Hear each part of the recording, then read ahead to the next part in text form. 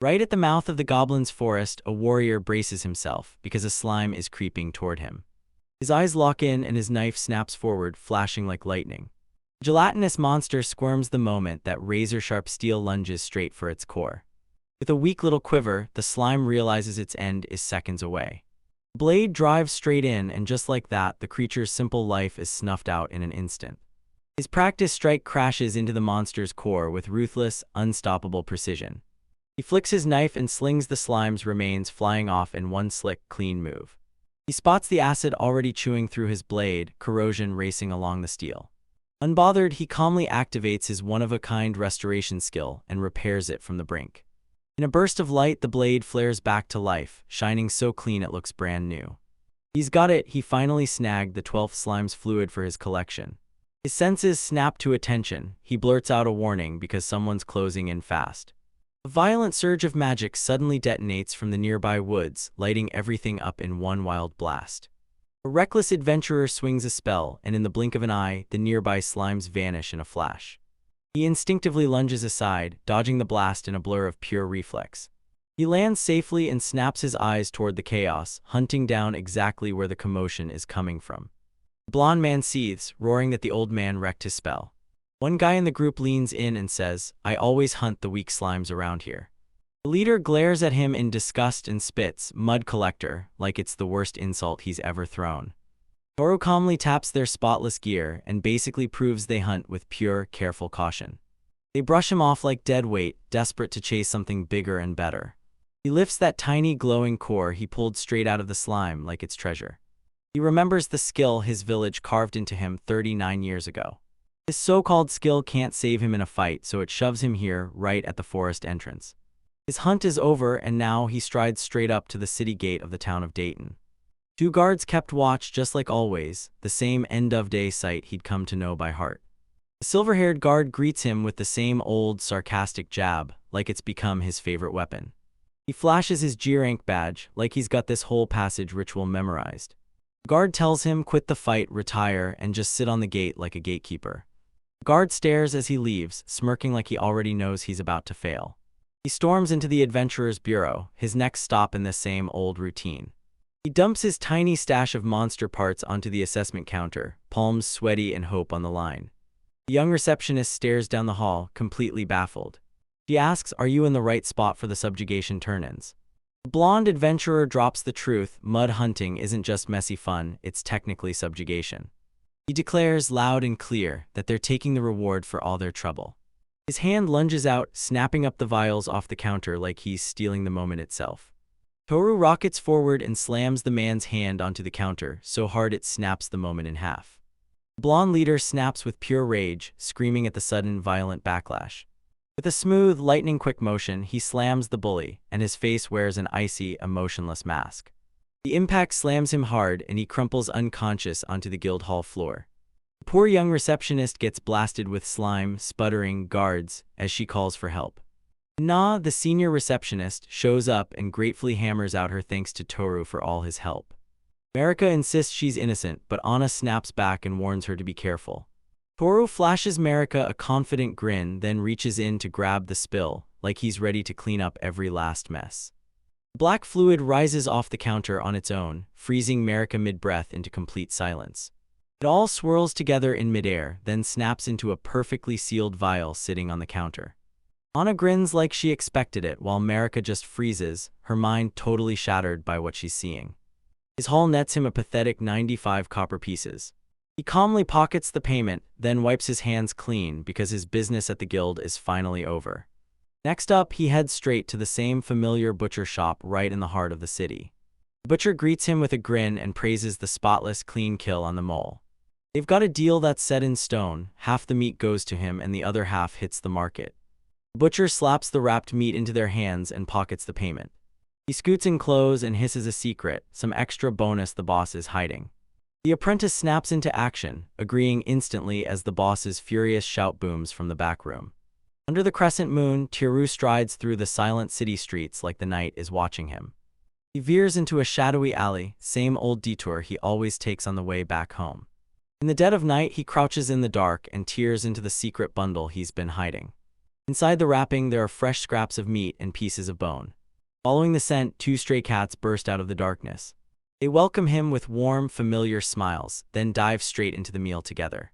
He keeps staring for a beat, and that hard, battle-worn gaze finally slips just a little. Out of the shadows, he realizes one thing instantly: where that presence should be, there's nothing. He pauses and realizes the third cat he's always spotted is gone. They clock that they won't get a bite while they're being watched, so he snaps, tells them he's out, and leaves. He strides into the dark alley and leaves the cats to chow down on their feast. His night ends at one last place, a warm, cozy boarding house where he can finally drop his guard. Ural, the elven landlady, greets him like a hero returns. He hands her the meat, and the welcome hits right in the heart. She beams at them and tells them his contributions always land like a lifesaver.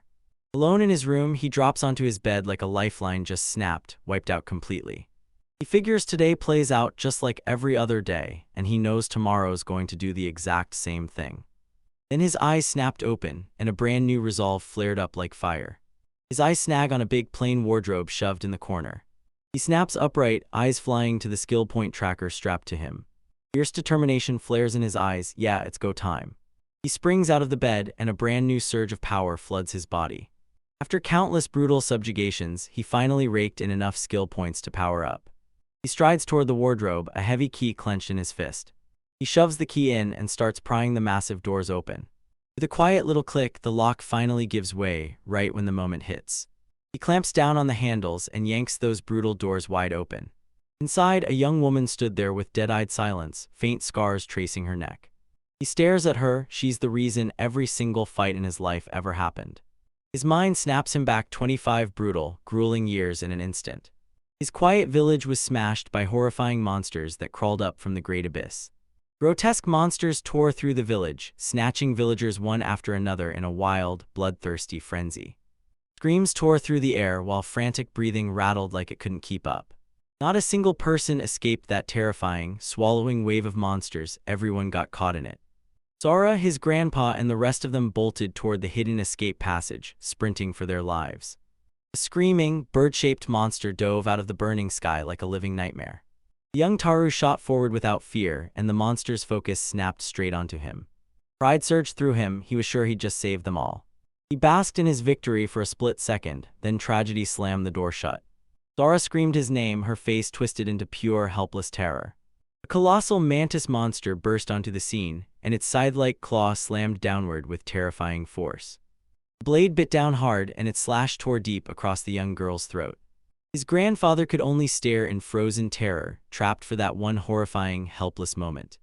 He slammed down his ultimate skill, stagnation, freezing time itself around her. The young Toro could only shudder, completely locked up by the terrifying scene. A desperate scream cuts through the air, yelling she's not finished yet, she's still alive. The monstrous mantis is crumpled and defeated, so they bolt down the stone path, fleeing for their lives. They storm into a medical temple, and the priests crowd around, checking the unmoving Sora in stunned silence. The head priest bluntly says magic can't touch her at all while time is frozen. If they dare to cast the spell, that deadly wound will take her down in an instant. The young Taro gritted his teeth so hard they ached, and in total despair he whispered, "No." The head priest finally drops the bombshell. There might still be one last hope to save her. He snaps to the stunned boy and declares that it's his own power, restoration, that holds the key. Toru snaps that his talents don't matter, because all he can do is rewind the whole world 10 seconds back. The priest leans in and declares it straight: leveling the skill won't just boost it, it'll completely rewrite how much power it has. His own stagnation finally hit level 10, and that's when its true power erupted. Hope sparks in Toru's heart, but the priest slams the brakes. This road's going to be brutal. He swears he'll do whatever it takes, and that promise kicks off a brutal road of suffering that he'll have to walk for far too long. With no real combat skills, he had no choice but to bolt. He couldn't fight his way to any points. A soft-hearted gatekeeper finally cracked, took him under their wing, and showed him exactly how to fight. He kicked off his brutal solo trek, hunting the weakest monsters before anyone else could. He watched countless others rack up points and score effortless parties, all thanks to seasoned veteran guides. By the time he hit 30, he'd mastered the art of slipping past danger and striking back like it was second nature. Years tore by in a blur of non-stop battles that never once earned a thank you. During the chaos, he tore through the attack and yanked a child to safety, at the cost of losing the strength in his left hand. That injury slammed the brakes on his already brutal grind to level up. Even with all his hard work, there's still no promise his wish will actually come true. And still, Toru pushed himself to the limit, grinding day after day without ever letting go of his one true goal. He clung to his unbreakable resolve, grinding through those brutal, endless years. His whole world narrowed to one goal: he had to level up first. Back in the present, he snaps upright on his plain little bed. His eyes blaze like the final spark from 25 years of relentless pursuit.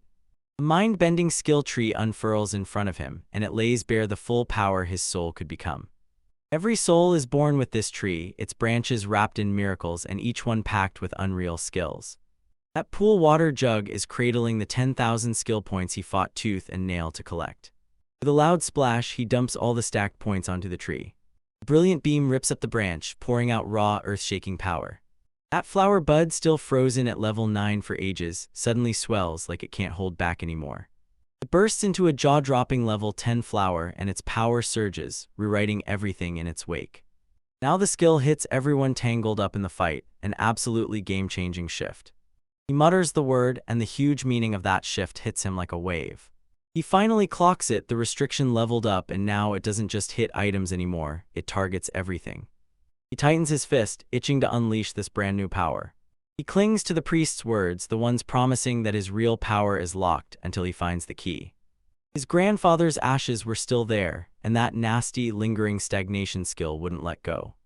He yanks open the urn holding his grandfather's remains. He grips the ashes in his gloved hand, bracing to unleash the cast. With laser focus, he finally unleashes the full, world-repairing power of restoration. Ashes burn in his palm, glowing with a ghostly, ethereal shimmer. He finally confirms his gut feeling and realizes something terrifying: even gods can't bring a soul back once it's gone. Then he snaps his focus to his crippled left hand. A brutal flashback of that moment rips through his head, bright, painful, and full of injury. He can't stop staring at the vision. Why is his old injury flashing back like it's haunting him? He spots a brand new fruit popping up on his skill tree. The fruit gives him time continuum perception. Suddenly, he can see the past like it's right in front of him. His hand gets wrapped in a blazing swirl of healing energy. He stares down at his hand and feels the surge of raw power rippling through it, fully healed and alive. He finally feels his blood pounding through his body again, like it's back for the first time in years. Emotion crashes over him as he tightly grips his completely restored hand. Then it clicks: his gloves aren't just armor anymore, they let him trigger the skill. A grim determination flashes across his face. His final test is waiting right around the corner. He drops to his knees before Sora, trapped in that wardrobe like time just stopped. Heart thundering in his chest, he prays, this time it has to finally work. He clenches his will, then unleashes the ultimate restoration with everything he's got. A whirlwind of her past slams into his mind, flashing memories like a brutal slideshow. For a long, breathless second, Sora freezes in place, her eyes going totally blank. He leans in, breath caught, terrified it's already failed. And her lips twitch, just a tiny flicker that whispers, I'm still here. His eyes bulge with shock and hope blooms like lightning. Her eyes flutter open and the world hits her like it's brand new. She blurts out, is this the afterlife? And he snaps back, nope, this is a closet. She bursts out of the wardrobe, spins in place, and scans that tiny room like something's about to go down. She leans in and asks if he needs an explanation, and he practically lunges for it. He's eager to hear everything. He lays out her grandfather's sacrifice and the brutal, years-long quest he fought through just to save her. He can't shake the fear that the woman in front of him won't even remember who he is. He knows that no matter how he rejuvenates his body, the old man still lives inside him. He grilled him about the other guy who'd been with her. She blurts out, was there another boy here when I got frozen? Toru keeps his face stone calm, but you can practically see his heart crumple inside. He tells her he's never heard of a single other person. He sighs, accepts what's happening, and scratches his chin like he's trying to crack the answer. Sora snaps her head up, and a sudden flare of recognition lights up her eyes. She calls out his same old habit, scratching his chin like it's second nature. She shrieks her childhood nickname, then launches herself into his arms. He demanded, so how long have you known? And she answered, ever since the very beginning. She swears it's real, and her eyes burn with sincere truth. She'd heard about that skill long before, because her grandfathers passed it down to her. She thanks him, but the words wobble, regret gnaws at her for the time that's gone, and her heart aches for his grandfather's death. He brushed his fingers through her hair and relief hit him like a wave. She was alive again. He pulls her close after 25 years, that crushing weight finally shatters off his shoulders. She says he's grown right past her. Riley fires back in agreement, and just like that, he's suddenly an old man. She tells him, "I couldn't believe how cool you became." He smirks and brushes off her compliment like she's only imagining things. He dodges the topic and blurts, "Are you hungry?" But the moment exhaustion finally catches her, her eyelids slam shut and she's out cold. He gazes down at her with a soft, calm look that feels like pure peace. He cradles her in his arms, and after all that struggle, his long quest finally breaks through. A brand new day kicks off at Ural's house boarding house. Sora jolts awake and finds herself right next to Taru, who's still knocked out cold. They steal a calm, breathless moment, right as a brand new life finally kicks off. Those tired eyes now glow with a hard-earned peace. She presses her fingers to her neck, and the phantom ache of that old wound flickers like a memory from another lifetime. Chapter 2 begins, their shared determination now set on the future. He leans in so close, his face is just inches from hers. He carefully traces her neck, and when he finds no lingering pain, he knows she's finally healed. Sora blurts out that the landlady has cooked up breakfast just for them. She slips a peek through the doorway and tells the landlady, Taru's awake. A mouth-watering breakfast sprawls across the table, practically begging them to dive in. Sora bursts out in pure, childlike wonder. This is the first meal she's had in 25 years. Toru lets out a laugh and tells Sora that saying that is downright hilarious. He rushes to apologize to Ural, the landlady, for dragging in that sudden guest. Ural's waves roll right past his apology, thrilled to back this brand new adventurer. Toru pauses mid-thought, eyeing the words new adventure as Sora starts digging into his food. Sora blurts out, "Wait, can I become an adventurer too?" He tells her this job is brutal, and now she's staring at the nightmare she's about to face. She swears that's exactly why she needs him, because it's the one reason she can't drop. With a radiant, determined grin, she declares exactly what she's going to do. Sora takes a huge bite of the meat, then blurts out, "That's insanely delicious." Ural leans in and tells them, "It's the mole's meat, Taru brought it right here." Toru can't stop thinking about how badly he wants to protect Sora from the scars of their traumatic past. He can't shake the fear that maybe he's just getting older and way too overprotective. And then it clicks, Sora treats every brand new moment like it's priceless gold. After they finish their meal, he promises he'll register her at the guild. Then he whips around to the landlady and fires off a bold request. He leans in and asks her to lend Sora some armor. Ural's getting uneasy. Her battered old gear has been through too much, and she fears it won't cut it anymore. Toru shoots back that he's got it. She swears he can handle the condition just fine. Ural storms back with the armor, only to spot that his robe's gone yellow with age and the breastplate is rusted to hell. Toru beams, thanks him, and grabs the bundle, then lays his hand right on it. With eyes locked in, he quietly calls on his brutal skill, Restoration. A sudden burst of light flashes across the armor, and it gleams in all its old glory, right before it gets reforged and renewed. Uro can only freeze on the spot, mouth hanging open, completely stunned. She blurts what just happened, her mouth wide open as the magical transformation leaves her totally speechless. Taru just calmly tells her, "It's a skill, sorry for startling you." Sora spins in pure joy, her fresh white and gold armor hugging her perfectly. Uro grins and says it's like, this was built for Sora. Sora grins and announces, "We're outta here," already pumped for their brand new life. They stomp down the noisy main street of the border town of Dayton, right through the crowd's non-stop rush. Sora soaks up the chaos of the market, eyeing meat hanging in neat rows at the butcher stall. He spots a fruit vendor shouting about his bright, juicy wares as the crowd rushes by. Caught in the chaos, she blurts out, "Is there a festival going on?" Toru flashes a calm smile and tells everyone, "Don't worry, this is just another normal day in our busy town." When they're finally close to the guild, he grabs her by the moment and orders her to go in alone. She demanded to know why he wouldn't come with her, her face twisted in total confusion. He says he'll keep his eyes from far away so nobody gets a whiff of what's really going on. Sora locks eyes with him for a heartbeat, and a thoughtful look settles on her face. She drops into a sudden crouch, clamps a hand to her stomach, and fakes the worst pain imaginable. She shoots him a sly look and promises, "I'll feel better if you bring me inside." Toru cuts straight through her performance, and the exhaustion on his face settles into a resignation he can't shake. He mutters under his breath while people who pass by stop dead and stare at the drama erupting in front of them. He lets out a heavy sigh, then decides he'll have to fake a younger look for a while. Sora pops up instantly, telling him he doesn't have to change a thing about his look. By the fountain, she demands to know if he messed up, and he sighs out the truth. His terrible reputation is already doing the talking. He finally admits it, being an ancient, low-ranked adventurer is nothing to brag about. Sora blurts out full of fire that she's proud of him. She tells you she went straight to their landlady and pressed her for one thing, just how brutal his life has been. She swears that no normal person could survive 25 brutal years of hardship. He leans in and asks, "Do you really feel that way?" even while he's clearly just an old man. She reassures him, saying he's just this awesome old man in her eyes. Her heartfelt words hit him right in the chest and left him feeling fully seen. Their conversation ended, and they finally sprinted toward the Adventurers Guild. Inside, a huge contact board clutters the room, every inch packed with written party requests. Sora blurts, "What's this board even for?" and Toru breaks it down, making its purpose crystal clear. She's instantly hooked and leans in, asking him straight up if he's ever written anything about it. He shoots back with a grim look, saying he's never needed, and he means it. 3 drunken adventurers from the day before stagger in, right as they watch from their table. Toru and Sora stride up to the registration counter, and the smug crew smirks back like they've already won. Na, the senior receptionist, beams at Toru, shocked he's back again this soon. Sora beams and tells everyone she's still not an adventurer, yet. Anipali keeps it polite, but she bluntly asks what they are to each other.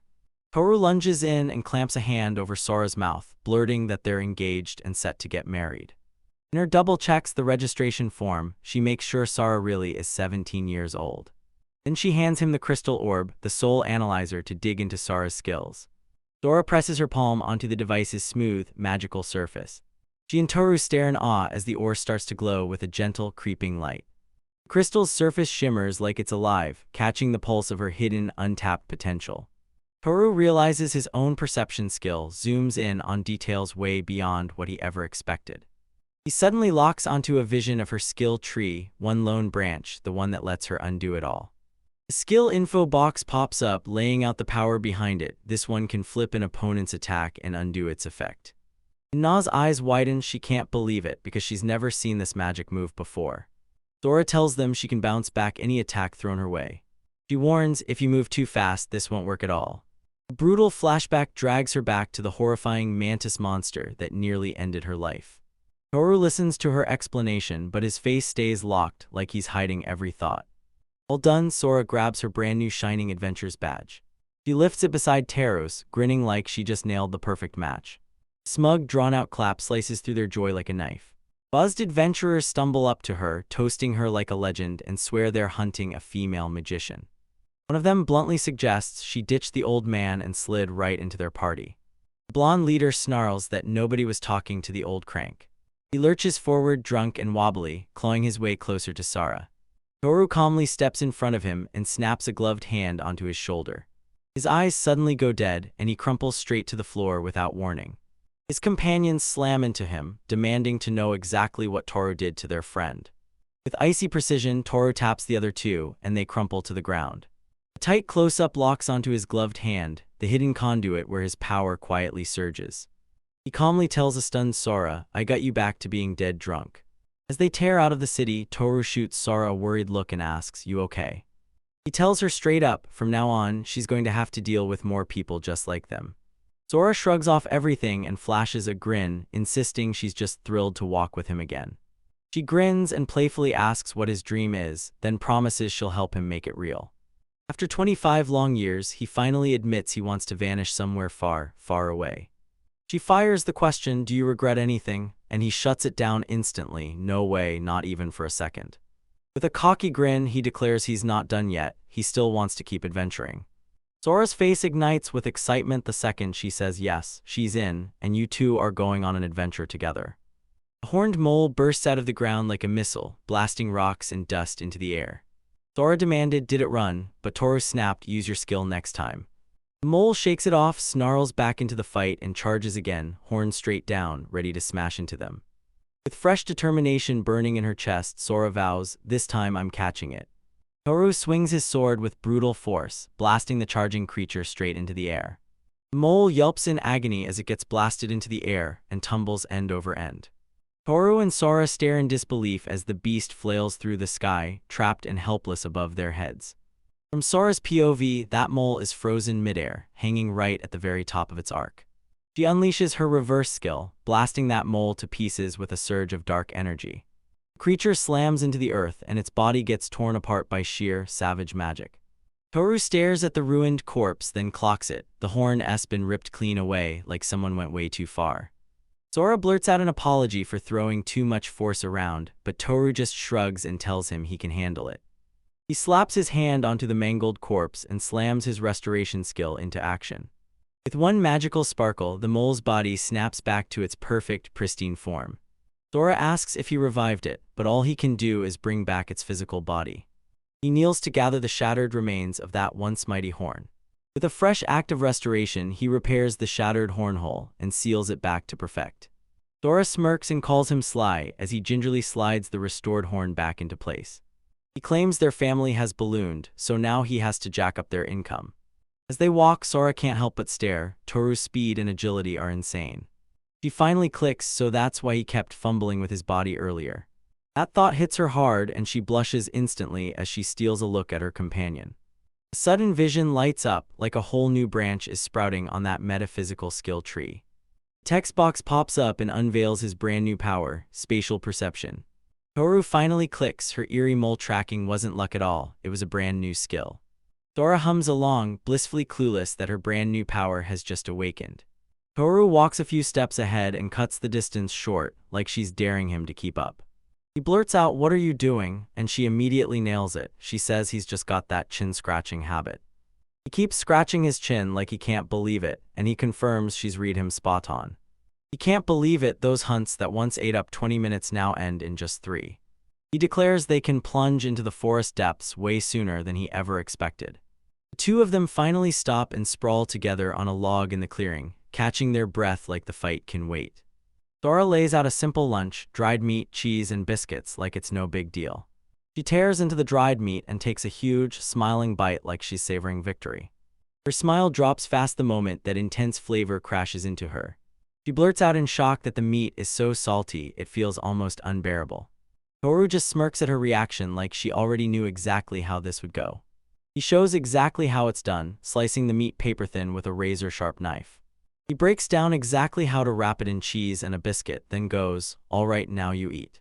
They dig into the meal together, and this new flavor combo hits so hard it has them both grinning like, "Yep, we've gotta do this again." Toru grills Sora, demanding she tell him what she's clocked about their surroundings. He rakes her over with praise for how she's locked onto every tiny detail in the forest. He lays it out, the edges of the goblins' forest aren't wild at all, they're a logging zone. Sora asks if that means they're cleaners, and he grins back, "Nope, exterminators is the right word." She asks how many skill points he's got, guessing right there in 3. He makes it crystal clear they only earned 1 lonely point total, and Sora's jaw drops in pure shock. He lays it out, those points get split up between everyone, and it's a brutal grind for all of them. The truth of his 25-year solo grind, done for her, slams into Sora like a gut punch. Overwhelmed, she slings her arms around him and blurts, "You're so cool." He leans in and tells her straight up, today he's going deeper into the forest for a reason. He slams his hand down and declares their next target, the goblins who gave that forest its very name. The two adventurers press onward side by side, deeper into the ancient woods where the trees feel older than time itself. A sudden rustle from the bushes nearby snaps Sora into panic. Toru's on edge, every sense is razor sharp, and he's ready to strike the second trouble moves. He grabs her attention and orders her to stay sharp, because the goblins are moving in packs and they're hunting together. The goblin erupts from the bushes with a blood-chilling shriek that slices through the air. A hulking goblin slams into the battlefield, charging ahead with a jagged wooden club in hand. Another goblin springs from the side, claws snapping out like blades meant to tear him apart. The third fighter springs off the ground, launching upward to hit from right above. Toru darts through the chaos in a blur, slipping between every goblin attacker like he owns the battlefield.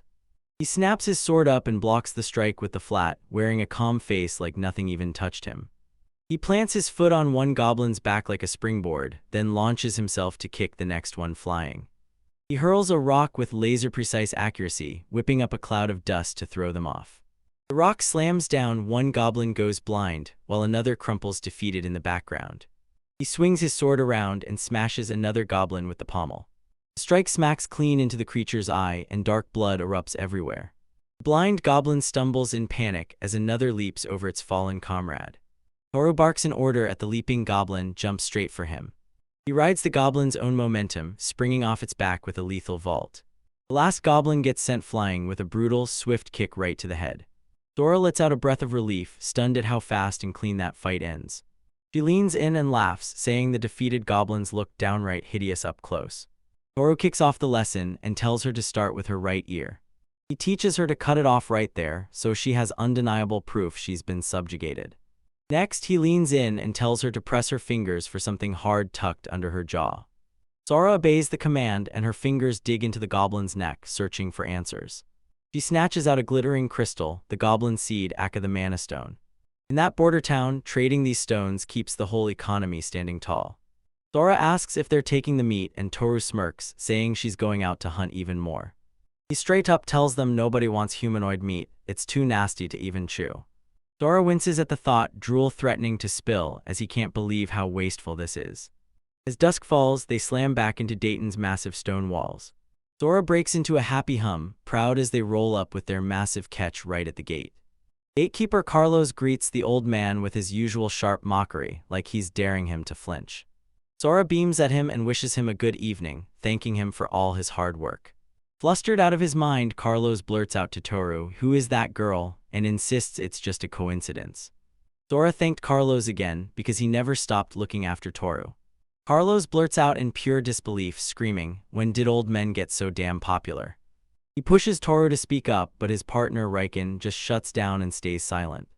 Carlos presses Riken on why he's so stiff, but Riken dodges the question and won't give him a real answer. Toru orders Sora to get the hull inspected while he races off to the butcher. Inside the guild, Sora blinks in shock because the hall is packed wall to wall.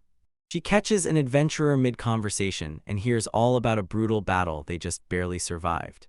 A female adventurer points at the spiky-haired young man and blurts, "You saved me," with full-on admiration.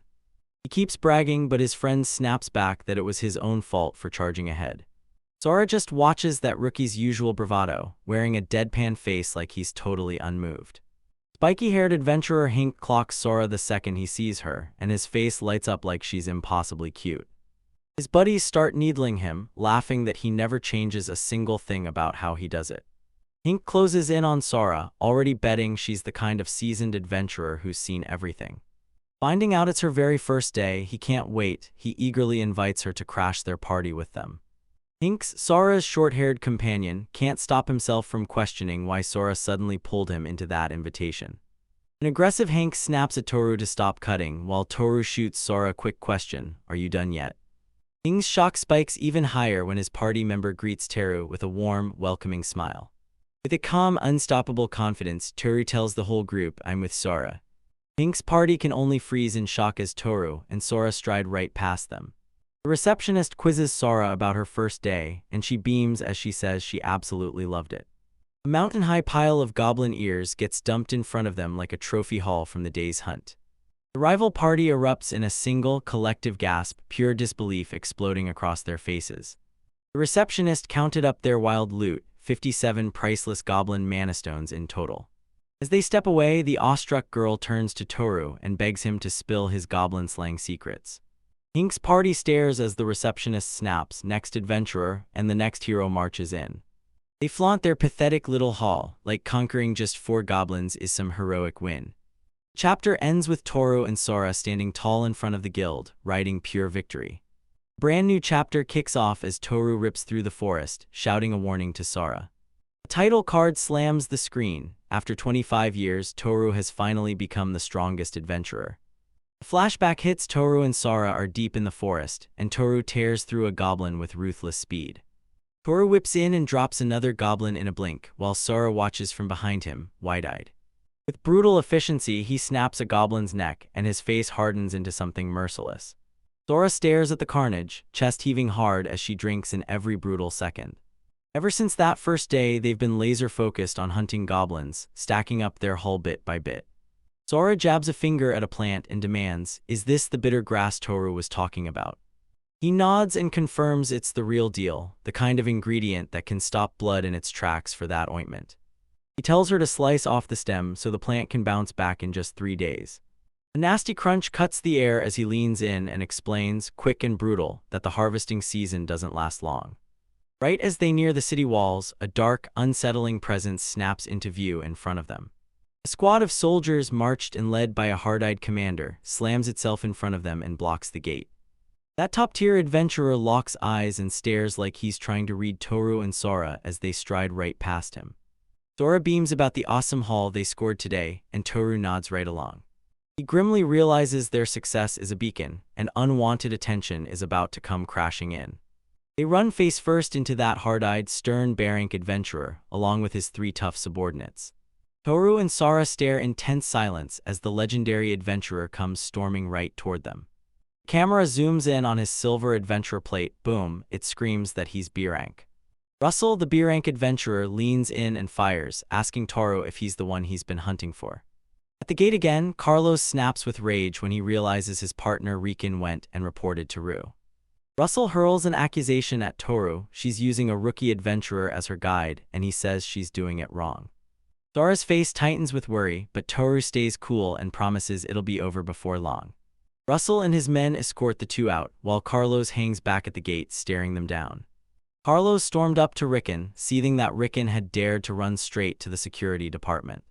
Riken snaps back that Carlos better show him real respect, because he's the senior. He snaps back, insisting Toru clearly broke the guild rules. Carlos snaps with rage, insisting Riken is the one who should be beneath him. Riken slams a punch into Carlos, roaring that Toru has busted his whole life to get where he is. Riken drives the punch home, letting all his fury explode because Carlos' jealousy pushed him over the edge. Carlos breaks into a cold sweat, completely stunned by how ferociously his partner is raging. He scoffs and snaps back that no matter how hard Toru busts his ass, he'll still stay stuck at the very bottom. Riken fires back, reminding him that Carlos has personally told Toru to retire, over and over again. Carlos admits he only talks like that because he knows the stubborn man will never, ever quit. He demanded why Riken cared so much, but his partner snapped their gaze away and refused to say a word. Carlos keeps pushing and it freaks him out. Why would Riken care this much? A flashback rips the curtain back on a younger Riken, completely lost, totally baffled, and stumbling into his very first days as a brand new adventurer. That memory hits hard. Toru stepped in and helped him when he was nothing but a total beginner. Riken growls that the security department shoved a Barank at him for a simple guidance job. Toru and Sora stand there stone-faced, while Russell and his men circle them like a tightening trap. They're marched into a huge, gold-laced training ground just outside the city walls, and it looks like a battlefield waiting to happen. Russell lays out the arena's purpose as they step onto the platform. Sora blurts, "What is this place?" and Toru leans in to explain it's a pseudo-miasma formation. This place lets you unleash monster-level skills on regular people. Russell yanks a training sword off the rack with a thunderous rattle. He stands locked in, blade gripped tight at his side, and the moment battle starts, he's already ready to swing. Right before they start, Toru leans in and asks Russell, "Can you hear me out?" He says, "Relax, I'm not using Sora, I'm here to forge her into an adventurer." Russell throws down a challenge, "Beat him if you want them to prove they've got what it takes." Toru swallowed his pride, and when the duel came, he accepted it, no escape. He begs to borrow a sword, and Russell just shrugs, "Take whatever you want." Toru pulls a handful of swords from the rack, but none of them feels right, none of them are good enough. Russell starts tapping his foot, telling him to hurry and quit being so damn picky. He shoves a wooden sword into Toru's hands and sneers at him for pretending he could play at being a real warrior. Toru snatches up the plain wooden sword, his face calm, too calm to read. After a beat, he smirks and says he can swing this one with zero trouble. Russell clenched his teeth, seething at Toru's rock-solid confidence. Two rivals square off across the massive training arena, staring each other down like the next move decides everything. Russell's guy yells for the match to start, and Sora leans in, watching like his life depends on it. Russell bursts into action at once, lifting his sword high above his head, poised to smash his next strike. His men burst out that he cracked his full spirit ability right from the very start. He swears he'll finish this fight for good with one single, crushing blow. Toru calmly tells Sora to keep her eyes locked in, and it blows Russell's mind with how bold he's being. Russell explodes with rage. Some G-ranker actually has the nerve to step up to him, and they're doing it alone. Rage clenches his teeth as he coils up, ready to explode forward and crash into his opponent. He rages out loud, screaming at the sheer audacity of some Jurank like Toru. As he swings, horror hits him. His martial arts skills won't work at all. Toru watches him without blinking, eyes narrowed to razor-sharp focus. With zero effort, he deflects Russell's clumsy, totally obvious strike using only a wooden sword. In a lightning-fast move, he rips the Buranker's weapon away, then his sword rockets through the air. Toru drives a bone-shaking punch straight into Russell's gut, crushing the air from his lungs. Russell gasps in agony, crumpling onto his knees, defeated in the blink of an eye. This Aboridates can only blurt out his name, stunned into disbelief. Toru slaps a hand on his shoulder, calls the match finished, then whips around and heads out. He tells Sora it's time to move, then leaves the defeated Buranker crumpled in the dust. Still kneeling, Russell snaps his head up in pure shock when he feels his power roar back to life. Suddenly he jolts, his fighting spirit is back, blazing like it never left. Humiliation fuses into fury, and he unleashes his ultimate attack, an enraged, raging fire strike that hits like a war cry. Toru screams a warning to Sora just as a colossal blast of fire explodes into the scene. A fiery phoenix bursts into the air, then it snaps back and swallows Russell whole, burning him from the inside out. Russell lets out a blood-curdling scream as his own unstoppable power swallows him whole. His men erupt into panic, shouting for water, while Toru and Sora watch him like it's nothing. That night, Sora cornered Toru and demanded to know what he'd been doing during the fight. Toru plays dumb, then breaks into a song while Sora happily chows down on Dango. Sora vividly remembers Russell's shock when his sword refused to burst into fire. She also points out that Toru's attitude in the fight was pure, intentional provocation.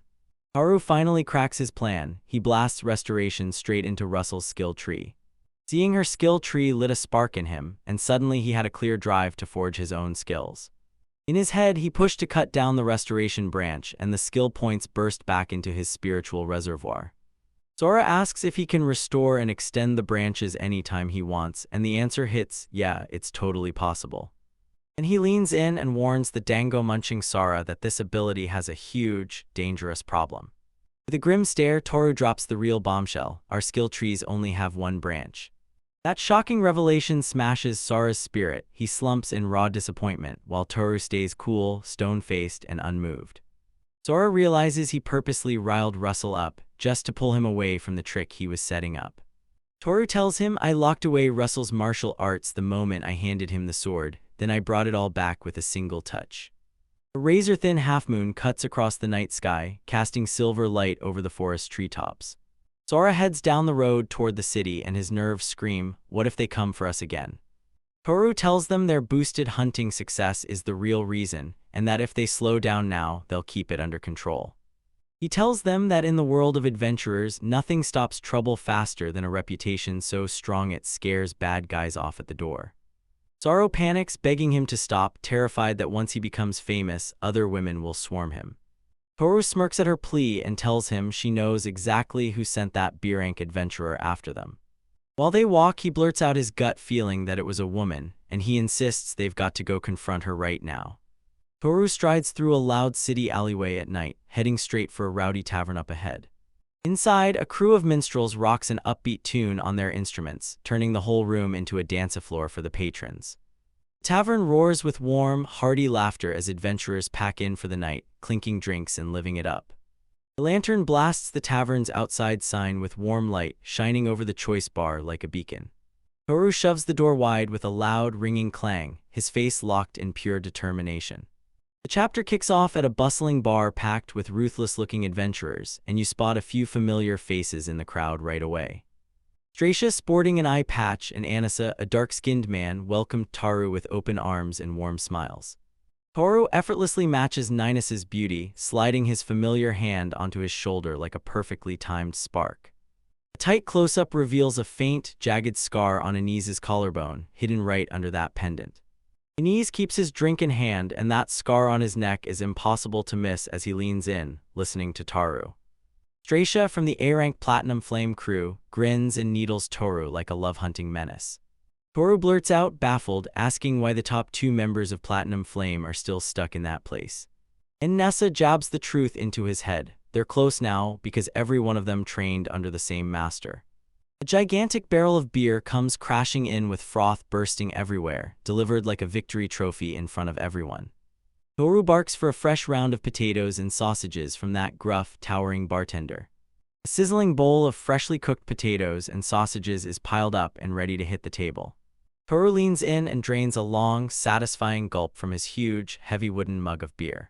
He leans in, shoots Troy the bartender a compliment, and tells him the food is just as delicious as always.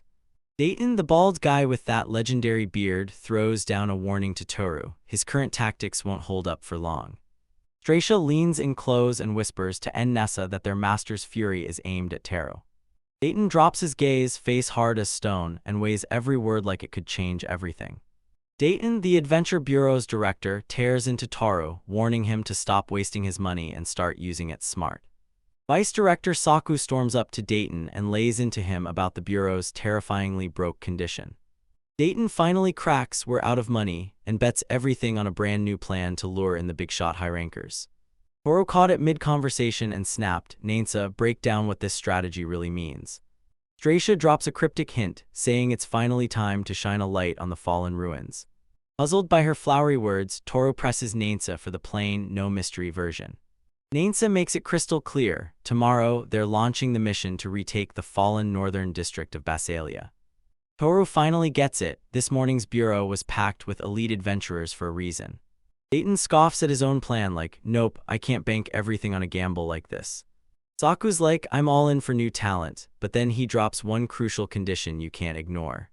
His eyes narrow sharply as he declares, loud and certain, that raw talent only matters when it's matched with a top-tier user.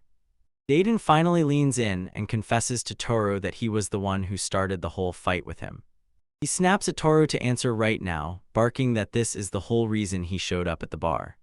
Saku snaps with icy authority, demanding Toru let the girl go. She's got a rare reversal skill, and she's been riding with him. Toru locks eyes with him calmly and flat-out tells him, "Stop messing with my party from now on." Saku shuts the request down cold, snarling that talent shouldn't be squandered on something worthless. Eustrasia gently scolds Saku, telling him his words are coming out way too sharp. Saku's eyes snapped wide with shock the moment he clocked something strange about Nansa. He jabs a finger, demanding answers. Where did the big wound on Anisa's neck go? Nanasa freezes in shock, his hand trembling right above his skin, now perfectly smooth with every scar gone. He grabs his neck, staring in total disbelief. How in the world did that old wound just disappear? Stracia locks eyes on the unfolding chaos, her mind racing with cold, calculated intent. Toru takes a calm sip of his drink, acting like the whole chaos doesn't even exist. Stracia offers up her magical eye and dares to investigate that miraculous healing herself. She snaps her eye patch up in a dramatic flourish, ready to reveal the special technique only she can pull off. A tight close-up locks onto her revealed eye as she fixes her focus on Vanessa, while Toru watches from the side, spellbound. Toru smoothly cuts through the drama, confessing that he's the one who healed that scar. Stratia slams Nansa's head, cackling like, "Toru confessed that fast." Nansa's still totally lost, so she grabs Toru and demands, "Explain what you mean." Toru shatters expectations when he reveals his restoration skill is now so strong it can mend even old, forgotten wounds. Overcome with emotion, Nansa pours out heartfelt thanks to Toru for the incredible gift. Saku leans in, eyes wide, and blurts out, "So what else can Toru's new power do?" B-rank adventurer Russell storms in, swearing he'll rip the director's seat right out from Dayton. Toru shrugs off the outburst like it's nothing, then calmly demands more turnip, striped meat, and another beer. Dayton rips into Toru, shouting that they need answers. What in the world happened to their all-important discussion?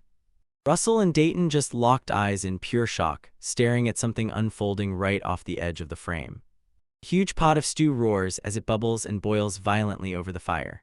Every single head in the bar, Stracia, Nansa, Choi, the whole place, locks onto Dayton and nobody breathes a word. Saku admits restoring things is an incredible power, if you use it the right way. Dayton stood there totally confused and panicked and blurted, "What did I do? What's happening right now?" Nansa snaps at the director to check his own head while Dayton yells in total confusion. Clutching his face in terror, Dayton realizes his glorious hair and beard are completely gone. As he demands answers on how this even happened, Toru stays stone calm and tells him he only made him look younger. Dayton explodes into a raging roar, screaming that Toru has really been wasting that useless skill. Russell snaps that Toru's only skill is silencing people, and says he should be locked away for good. He blurts out his fear that once this power's out in the open, priests will come crawling, begging him to give their hair back. Dade dramatically declares he's going to trap his adorable favorite disciple inside his own house. Stracia cracks a joke that his retirement plan is already locked in, so everyone should kick back and enjoy this farewell party. Right through all the chaos, Toru bursts out and declares, "I've got 2 conditions for you." He tells his party, "Stay out of my way," and orders anyone who dares to interfere to be wiped out. Sako twirls his goblet and leans in, demanding to know what reward they'll get for agreeing to those terms. Toru freezes for a beat, weighing his answer while Stracia and Nainsa stare him down. He draws a line in the sand and promises them, give him half a year and he'll climb straight into their A-rank spot. Stratius grins, hooked by that reckless claim, while Nainsa stays stone still, showing nothing. Sokka shrugs it off as pure big talk, then taunts Toru, "Hand over your partner and I'll get you the faster way." Nainsa leans in and tells Toru straight up, there's no way, he doesn't have the knack for nurturing anyone's talent. He leans in and hammers it home, 10 whole years, and Platinum Flame has been the only S-rank party. Dayton bursts into a booming laugh, absolutely thrilled by Toru's nerve, and pushes him to keep talking. Go on, say more. He rants that the new director built a system that basically dares people to retire early. Toru says it straight, he's not here to stir up trouble, he's here to keep working. Dayton's hard edge melts away and he ushers Toru to stand at his side, claiming he wants no more than enough. He leans in and asks how much longer Toru plans to keep riding this life, clearly feeling just how badly he wants to stay an adventurer. Toru vows that one day he'll climb to the same legendary heights as Dayton and Saku. His true goal bursts into the open, to seal the terrifying miasma hole and finally earn the title of the Great Hero. A bigger-than-life vision bursts onto the scene as a mysterious figure is crowned with the legendary title, Great Hero. Stracia soaks up his bold declaration, Nainsa snaps a salute right back, and both of them just wait, ready to cheer as Toru proves it. Toru, Stracia, and Inessa raise their drinks and clink glasses for a toast like they're daring the world to try them. Joy tells Teru to roam wherever he wants, swearing he'll take care of every trouble that dares to show up. Hands steepled together, Choi fixates on Toru with a cold, calculating stare. He realizes Toru's still suppressing his real power, and that makes him a terrifying threat to keep anywhere near. Choi steps up and officially agrees to Toru's terms, vowing to keep his subordinates tightly under control. He throws in his own condition, then demands constant updates on Toru's next milestones. Toru lets out a grin, totally relieved that they accepted his proposal. He slaps one single coin onto the table to cover his drink. Once the business is done, Toru slips away, brushing off Choi's desperate request for those old stories. The tavern door slams shut behind him as a voice from within calls out, wishing him well. Toru bursts out of the tavern's cozy glow and into the pitch-dark night. Russell asks if it's smart to let him go, but Choi snaps that Toru's nothing but stubborn and obstinate. Choi trails off mid-sentence, and a strange, thoughtful look takes over his face. With his shiny new bald head, he's just left there grieving, because he's convinced he won't be able to go home. The very next day, 2 colossal caterpillars are hauled in, and their massive bodies get tightly cinched with thick rope. At the butcher's shop, Toru snaps out razor-precise instructions on exactly how to prep the meat.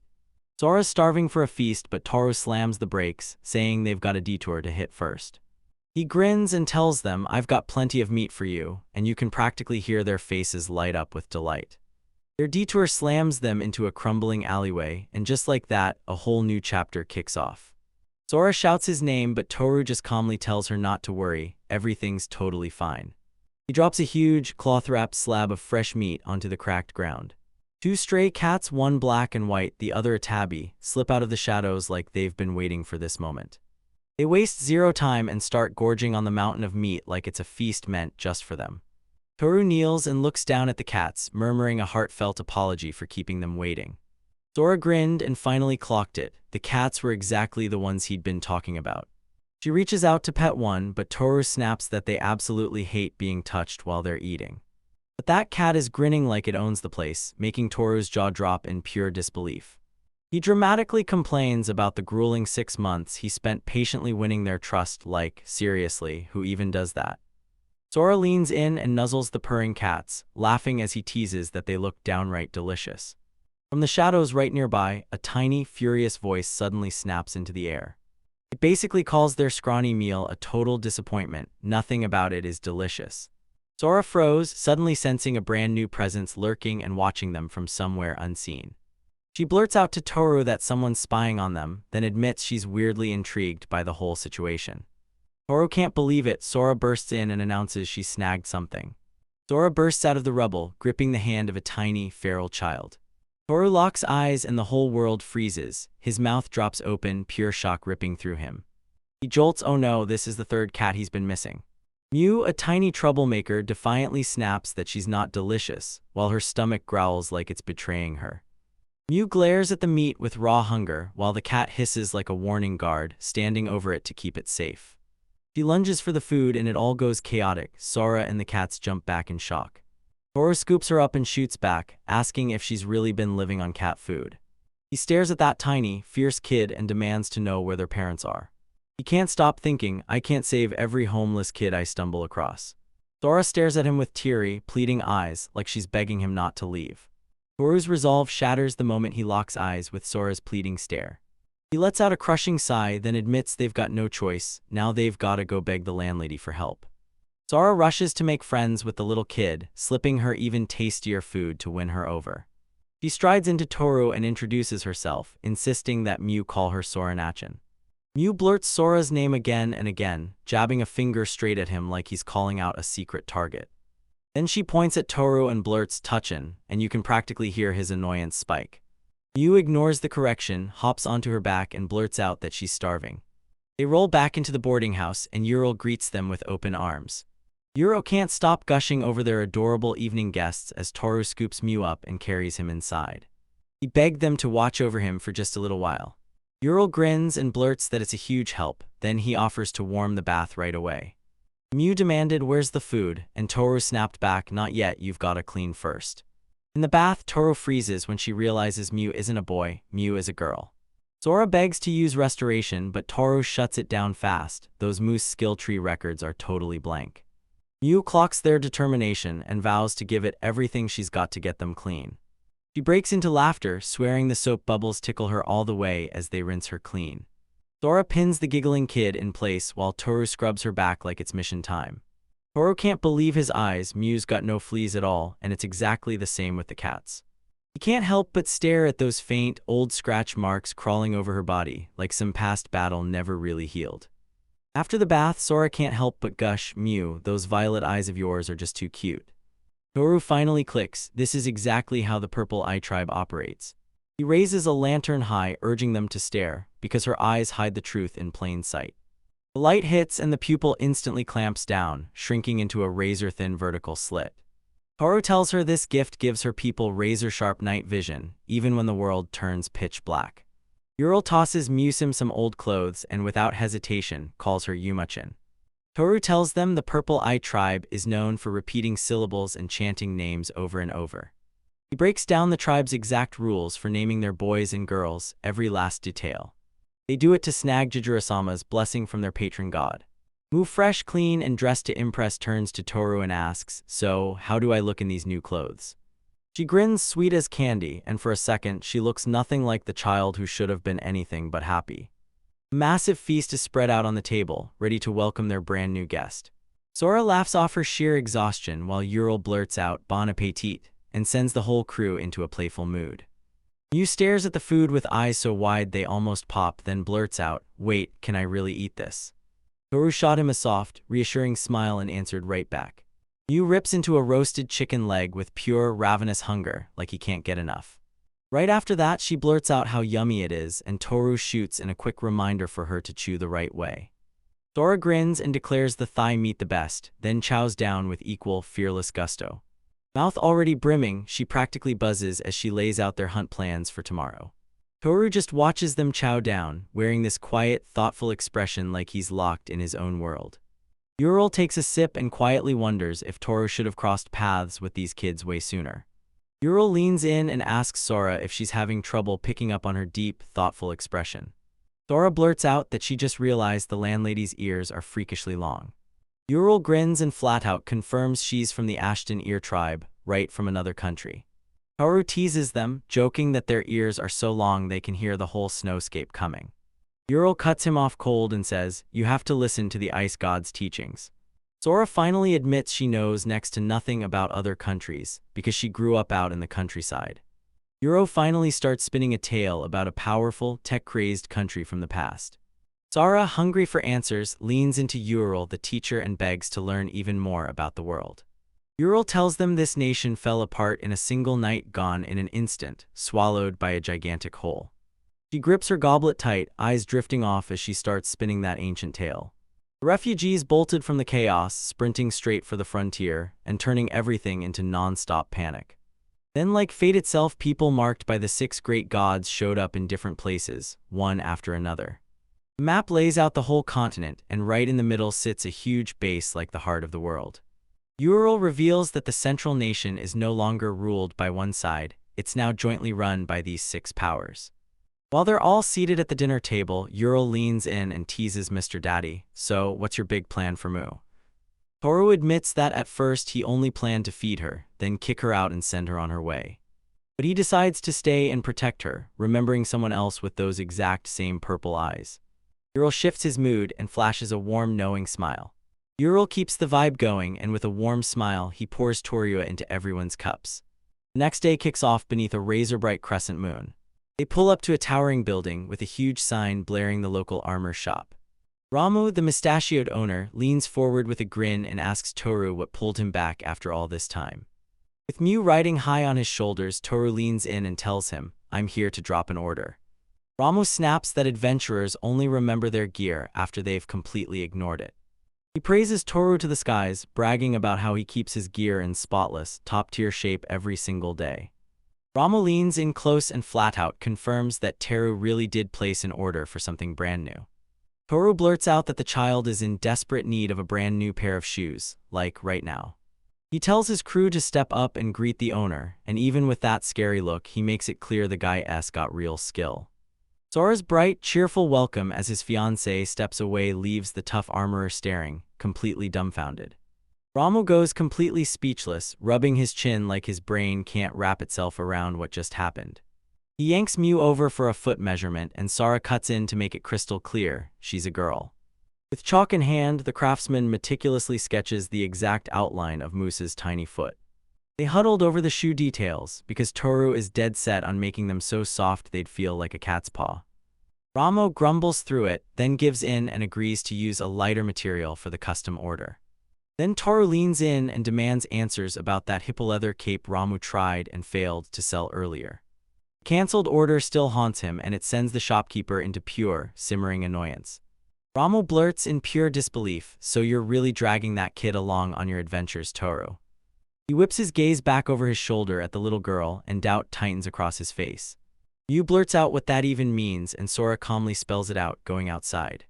Ramu scoffs hard, sneering that it's a waste to forge gear for a kid who won't last long. Toru refuses to back down. She insists that even with her small frame, the girl is wildly talented. From the window, Sora and Mew stare as Ramu wrestles with Toru's confident words. Toru leaned in and demanded the owner keep his mouth shut, because he was about to unveil a secret only he could show. Ramu freezes in disbelief as the mangled armor in his hands snaps back to brand new perfection. Mew shoots back, "Was that a greeting?" and Sora grins, saying, "Nah, it's just code for I gave up." The armorer demands to know the trick, because from where he stood, absolutely nothing happened. Toru shows off his skill like it's unlocked for real, and Ramu blurts out, "So you finally pulled it off." Ramu can't contain the joy. He yanks his old friend into a hug and screams, "I finally did it." Then it hits him hard that this brand new power could wipe out his entire repair business overnight. Toru steadies him and promises, "We'll keep living adventurers together right by my side." He leans in and asks Ramu straight up, "Are you ready to take the job and make the shoes now?" Ramu lights up and enthusiastically agrees, swearing he'll whip up an awesome product for the kiddo. He runs his hands over the restored armor, and every heavy clang rings through the shop like a battle calling. He blurts out, stunned, asking how those tears got sealed up with 0 repair scraps. Toru tells everyone that his restoration power is so strong now, it can even bring back what's been lost. Ramu's eyes flare with excitement as he pictures wild possibilities for rare materials like dragon skin. He wonders if even priceless white ferret leather can be copied. Toru snaps and makes it clear there's a hard limit. It can only bring back around 30% of what got lost. He's convinced the brain just can't identify a material when the piece is too tiny. Ramo clocks that Hill needs a pretty big chunk of armor before his plan can even start. He smirks and insists his connections will handle everything, then he swears he'll leave Taro in his care. Two old friends lock eyes, then gasp and clasp hands, clasping pants to seal their brand new partnership. From behind the wall, Mu pops out with wide eyes, staring at them like he can't believe what he's seeing. Sora watches it all too, her face glowing with a soft, happy smile. Their next stop is that massive, towering Adventure Bureau building, looming ahead like a quest waiting to explode. Inside, a bunch of adventurers huddled together, trading whispers about the wild rumor that Toru set a beer anchor on fire. They even add that he overheard the pretty girl beside him unleash a never-before-seen magic skill. Mew blurts out, "What place is this?" and the whole gossiping crowd freezes, staring at her like she just blew their minds. Haru bursts into the guild hall with Sora right beside him, letting out an excited moo. The other adventurers are totally thrown off by a kid standing right there beside that infamous old man. One of them blurts out, "Wait, she calls you father, even though you don't even look related." Toru guides Mew straight to the contact board, and suddenly everyone's whispering about remarriage like it's the next big move. Toru tells everyone to shut it and Mew fires back with pride, "Don't worry, this is Tuchin's job." Sora grabs the chance and tells Mew, "Come on, I'll show you my new juniors around the guild." She dumps the little girl right in front of a huge, chalk-covered board mounted on the wall. Sora tells them this is where adventurers jot down their dreams and Mew blurts, "Then I'm writing too." Mew's brand new shoes went tap-tap across the floor as pure excitement lit her up. She shoots a burst of excitement toward the tall board, itching to carve her name into it before she's even left the spot. Toru scoops her up in his arms and she immediately asks, "Is this okay?" He grips her steady as she stretches for the board.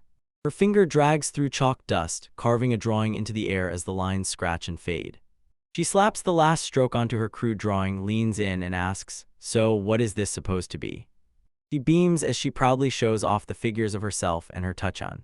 Sora leans in for a better look and his stomach drops when he realizes the two cat-like figures are Kuro and Shima. Then she jabs a finger at a plain stick figure, daring you to tell her if that's supposed to be her. Haru looks over the finished drawing, smiles like he nailed it, and tells everyone, "All right, time to head to the reception counter." Sora's spirits dip instantly as she realizes the family portrait left her out. They slam up to the official adventure registration counter. The receptionist's notes read, "Mu is 6, and that's exactly 2 years younger than the minimum age of 8. Toru snaps that it's totally fine, because she's a magician so she won't get anywhere close to real danger. The receptionist digs in her heels and won't let it happen, so Toru presses her, demanding to know exactly why. She says the Purple Eye Tribe's first move is a shockingly rare electric sense. Because it's just a detection skill, it won't help you grow into the kind of adventurer that gets stronger with every step. Toru backs it up because whoever owns those skills can't rack up a single skill point. He leans in with total confidence, tells her there's no way this goes wrong, and orders her to go ahead with the test. The receptionist squints like she doesn't buy it, but without a word, she gives in and nods. She snaps, "Mew, put your hand right on the soul analyzer orb." Moot can barely wait, she lunges forward and presses her tiny hand onto the crystal ball. The orb flashes, proving she's from the purple trunk, lightning spirit tree royalty. The receptionist stares at the result, face carved in pure seriousness. Haru just stares, calm as ice, because he already knows exactly how this ends. The receptionist blurts out that Mew's possessed skill is the insanely rare electric spine. Toru grins and explains that this counterattack magic will let her rack up skill points fast. The receptionist nods with relief, swears it'll be smooth, and hands over the tag. Mulux pops up to Toru, and you can see she's thrown off by how effortlessly it all goes down. Toru flashes a proud smile and presses the newly registered adventurer's official tag into their hands. A razor-close shot zeroes in on the tag, a blazing symbol of Mew's fresh start. Once the registration was done, Toru lit up and announced, "Now we can finally go hunting." He whips around and there's Sora, still stuck at the contact board, perched up on a stepladder like he's been waiting to pounce. Sora grins and proudly declares that her edit is finally done. Mew tilted her head up at him, eyes wide with pure curiosity. Toru yells for Sora, telling her they're finished here. Finished drawing now shows Sora grinning, bunny ears and all, joy blazing in every line. Mew clenches her fists, determination igniting her face as she throws her head back and yells, "All right." A brand new chapter kicks off and it's all about the party's youngest powerhouse, Mew Reborn. Sora's jaw drops as a dazzling spark of light zips across and smacks straight into Teru's hand. Toru tells them it's Mew's raw, built-in magic, an automatic counter he can unleash called Electric Spine. Mew blurts out that after that first spark, the maddening itch she's been stuck with for ages finally disappears. Sora jolts in shock when he realizes every last one of the kid's fleas is completely gone. Toru pats the moose head again. Bam, he proves the pest-repelling skill is the real deal. In this strange metaphysical realm, Toru peers at her skill tree and zeroes in on the branch that represents Mew's razor-sharp skill. He remembers using his own restoration technique to wipe her skill clean back to absolute zero. That discovery sent shockwaves. Mew was born with 3 hidden skills. He also spotted a huge, mysterious orb tucked deep among the roots of her spiritual tree. Back in the forest, Teru grabs Mew's attention and tells him to lock eyes with him before they take the next step. That sudden, brutal focus slams the world dark again, and Mew feels like she's trapped back in a lonely alley. Toru leans in and asks what's wrong, because her earlier fire has completely burned out. She looks up with pure fear in her eyes, and Mew asks if he's about to blow up at her. Toru and Sora stare down at the trembling child, their faces filled with raw, gut-wrenching concern. Toru's face softens as he leans in and tells her, straight up, that he's happy she's stepping up. He drops to one knee, telling her not to worry, and Mew shoots back, "Do you really mean it?" Mew swallows her fear, regains her nerve, and locks eyes with him. A connection snaps into place, her violet eyes flare wide as she looks straight through him, into his very soul. She blinks into a bizarre space, staring at a weird tree that sprouts out of nowhere, and immediately starts asking what the heck is going on. Toru points her to the glowing orb nestled in the roots, telling her that it's her special ability, because it kicked in the moment she shared. He finally gets it. Her old fear didn't come out of nowhere. It was born from this power that lets her share feelings with everyone around her. People must have gotten it twisted, thinking she was some evil little menace, and then forcing her to live with cats. Back in reality, Toru gently pats her head and asks, "You okay?" Mew launches into a relieved hug and wraps her arms around him like she can finally breathe again. They rush back to the metaphysical tree, and Toru orders her to dump those skill points right onto the big bump in the center. Mew tips a spooky jug, and a rushing stream of energy pours straight into the trunk. That hidden bump starts glowing, then it shoots upward fast, sprouting into a brand new branch in no time. The branch hits level 1, boom, a brand new skill unlocks, Electric Radar. Back in the forest, Toru leans in and asks her if she's ready to unleash her brand new power. Mew can't wait, she nods eagerly, fists tight with pure, focused determination. The tiny body explodes with raw energy, sending a bright pulse blasting outward. A shockwave rips through the trees, painting the whole area as it spreads. The radar whips over the forest, slicing through the trees and pinging every single thing it hits. "I shot something over there," Maya's point at it like right now. Sora just freezes in pure disbelief, staring at that kid like, "How are you using 2 skills now?" She blurts out to Toru that she's totally lost. None of this makes even a bit of sense to her. He calmly confirms that Mew was born with the potential to master 3 skills. Spreading out behind the radar ping, Mew drives them deeper into the woods, steering the whole crew with a sharp point. Their target snaps into focus, just a dumb gelatinous slime monster made of pure goo. Toru hoists Mew onto his shoulders, and she whips around with a razor-sharp rock, lining up her shot. With a fierce shout, she whips her arm back and hurls a tiny stone with everything she's got. It punches straight through the slime's core and wipes it out on the spot, and Toru can't help praising her perfect shot. The slime melts away into nothingness, and Sora can't even find words. Mew frets, asking if she did okay, and Toru shoots back that she crushed it. He realizes her limited skill is way more powerful than he could have ever guessed. Sora playfully tussles Mew's hair and grins, saying her tiny little sister has no chance of beating her. Mew glances over his shoulder with grit blazing in his eyes, already itching for the next fight. Toru warns her the next step is brutal, but she refuses to back down. She's sure she can pull it off. With a cocky grin, Mew declares, "All right, I'm going back to the tree." In the spirit realm, a hand reaches up and lands on the very last, highest bump atop the tree. Once again, the jug of skill points is ready, about to spill its power everywhere.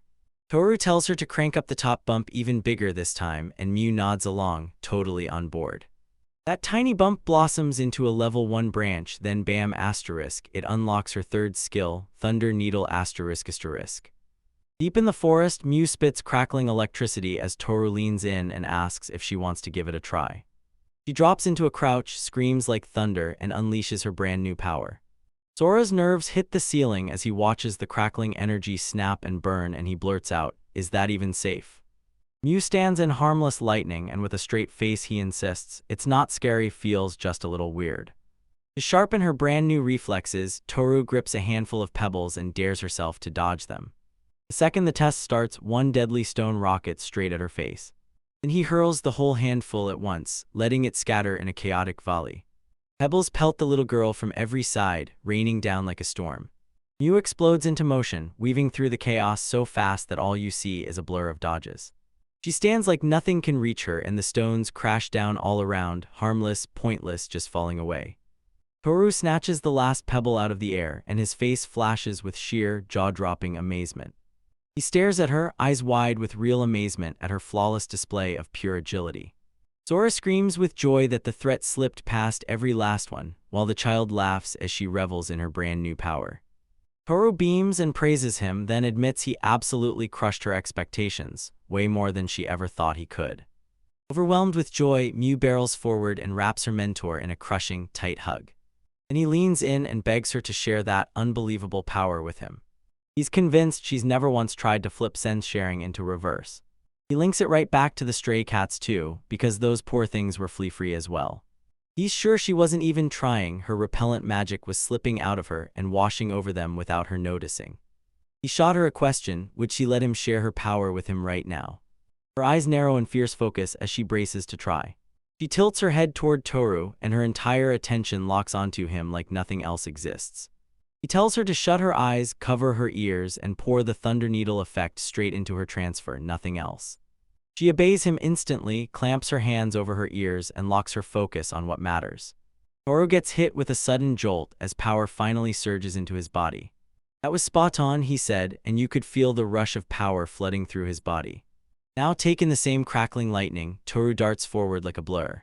He playfully hurls the laughing girl into the sky, and the shock on her face is priceless.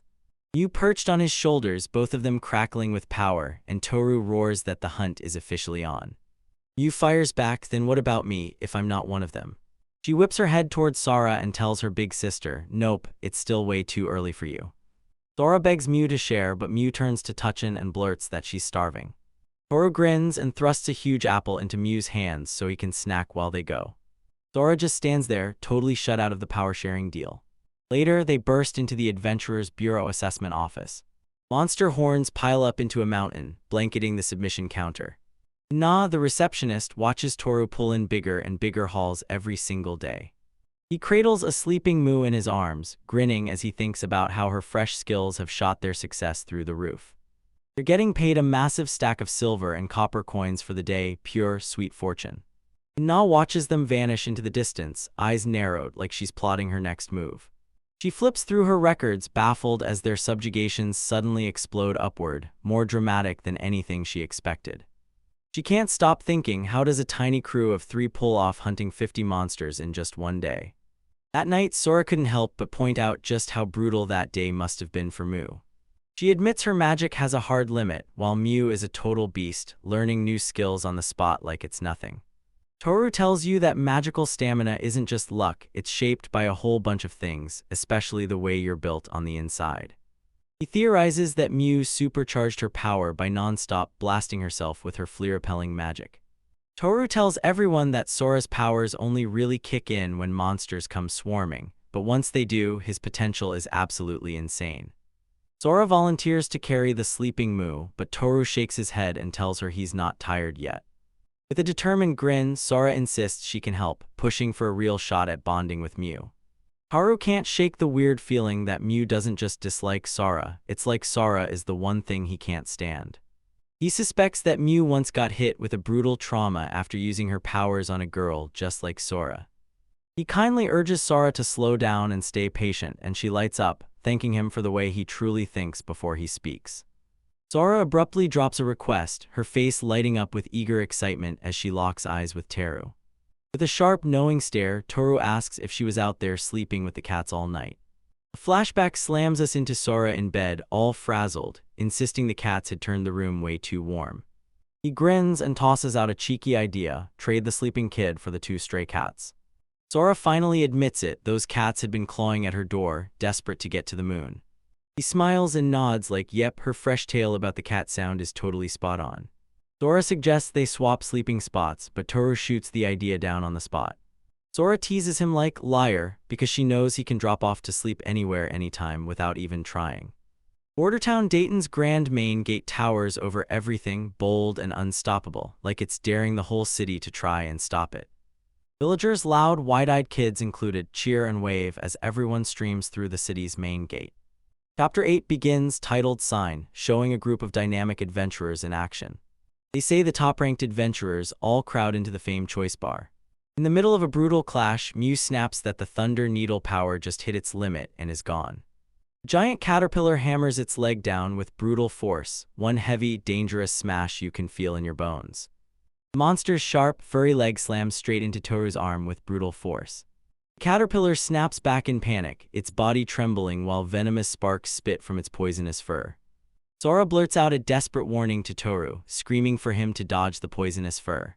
Wataru stays ice calm as stray electricity snaps around his arm, sparked by the blow he just deflected. Wu flashes a cocky thumbs up, announcing she's switched over to sharing her electric spine. With a brutal two-handed swing, Teru drives his sword straight into the caterpillar's head. He calmly pulls his blade free from the dead beast, like the battle was just done. Mew fires the question, did you wipe them all out? And Toru grins, confirming the hunt is finally over. He tells you the electric spine was a game changer, slashing the itching during the fight and turning the tide. Sora pleads for help to burn the fur, but Mew is stuck examining a man made of stone. Mew cradled the tiny stone man in his hands, mesmerized by how its glittering crystalline glow lit everything up. She stretches a tiny hand forward, poised to slap the magic stone onto her sled. With a gentle touch, she sets the glowing stone man onto the wooden sled. The sled lifts off into the air, and pure delight rockets into the moment for a magical ride. Sora snaps at her to not touch the white fur, but Mew fires back, wait, is it really itchy? Mew immediately lashes out that her hand won't stop itching, and Teru only groans with resigned defeat. He slides his gloved hand over hers and slams his powerful restoration skill into action. Mew happily waves her hand, itch gone at last, while Toru snaps at her for not listening. Sora teases him, says he straight up looks like a real dad, and dares him to go find a cute wife. He straight up shuts her down, turns to Mew, and declares it's finally time to take on that caterpillar fur. He patiently breaks down exactly how to light the fire, then warns her, don't you dare get burned. Mew thrusts the blazing branch toward the pile, then double-checks, am I doing this right? Giant caterpillars, dead and ripped to pieces, are heaped so high on the sled it looks like a mountain of carnage. The sled drags along the ground, snarling with every scrape under the crushing weight of its heavy cargo. He realizes the sled can't haul 3 people at once because that low-rank magic stone simply can't power it. Mew watches like pulling that heavy sled is still way easier than hauling everything on his back. Toru softly rubs her head and leans in, asking if she's dying to try that caterpillar meat. She leans in and asks real soft if the meat actually tastes good, and he nods back with a warm, gentle smile. He vows that if her legs start to give out on the way back to town, he'll carry her the whole way. Her face ignites with a dazzling smile as she joyfully accepts his offer. The party barrels up to the city gate, dragging a sled stacked sky-high with monsters. Carlos the guard freezes in shock when Toru rolls up with a child, and the kid asks, when did it happen? Sora lights up, greets Carlos with a grin, and then, without warning, pulls the surprise guard into dinner on the spot. Toru brushes off her way too familiar invitation, but Carlos practically can't wait to say yes. Sleepy Moo rubs her eyes and asks, Chan, are we home yet? Carlos bends down fast, aiming his words at the little kid cowering behind Toru. Moo snaps at Carlos in a burst of rage, calling him a jerk, and demands to know exactly who he thinks he is. She snaps that he's suspicious just for knowing her name, and Toru just dryly goes along with it. As they storm out, Carlos yells back at the old man that their talk isn't done yet. Their hunt ends and the reward gets tallied fast, 2 silver coins and 18 copper coins. Toru looks back in disbelief, she saved 5 silver coins in just 1 week. He figures it out, if they keep this pace, Sora and Mew will hit level 2 in just 2 months. Under the blazing afternoon sun, a plain wooden shelter sits there like proof that civilization is real. The city market roars with life, vendors crank their grills and sizzle skewers over roaring open flames. Moon staring in awe at the food, then Toru cuts in fast like, yeah, don't forget this isn't free. Mew calls money savage, and that wild vocabulary hits Toru like a surprise punch. Sora flashes a kind smile and presses a fresh, grilled meat skewer into Mew's hands, offering him a tasty bite. Riding on Toru's back, Mew leans in and takes one huge, excited bite of the food he's offered. Sora hands Toru a skewer, and he instantly gets that she's been coming to this market for ages.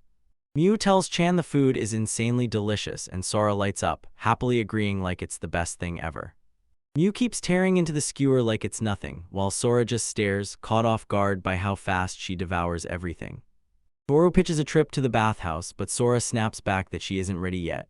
She leans in with wide eyes and tells them, like it's a secret, that girls have their own special preparations for bathing. He makes the call Ural, their landlady, is coming with them to the bathhouse. A sharp crescent moon slices through the dark, cloud-choked evening sky, shining like a signal. The whole party rolls up to the bathhouse, and the moonlight makes that massive building look unreal. Toru drops his goodbyes, and right as he turns, Mew slips in behind him and heads straight for the men's side. Sora clamps down on a squirming Mew as she screams to get back with Toru. In the locker room, Sora and Mew slip into the changing stalls and get ready for their bath alongside the other women.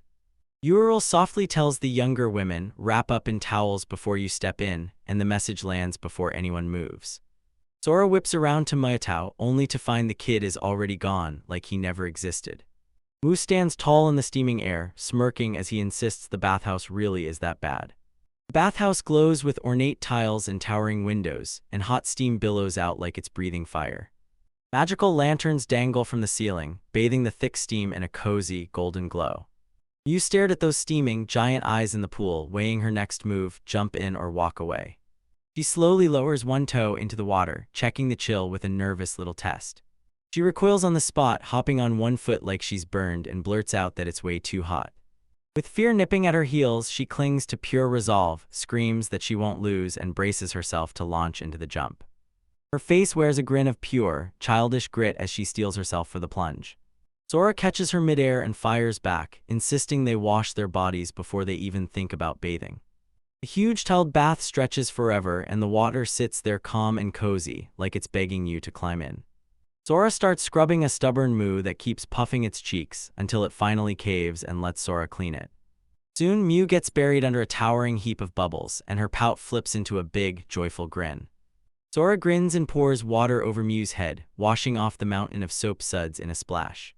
Sora tells Mew to wash her back right now, and the little girl jumps at the chance without hesitating. A wild burst of soap bubbles erupts everywhere, sparkling like fireworks, and you can tell it's pure, unstoppable fun. Mew, still drenched and plastered in bubbles, blurts out that taking a bath is the most fun thing ever. They soak in pure happiness, laughing side by side while bubbles swirl all around them. Uro grins warmly at them and declares it's finally time to rinse it all off. One last burst of water crashes down, and a burst of laughter, pure joy, rings out. In a steamy bathhouse, Sora sinks back and replays her brutal first week, tiring, sure, but somehow totally worth it. With Toru safe, the one person she needed most is right there with her, so she has nothing left to want. Nearby, Mew drifts on her back with her eyes shut, soaking up pure bliss, while Sora keeps watch over her like a vigilant guardian. Sora kneels down and asks the little girl if she loves her big sister. Moose just shrugs and says she doesn't have a clue. Sora doesn't back down. She beams at Mew and tells her, "I love you so much, my heart." Hold up for a second, then she explains that at least she doesn't hate her. Sora takes this tiny win in stride, wearing a calm, knowing smile like he already saw it coming. Later, Mew spots a gorgeous, ornate contraption and can't help himself. He blurts out, "What is that?" Sora leans in and says it's a cooling fan powered by magic stones, and every run costs 5 copper coins. Moose plants herself in front of it, arms spread wide, soaking in a magical breeze like it's summoning power just for her. Ural shows up fresh from the bath, carrying post-bath treats, and slides apple juice to the girls like a warm surprise. The three of them gulp down their drinks in pure joy, and you could see the relief hit, like a fresh wave of energy just slammed into them. Outside, they run into Teru, and Mew yells at her like, "Chan," while Chan demands to know if she actually behaved. Sora feels like she's been reborn, swears she'll give it her all tomorrow, and Mew jumps in with an excited, non-stop "I'm in." Toru flashes a smile, cuts them off on the spot, and tells them they've got a day off, then asks like it's no big deal if he forgot to mention it. On a calm porch, Toru slides into a meeting with Dayton, the Adventure Bureau's director. Dayton drops his head with a grim look and pleads with Toru for help. Shiru nails it. He figures out it's all about the wall. Dayton grumbles that the temple gets the win, pocketing 10 gold coins. He slaps a pouch of magical tools down as collateral and demands a huge loan. Toru feels the tension immediately and she blurts out, "Why do you need this done so fast?" Dayton tells them it's been 9 whole years since the last monster attack, and that's why everyone in town has gotten lazy and complacent. Toru's mind snaps back to that brutal day, defeated, injured, and still fighting to save a child. He agrees to help, but only if he's allowed to do a quick first aid fix, just enough to keep everyone from noticing. Dayton can't shake the worry. Basalia has the city's main forces tied up, and almost nothing is coming back in reports. Toru shoots him a question, "Are there more goblins now?" And just like that, she confirms the director's worst fears. He tells them Mew's radar has been picking up a weird surge in goblin numbers for days. Dayton finally admits he only plays hero when disaster hits, but then he clenches his resolve and vows to protect the town no matter what. With the tension crushing the air, Toru fumbles through an awkward, "Can I, head out now?" Dayton admits that guilt-ridden nightmares scared him into staying at Vice Director Sack's house. A brutal flashback rips open, showing a man writhing in agony, like some shattered memory clawed out of the nightmare. He's chained to a cross, writhing under the merciless stare of faceless bodies packed below. Dayton remembers every second he spent there, but right now he can finally breathe because things feel totally okay. He hands the wall repairs to Toru, and Toru charges off with Mew and all the cats. Toru stood before the shattered outer wall, and the damage hit him way harder than he ever expected. He tells Moon to stay close while he's working, and she beams like, "Got it." Moose rockets off her sled, shouting that she'll become pure wind. Toru watches her drift away and realizes that even a special kid still needs a master to guide them. He stares at that towering, falling apart wall and just can't figure out where the hell to start. The map unfurls the city of Dayton in a perfect horseshoe, wrapped tight by the goblin's forest. Down in the lowest corner of town, a secret entry point drops you straight into the wild woods. A cross-section cuts the wall wide open, revealing how sky-high it is, stacked with endless layers of stone. On the far edge of the city, the main gate slams open straight onto the main highway. If that outer wall crumbles, the bridges linking the inner and outer districts will be smashed to pieces. With a ladder in hand, Toru decides to rip into the worst-hit sections first. He realizes it when he uses restoration. He can't move, so he can't cover the whole area in one go. He thrusts his hand into that giant hole and decides to rewind it all by a full 10 years. The hole's sealed tight now, but that patched spot looks way too fresh, like it doesn't belong there at all. He frets that someone will catch his sloppy patch job, and he starts thinking about shrinking his skill range. He taps into the next section, and lightning-hot power crackles in his hand as a plan snaps into place. A confident grin bursts across his face like he's got a secret ready to explode. He realizes he can't bring back the huge missing chunks, but he can slam the cracks shut and seal everything back together. He's stuck lamenting how he has to burn his skill over and over, and deep down he craves a target-splitting ability that would make everything effortless. A mystic vision unfolds as a magic user unleashes insane power, striking multiple monsters at once with flawless, terrifying control. He shrugs the wish off as pointless, then, right when you think he's done, he decides to finally test the idea that's been haunting his mind. He flashes back to that wild caterpillar hunt, then, out of nowhere, a nasty itch crashes into him without warning. He suddenly gets it. He can hunt through his own consciousness with keywords like flawless, and it actually works. You dig through the wall's oldest bricks and uncover a perfect piece of ancient stone, straight from the day it was first built. He grips the memory like a template, slaps his hand to the wall, and blasts his power into the world. Stone plates grind and snap back together, and the echo booms through the air.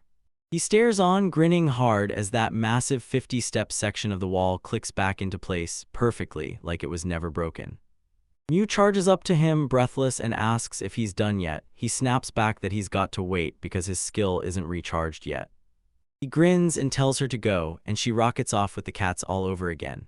As he waits, he finally snaps. He decides it's time to swing a massive iron sword. He drops into a low stance, and that massive blade suddenly feels way too heavy in his hands. The moment he swings, the sword blasts downward with a brutal thud, like he's testing whether it'll hit just right. He points out that this blade's weight is nothing like the flimsy wooden sword he's used to. He knows if he can't master this weapon, he'll be stuck right where he is, unable to move forward. The sun slips toward the horizon, bathing the whole city in that golden, warm evening glow. He somehow repaired the entire north wall in a single day. Now he has to crash and rest before he dares to take on the south. He shouts at Mew, telling her it's time they're going back. The new family dug in for a cozy meal together, while the two cats gobbled up scraps right at their feet. The very next day, Toru steps up and slams down their new target, an absolutely brutal armored boar. Sora and Mew light up at once, already dreaming up the feast they're about to destroy. Toru slams the warning down. These massive beasts are no walk in the park to beat. If Sora finally realizes that beating this monster is what turned Toru's adventure plate blue. Moe blurts out that she wants a blue one too, and Desire Toru fires back. Everyone shares. Mew locks in with fierce determination, and her whole body thrums as magical energy surges through her. For 2 straight hours, she keeps firing up her electric radar, sweeping the forest again and again like she's hunting something that can't hide. The radar guides them straight into a black cave. Mew whispers, "So, is that the boar's nest?" Toru's smile drops to stone as he lunges forward and clamps a hand over her mouth. He leans in and whispers, "Dead certain this is a goblin's nest." Like they were summoned by a spell, a ruthless horde of goblins starts spilling out of the darkness.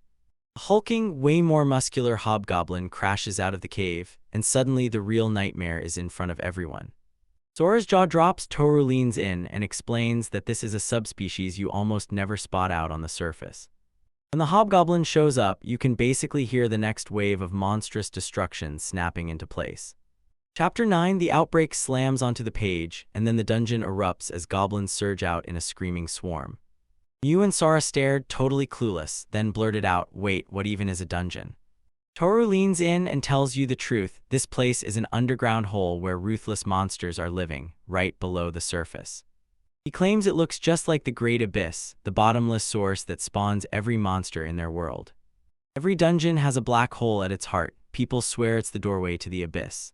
Miasma gushes out of this hole and it supercharges the monsters, until everything spirals into a full-blown outbreak. Toru shoots a warning that the outbreak has a second cause, and it shocks Sora to his core. Up on the surface, the monsters' territory keeps getting crushed, so they start going feral, sprinting and tearing through everything in their path. If it all goes bad, the underground monsters and the surface monsters will team up and hit at the same time. Mew asks if they're really going to fight, but Toru snaps back that it's hopeless against numbers like that. He tells them the only move left is to race to the 3 nearby sawmills and blast out a warning. He yells for them to hurry, and they scramble to bolt before the encroaching horde closes in. Sora peeks at Toru and goes, "Wait, what are you lighting with that weird cylinder?" He tells them it's his reward for fixing the wall and for using incendiary incense. That stench would make the hobgoblins back off in disgust, giving them the precious seconds they needed to bolt to safety. Toru calmly ignites a little cone-shaped device while Sora watches, worry written all over his face. Deep in the dark woods, a pack of goblins whips around the moment a weird smell hits their noses. The moment that thrown thing hits, thick, deadly precise smoke erupts and the creatures snap back in recoil. With a deafening snap of his wrist, Toru whips and hurls the smoking cone. He blurts to his companions that this is their one shot to break free, right now. A sudden snap of the scene hurls us somewhere else deep in the forest. Between the trees, 4 young adventurers huddle together, and their argument is getting louder by the second. Hisoku, the archer, grabs Rikuru, the warrior, by the moment, warning him they're nowhere near ready for what's coming next. Rikaru snaps back that Hisoku's terrified, but Hisoku can't shake the fear that their luck is about to run dry. Elijah, the magic user, huffs a weary sigh and grumbles that her companions always end up acting exactly like this. She whips around to Sisson, their leader, and begs him like her life depends on it to say something. Sisson just shrugs and resigns himself to it like, "What can you do? That's how most guys are." He looks back and realizes their party wasn't always drowned in such brutal words. He admits, yeah, he gets it, watching their frustration and irritation build and realizing why it's happening. He could feel the whole vibe shift the moment that amateur girl rolled in, no rankings, no results, just pure chaos. He's still replaying it in his head. Half a year ago, he, Rikaru, and Hisoku tore out of their village together. They were fired up by the dream of an insanely rich life if they could just climb high enough to become top-tier adventurers. But he admits it right from the very beginning, none of them had a shred of special talent. Right out of nowhere, the whole party jerks in fear at a brutal crash ringing nearby. Sisson growls through clenched teeth as the horror of what's coming hits him.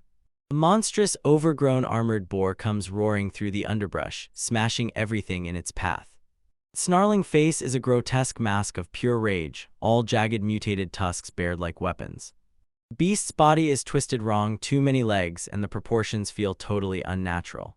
Hisoku and Elijah choke on a gasp as they stare in horror at its gigantic body and those extra limbs. Ignoring Sissen's warning, Rickard smirks and declares, "I'll fight it anyway." He barrels straight ahead with his sword up, aiming it right for the monster's head. The young warrior springs off the ground, launching into the air with one brutal, bone-cracking strike on his mind. His blade clangs, only to bounce uselessly off the creature's thick, armored hide. Hikaru's stomach drops, pure horror hits as he realizes he can't even scratch it. The board is about to unleash a brutal counterattack that's going to hit like a truck. With a savage swing of its giant head, it blasts Rakaru flying backward. The warrior crashes into the ground with a brutal, bone-rattling impact. His companions scream his name, faces frozen in pure terror and disbelief. Hikaru coughs up blood, his body crumpling from that one brutal strike. Sprawled on the ground, he gasped weakly, begging the others to run. The board shifts its focus to the rest of the party, and the room suddenly feels even more dangerous. Sissen bravely shoves his two friends into a sprint and stays behind to buy them the time they need. Hisoku stammered like his brain went blank, frozen in pure terror, unable to grasp the order. Sissen grabs the last of his courage and bolts straight into danger, ready to sacrifice himself for his friends. He screams at the boar, ripping its focus away from the others. He whips around and bolts, dragging that monstrous beast into a desperate breakneck chase. He bites the bullet and tanks some of the hits, because every second he buys is another chance for them to strike. Elijah dashes to Rakaru's side, grabbing at the unconscious warrior, trying to wake him up. She locks onto his vacant stare, panic ripping through her, convinced this can't possibly be happening. She realizes with pure despair that her level 1 healing water can't even touch what's wrong. Suddenly, she snaps her head up. She can feel fresh danger barreling toward her right now. The boar quits the chase in an instant and charges straight for Sissen. It smashes the young leader hard, slamming him into a massive tree like a wrecking ball. Sissen weakly is down on his knees, begging for anyone, to come save him. The boar's tusk rams through his shield like it's nothing but paper. Sissen gets slammed into a tree trunk with brutal, bone-rattling force. His body collapses in a heap as the violent impact hurls him down. He slams into the forest floor in a crumpled heap, dead still. Elijah whispers his name, and tears pour down her face like she can't hold onto hope. One lone teardrop hits the scene like a warning, and you can practically feel the horror exploding around it. The mirrors show they're kneeling over Rakaru's lifeless body. She snaps her gaze up in pure terror as the boar locks onto her like it's found its next target. The monster charges straight in, its eyes locked on its next helpless victim. Rikaru, half dead and barely able to breathe, shoves Elijah to run because she has to survive. She refuses to let him go. She throws herself in front of him, shielding his body with her own. A razor-sharp arrow suddenly tears through the air, screaming straight for the beast. It hits the boar's brutal hide, then ricochets right off like it's nothing, bouncing harmlessly away. Hisoka freezes in disbelief. His desperate shot flat-out misses and leaves him completely helpless. From the tree line, Sissen screams at Hisoku to get the hell out of there. Hisoka slumps with a bitter sigh, because once again his legs are trapped in pure, bone-deep terror. The wild boar barrels straight at the terrified archer, who can't even move. A terrifying close-up locks onto the boar's eye as it barrels in for the kill. The beast crushes Hisoku under its massive stomp, and his bow splinters into pieces. Elijah shrieks his name, drowning in raw, crushing anguish.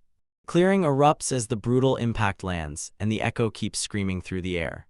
The boar looms over the fallen archer, crowned by victory. No one dares to challenge it. Hisoku lies there, twitching on the dirt, beaten, shattered, and completely broken. Elijah scans for Mikaru's still body as the monster closes in. System stared in pure horror, stunned at how everything had spiraled this badly. Elijah realizes every last spark of her magic is gone. She clenches her focus and raises her final healing water spell, ready to cast it onto Rakaru. The boar snaps out of Hisoku and whips around, charging his gaze back to her. Elijah lets out a quiet wave of relief. At least she gets to save her car. She tilts her head up, dread etched across her face, just as the beast charges straight at her. Rikaru's eyes flutter half open, and his consciousness starts slipping away. A blinding light erupts behind Elijah, and Rikaru, barely holding on, manages to croak, "Who are you?" He can't shake the fear that death's god has finally shown up for him. The boar towers over Elijah, poised to land the last deadly strike. Elijah grips her staff tight, her face set in grim, unshakable determination. A hand slides in from behind and settles softly on her shoulder. Toru stood right behind her, praising her like she just saved the world and telling her it's okay now. Elijah shoots her gaze upward, tears of relief and shock flooding her eyes in the same breath. Toru tilts her gaze downward at the battered adventurers, calm and unwavering as they lie injured. Rikaru jolts upright, eyes wide with shock, and blurts, "What happened to my injuries?" Elijah locks eyes with Toru, her face blazing as a storm of feelings rages across it. Toru orders Sara to deal with the others while he takes the lead and goes after the boar. He shoots forward, then helps them slide their bodies back into position, getting his Soku moving and him upright again. He flashes Hisoku a reassuring pat on the back, locking the kid's nerves in place. Elijah and Rakaru freeze in stunned silence, their minds scrambling to process the sheer genius of his skill.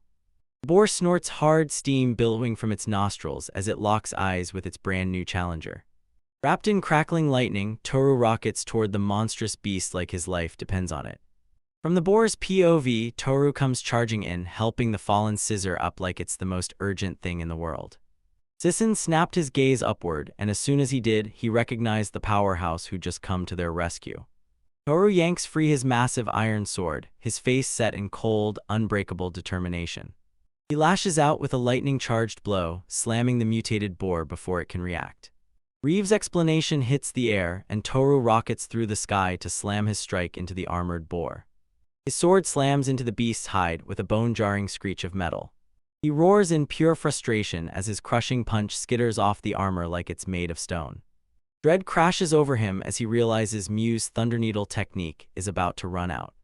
His razor-focused eyes sweep the clearing, hunting for even the tiniest opening to turn the tide. He spots a colossal ancient tree right nearby, its roots thick, twisted, and clawing at the earth like it's been waiting for centuries. He snaps into a new strategy and dodges the boar's wild, roaring charge with unreal speed. He slips past the massive tree like a shadow, baiting the beast straight into his trap. He darts past the raging beast, slipping just out of range of its deadly tusks. The boar barrels on, unstoppable, then it locks onto the tree and charges straight for it. The last sparks of that Thunderneedle power drain out of him, and the effect finally fizzles away.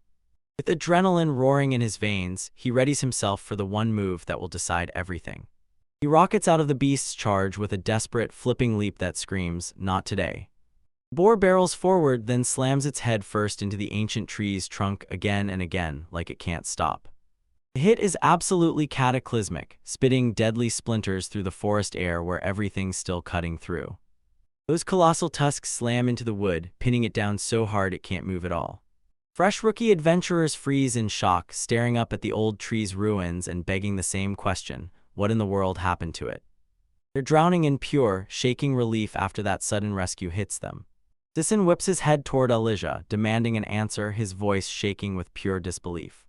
Elijah, still shaking from what she just survived, can barely get the words out. She stammers instead. She crumples in tears, choking out that she has no idea what just happened. Her companions swarm in to comfort her, patting her head over and over with soft, reassuring hands. Toru closes in on the trapped, thrashing boar, his sword up and ready to strike. He tightens his grip and lines up the final, crushing strike right on the monster that can't even fight back. His grip clamps down on the sword's hilt, and his knuckles turn bone-white with pure intensity. He quietly studies the monster, taking in its enormous size and those freaky extra legs. Sisson shoots Toru a huge thank you, and Toru shrugs it off with, "I was gonna hunt the beast either way." Still reeling, Sisson demanded to know why he'd go to such insane lengths just to save them. Toru just scratches his chin, and a sharp, mysterious glint sparks in his eye like he's one step from uncovering something big. When Sisson realizes he might have come off like he was prying, he quickly blurts out an apology for the question. Toru shoots back that this isn't some harmless bug at all, then she's like, "Look at all those legs." As logging chews up their land, these monsters are mutating into whole new special genres. He points it right at a nearby goblin cave, and that's the warning flare of an apocalypse creeping in. Toru feels the danger swelling fast, whips around to Sisson and begs him to help. Sisson's party finally gets it. This mess is way bigger than they ever thought. Elijah whipped around to their leader and demanded to know what Sisson thought they should do next. Sisson's jaw tightens with pure resolve, and he swears he'll follow Terusand. His party watches in stunned silence, surprise crashing into grim determination on every face. Mew asks if they're ditching the boar, but Taro snaps that staying is way too dangerous. He swears they'll grab their prize on the way back, then shoves them forward with sheer urgency. The fresh alliance bolts out of there and the trapped boar is left behind, thrashing, stuck, and fighting for every breath. A map flashes the goblin's forest wrapped around Dayton, and it marks 3 sawmill spots like a warning. Toro snaps into command and orders Sisson's crew straight to the south sawmill. Toro's party charges north, and Mew rides easy on a homemade sled like it's built for speed. They burst into view of the north sawmill's towering wooden giants, towering over everything. The foreman steps up and greets Toru, who's gasping like her life depends on it, bursting with brutally urgent news. He shoots a warning: goblins are spilling out of the cave by the horde, and the whole place is turning into a death trap fast. The foreman feels the danger hitting like thunder and immediately blasts a whistle to command action. He barks at his men to evacuate, then slams a warning down, something like a monster outbreak could hit any minute. He orders them to light a smoke signal and warn the whole town of Dayton. While the workers thank them, Toru yells for his crew to sprint ahead and take off. The adventurers and workers slam into a desperate sprint, racing back toward the city before it's too late. When they look back, another plume of smoke is ripping up from the south. As the towering city wall finally pops into view, the foreman shouts for everyone to scramble, no time to waste. Toru's eyes narrowed instantly when he sensed something was seriously off with the wall. The foreman snaps that there's no blue signal, then admits half the guards are already gone. Breathless and battered, the huge crowd finally stumbles into the safety of the city gate. Mew and Sora clock Toru panting hard and fire off. "Hey, you good, what happened?" Sora jumps at the chance to carry him, but Mew snaps back that she's not strong enough. Haru tells them to run ahead and makes it clear he's got work left to finish. Sora believes they have to protect the landlady, but Toru slams that idea down, saying she's completely wrong. He blasts the truth Ural is 100 times stronger and orders Sora to stick right by her. Mew clutches a tiny bag and he's hanging on Toru's serious instructions like every word could save him. He leans in and tells her to be a good girl, then waits on his return patiently. He hands Sora's safety to Mew, swearing he'll be back the moment he possibly can. Moon nods solemnly, swallowing the weight of the responsibility he's just handed her. He softly pats her cheek and praises her like, "Good girl, you get it," as a warm smile spreads. They lock into a solemn fist bump, sealing their promise right before he has to dash out. Sora yells for him to be careful as he rockets back toward the city. By the gate, Carlos hurries up to Sora and asks where that old man disappeared to. Sora tells Carlos he's got work to handle, and in the middle of the crisis, it infuriates Carlos. Carlos' face tightens with worry as he realizes that the red smoke signal can only mean one thing: big trouble is coming.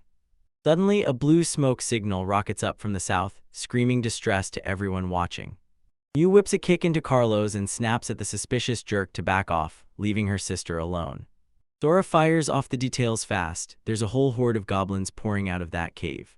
Carlos realizes Sisson's party is still stuck out in the south sawmill, and they still haven't come back. Sora clocks the blue smoke and knows something horrific has hit them. Carlos bolts toward the commotion, shouting at Sora to stay put while he rushes in to help. Sora, jaw set with pure determination, declares she's going to help them. Chapter 10's title flashes into view as their fingertips brush and overlap.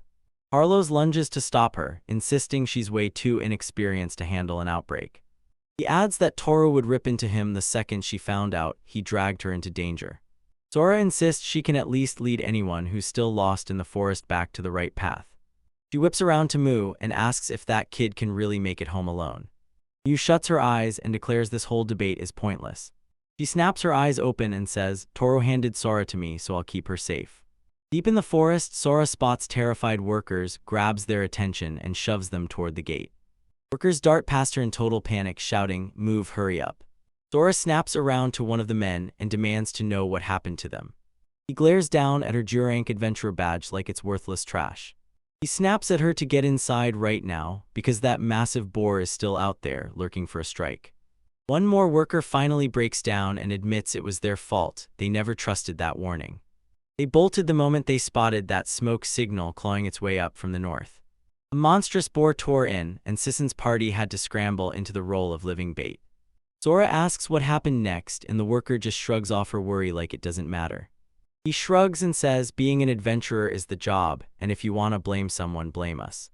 The workers spin around and bolt, leaving the adventurers to face whatever's coming alone. Sora snaps with frustration and Mew shrugs, saying she only followed Toru's orders. Sora looks down at Mew, soft as dawn, and praises her like, good girl. She slowly brushes her fingers through Mew's hair and spots a tiny whirl curling right at the spot. Sora grins and ruffles Mew's hair and boom, she snaps her head up in pure astonished surprise. Sora asks if she heard something and Mew shoots back that it's just her feeling something strange. Sora bursts into laughter and asks if it feels good, and Mumumble grins and happily agrees. Sora's been hyped and Mew soaks it all in, then tells her, yeah, keep going. Sora's fingers catch another spinning strand of hair, and she leans in to fire off a question at me. She asked if they were finally getting along, and Mew gave a quiet, steady nod, yeah, things are better now. Sora leans in and begs Mew to let her join, because her reverse skill is finally getting way stronger. She longs to discover the perfect way to put her love into words. Mew shoots Sora a worried look, if we join will you hate me, and Sora swears she won't. Mew then asks will you rage if this feels bad, and Sora shoots back no I won't. Suddenly, a monstrous, many-legged boar rips through the trees and barrels after terrified men. Sora snaps around in panic, shouting that it's a boar as he yells out in alarm. A monstrous beast lunges toward the fallen worker, and his scream tears through the air with pure terror. Sora's eyes lock in with razor-sharp focus as she raises her hand, ready to unleash her reverse skill. A massive shockwave detonates like thunder, blasting the charging boar backward in a violent skid. The monster flails and tumbles through the forest, smashing every tree in its path. Sora screams at the workers to run for their lives, and just like that, one by one, they thank her for saving them. Dazed as hell but absolutely not beaten, the massive boar hauls itself back to its feet. Sora heaves the logger sled forward and yells, Moo, hang on tight. They burst into a frantic sprint through the woods, and the city walls loom just ahead. The beast snaps its head back, fury flaring again as it lines up to charge. Moo whips his head back in pure panic, screaming that the boar just stood up again. Mew grits her teeth and shoves with everything she's got, trying to shove that brutal sled forward inch by inch. Sora realizes with cold certainty that he doesn't have a second to waste on the sled's magic stone. The boar roars right behind them, and the heat-scorched shockwaves rattle the ground beneath their feet. With terrifying speed, the beast rockets toward the fleeing group, swallowing the distance in seconds. Sora's face turns into a mask of pure grit, eyes burning as she forces herself forward through sheer strain. Then the massive city gate crashes into view, and right as they reach it, those heavy doors slam shut. One of the workers blurted out, frantic, yelling for everyone to stop and wait. Sora roars with encouragement, yelling at the terrified men that they're right there, so close they can taste victory. Over her shoulder, she blurts a warning, because the beast is closing in fast. With one last desperate shove, Sora hurls the sled ahead, sending the men stumbling forward. The giant wooden gate slams shut with a thunderous final thud. Sora leans forward, wheezes like he's fighting for every breath, and then, with shaky energy, he barely pulls off a triumphant cheer. She whips around with a relieved grin and tells Mew, we did it. The sled's waiting just inside the gate, all by itself, its flower-like crest staring back like a quiet threat. Then a flashback kicks in, revealing everything that happened just moments before. Sissin's crew expertly wrestles the monstrous boar into their trap, and it tears through the streets in a wild, non-stop chase. From the bushes, Hisoka the archer snaps his bow up, aims dead on, and launches an arrow into the air. The arrow hits dead on, but it doesn't end the threat, it only lights a fire of rage in the beast. The boar snapped to a new target and barreled straight toward the archer's hiding spot. Hisoku's hands tremble as he knocks another arrow, bracing himself for the monster's next strike. Sissin stays cool and watches like it's already written, waiting for the boar to barrel straight at him, exactly like it always does. He clocked the boar's extra legs and realized they supercharged its power, but they also jammed its turns. Sissin tells them, use the obstacles as your shield and dodge the attack. Right on cue, the boar barrels headfirst straight into that thick tree. Sissin admits it plain and simple, no matter what, there's still no way they can face it head-on. He shouts that their only mission is to carve out time for the workers and make it out alive. Elijah braces in pure terror as the boar scrambles back up and starts lining itself up for another crushing charge. Right when Carlos finally shows up, a fresh voice blasts in, promising those little brats that he's taking over. The gatekeeper darts at an impossible speed, slipping through the tangled undergrowth like it's nothing. Cold focus burns in his eyes as he tightens his grip on the spear, ready to crash into battle. The armored boar lets out a thunderous roar and its focus snaps straight onto the new threat. Carlos slips the charge with ease, grinning as he dares the beast to keep up, because it's painfully too slow. He rockets away from the monster and shouts that the left leg is next. The boar lunges and snaps its jaws, but Carlos is already cutting to his next spot. He whips his spear forward and drives it straight through the beast's open, roaring mouth.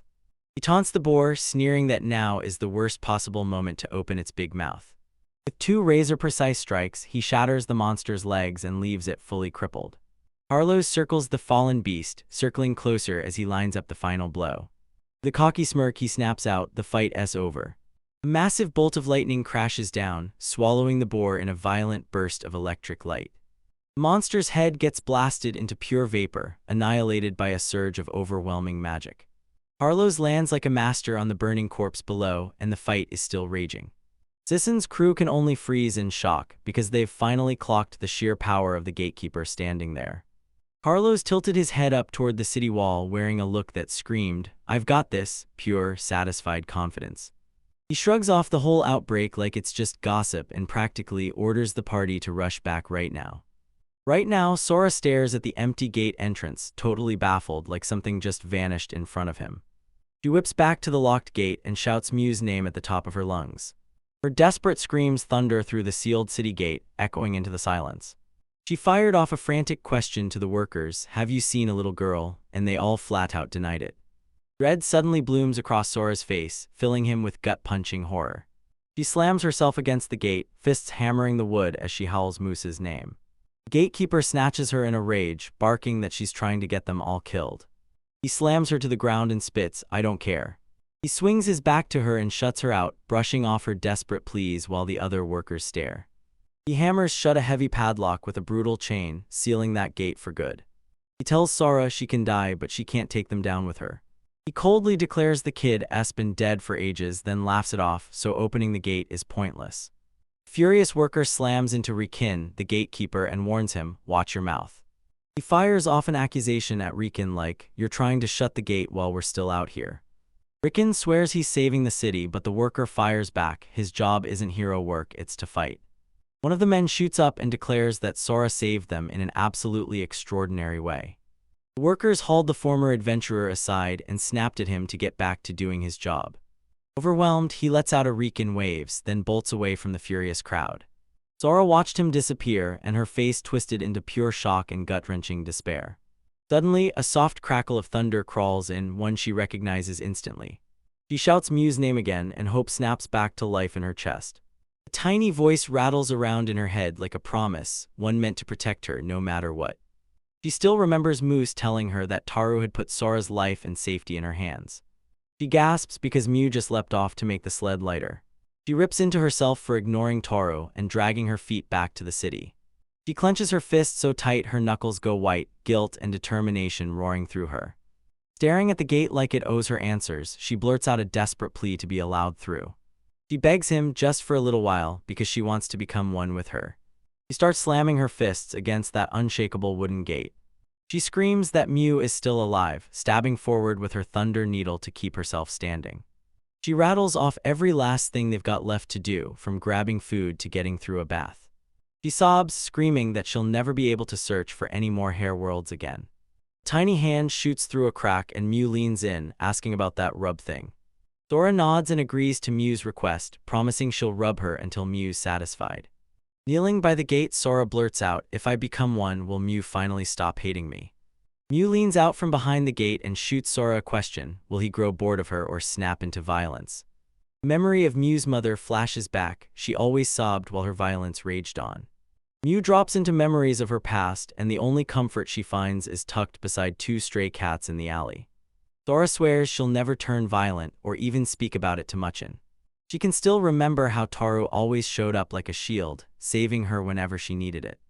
Sora swears that this time she's done standing back, she'll save Mew and she'll stand right by her side. Tears spill nonstop as she turns to Mew-chan and blurts out, "I love you so much." A wave of pure emotion hits her, and she starts pounding the gate with furious fists. Desperation takes over and she hammers that thick wood without stopping, until it splinters under every blow. Her bloody hands keep slamming the wood, tearing through the planks with every violent strike. Her eyes burn with pure determination as the gate starts to crack and give way. She drives her full power into the assault, and the pain in her hands can't stop her. With one last desperate scream, she rips through the air and calls out Miu's name.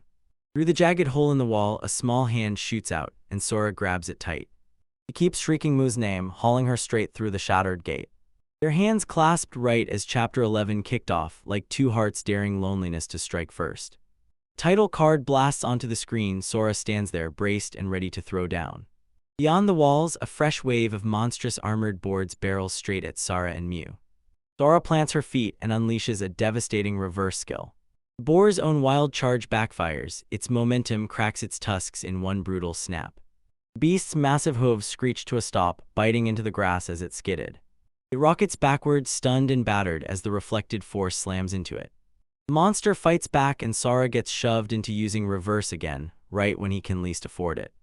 She fires the skill again, and the magical backlash slams down on her with brutal force. Panting hard, she grinds her way to the absolute limit, refusing to quit. The boar's body looks wrecked and it's smoking, yet it's still somehow standing. Miu stares in pure terror, choking down a gulp as the battle rages around them.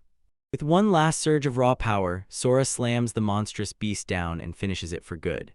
The monster collapses, its life force is snuffed out in an instant. Miu leans in and demands, "So, is it dead?" Miu tiptoes up to the body, then prods the corpse with a tiny stick like he's daring it to move. A faint, triumphant smile slowly crawls across Miu's face.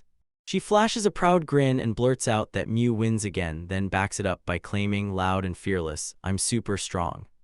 Every single week, Sora storms into the streets and insists she's the one who was doing the fighting. Absolutely wiped out, Sora faceplants the ground, collapsing from pure exhaustion. An hour and a half later, the garrison flag finally snaps up into the sky. 30 long-distance soldiers march up and take their spots on the wall, lining up like they mean to hold the line at any cost. 40 adventurers in a tight close-quarters squad thunder out through the gate. A ragtag reserve crew of low-rank fighters floods into the town square, locking in their positions. A lookout perched on the wall spots something huge tearing up the horizon in the distance. He blasts out a scream, demanding the others look. Panic floods his face like it's about to explode. A monstrous swarm of goblins and hobgoblins crashes toward Northgate, like a tidal wave with teeth. Massive armored boars thunder into battle like living battering rams, smashing through as the horde closes in. Boars absolutely demolish the outer barricades, smashing through with jaw-dropping brute force. The goblin horde slams through the shattered defenses and turns the ruins into stepping stones. They start scaling the city walls and slam into the defenders with a crushing wave of force. Too eager adventurer brags that he'll wipe out those lowly goblins himself. A hulking hobgoblin rockets a giant rock straight at his face. The rock slams down with a sickening crunch, smashing the adventurer's skull. The man shrieks in pure agony as his body gets violently hurled backward. He crashes off the wall, a brutal casualty of his own reckless choices. The goblin horde keeps hammering the city, relentless, wild, and impossible to stop. The battle-scarred commander shouts at his troops to go all in, no hesitation, no limits.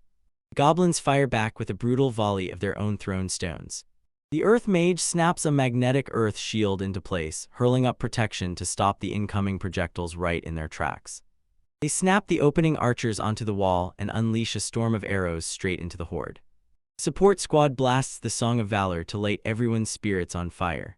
Fire and thunder mages slam the air with brutal spells, shattering the enemy formation. The magical assault rips straight through the goblin army's front lines like a thunderclap. Suddenly, fresh projectiles slice through the air and slam toward the defenders. Arrows and spells start to fizzle out like sparks against a wall that just won't budge. Corrosive bullets slam into the stone, melting and gnawing it away until it turns to nothing. The archers scream in terror as their defenses shatter and collapse right around them. Corrosive magic gnaws through the parapet, leaving them no choice but to scramble backward. The battle-hardened archer finally clocks it. After all this time, the enemy has made their move. From the dark edge of the forest, sinister hobgoblin shamans slither into view. The archer and his squad lock onto the target, sighting up their next move as a brand new threat closes in. The shamans dart behind the trees, slipping into place with magic already humming in their hands. The archer smirks and declares that hiding won't save you from his counterskill. He shoots a tracking arrow that locks onto the target and homes in like it has a mind of its own. The arrow snaps into place and drops the shamanic threat for good. Once the ranged support vanished, he snapped his order, send the close combat unit in full charge. The armored adventurers burst forward, charging straight into the goblin horde. The battlefield turns into a savage brawl, steel screams, teeth bite, and claws slash as everything collides. An adventurer howls in terror as a goblin swings its club straight down on him. The fight erupts into a brutal scramble where every breath feels like a fight for survival. A soldier blurts out that their boss is the real monster hiding in plain sight. The unit's leader is trapped on all sides, and his body crackles with unstoppable raw power. His own men scream in pure terror, realizing the blast is about to swallow them. He hoists that colossal weapon high above him, bracing to unleash his ultimate attack. His face hardens into a grim mask as he gathers every last drop of energy. He unleashes roaring thunder, and a brutal area of effect blast crashes down like thunder itself. The defenders on the wall hunker down and brace for the shockwave that slams into them. That blast tears through everything in its way. Friend and foe alike get wiped out. A brutal wave of destruction crashes over the battlefield, wiping everything clean and carving out a dangerous new path. The goblin horde gets wiped clean in an instant, pulverized by an insane burst of power. The commander stands over the smoldering wreckage of his own brutal attack. On the wall, an archer snaps that the commander totally went too far. The commander stared out across the battlefield, jaw tight, dread written all over his face. He clamps his weapon tight, catching his breath after that brutal surge of power. He swears they somehow pulled it off, somehow kept them at bay. His gaze hardens as he starts to pick apart the goblin's strategy, step by step. He brings up Toru's report. Turns out the north wall was the only one they managed to restore. He clocks it instantly. The hobgoblins are clever enough to never hit the strongest point. Rain starts pelting down the moment the horrifying truth finally crashes into his mind. He knows it with a cold, sinking certainty. This was nothing but a distraction. Just moments earlier, Tiru was sprinting like a storm along the city's outer perimeter.